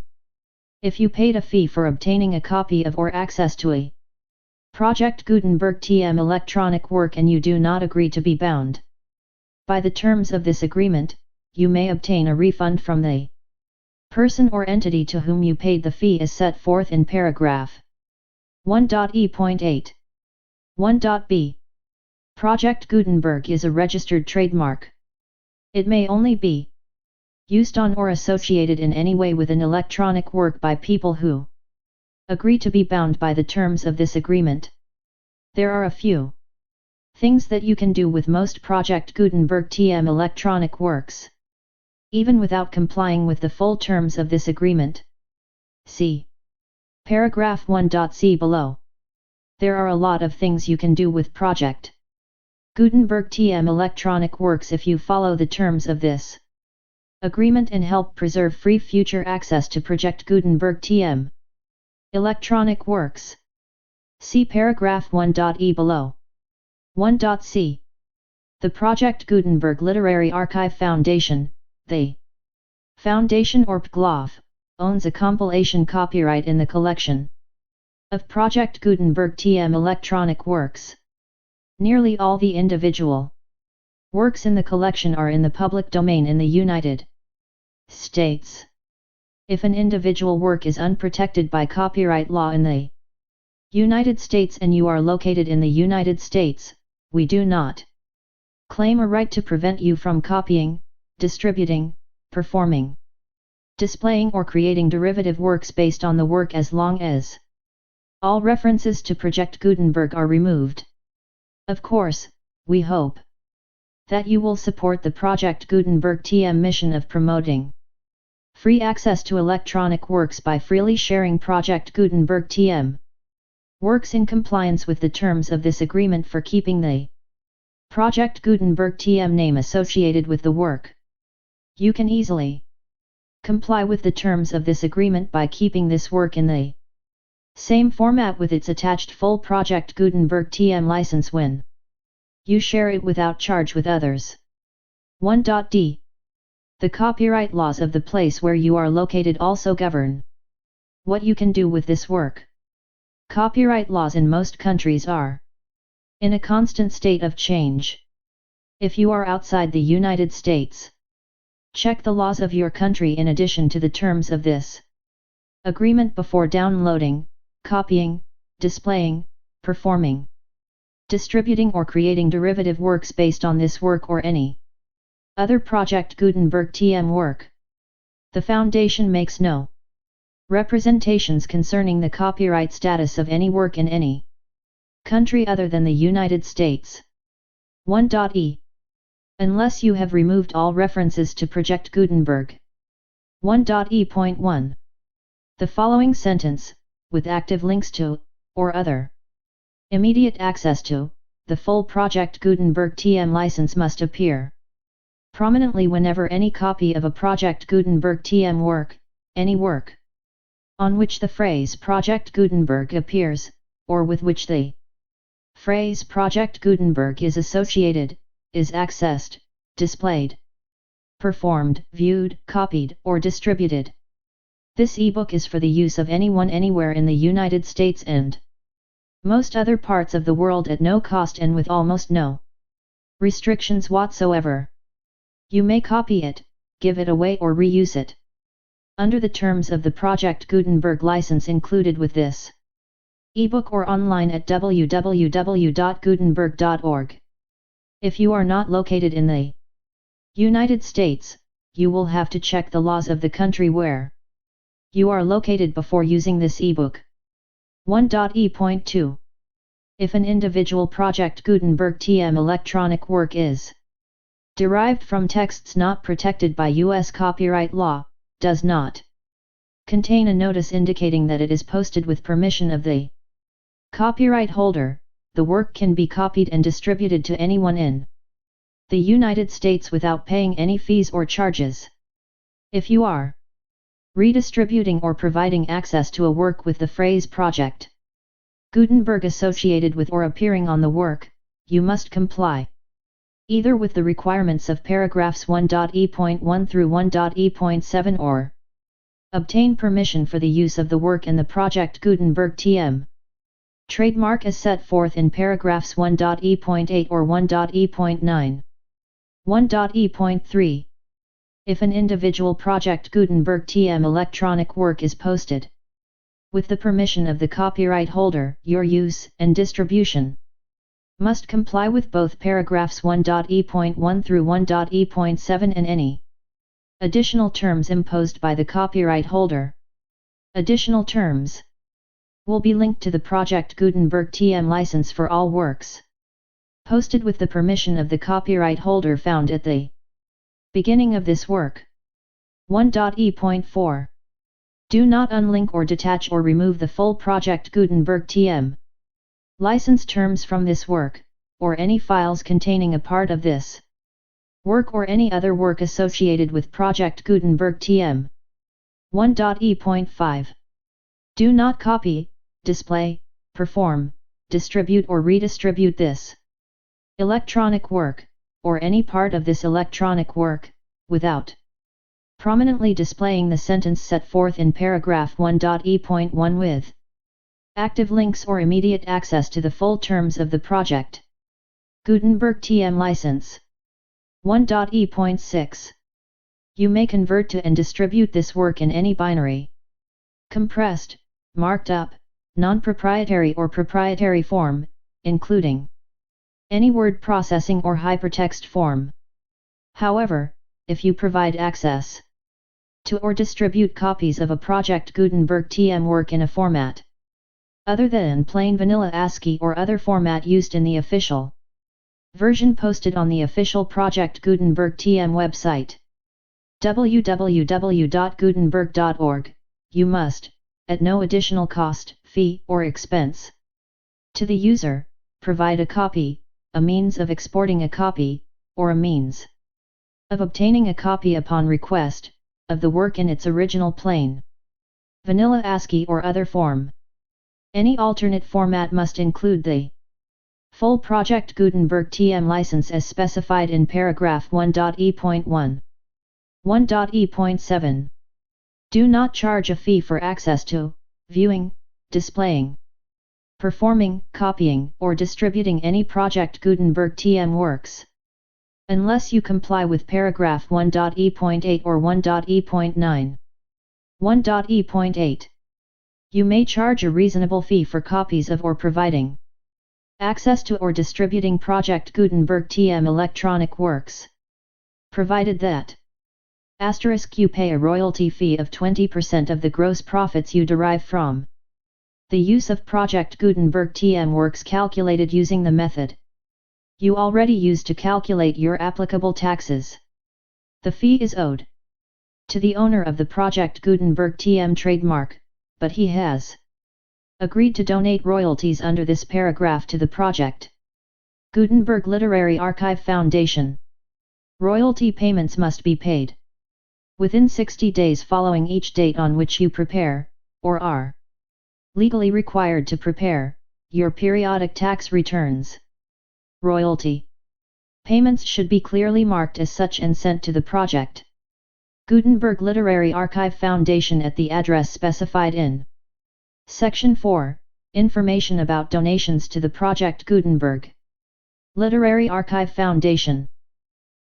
You provide a full refund of any money paid by a user who notifies you in writing, or by email, within 30 days of receipt that he does not agree to the terms of the full Project Gutenberg TM license. You must require such a user to return or destroy all copies of the works possessed in a physical medium and discontinue all use of and all access to other copies of Project Gutenberg TM works. You provide, in accordance with paragraph 1.f.3, a full refund of any money paid for a work or a replacement copy, if a defect in the electronic work is discovered and reported to you within 90 days of receipt of the work.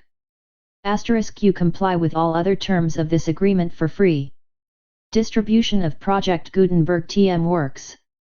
1.e.9. If you wish to charge a fee or distribute a Project Gutenberg TM electronic work or group of works on different terms than are set forth in this agreement, you must obtain permission in writing from the Project Gutenberg Literary Archive Foundation, the manager of the Project Gutenberg TM trademark. Contact the foundation as set forth in section 3 below. 1.f 1.f.1 Project Gutenberg volunteers and employees expend considerable effort to identify, do copyright research on, transcribe and proofread works not protected by U.S. copyright law in creating the Project Gutenberg TM collection. Despite these efforts, Project Gutenberg TM electronic works, and the medium on which they may be stored, may contain defects, such as, but not limited to, incomplete, inaccurate, or corrupt data, transcription errors, a copyright or other intellectual property infringement, a defective or damaged disk or other medium, a computer virus, or computer codes that damage or cannot be read by your equipment. 1.f.2 Limited warranty, disclaimer of damages, except for the right of replacement or refund described in paragraph 1.f.3, the Project Gutenberg Literary Archive Foundation, the owner of the Project Gutenberg TM trademark, and any other party distributing a Project Gutenberg TM electronic work under this agreement, disclaim all liability to you for damages, costs, and expenses, including legal fees. You agree that you have no remedies for negligence, strict liability, breach of warranty or breach of contract except those provided in paragraph 1.f.3. You agree that the foundation, the trademark owner, and any distributor under this agreement will not be liable to you for actual, direct, indirect, consequential, punitive or incidental damages even if you give notice of the possibility of such damage. 1.f.3 Limited right of replacement or refund, if you discover a defect in this electronic work within 90 days of receiving it, you can receive a refund of the money, if any, you paid for it by sending a written explanation to the person you received the work from. If you received the work on a physical medium, you must return the medium with your written explanation. The person or entity that provided you with the defective work may elect to provide a replacement copy in lieu of a refund. If you received the work electronically, the person or entity providing it to you may choose to give you a second opportunity to receive the work electronically in lieu of a refund. If the second copy is also defective, you may demand a refund in writing, without further opportunities to fix the problem.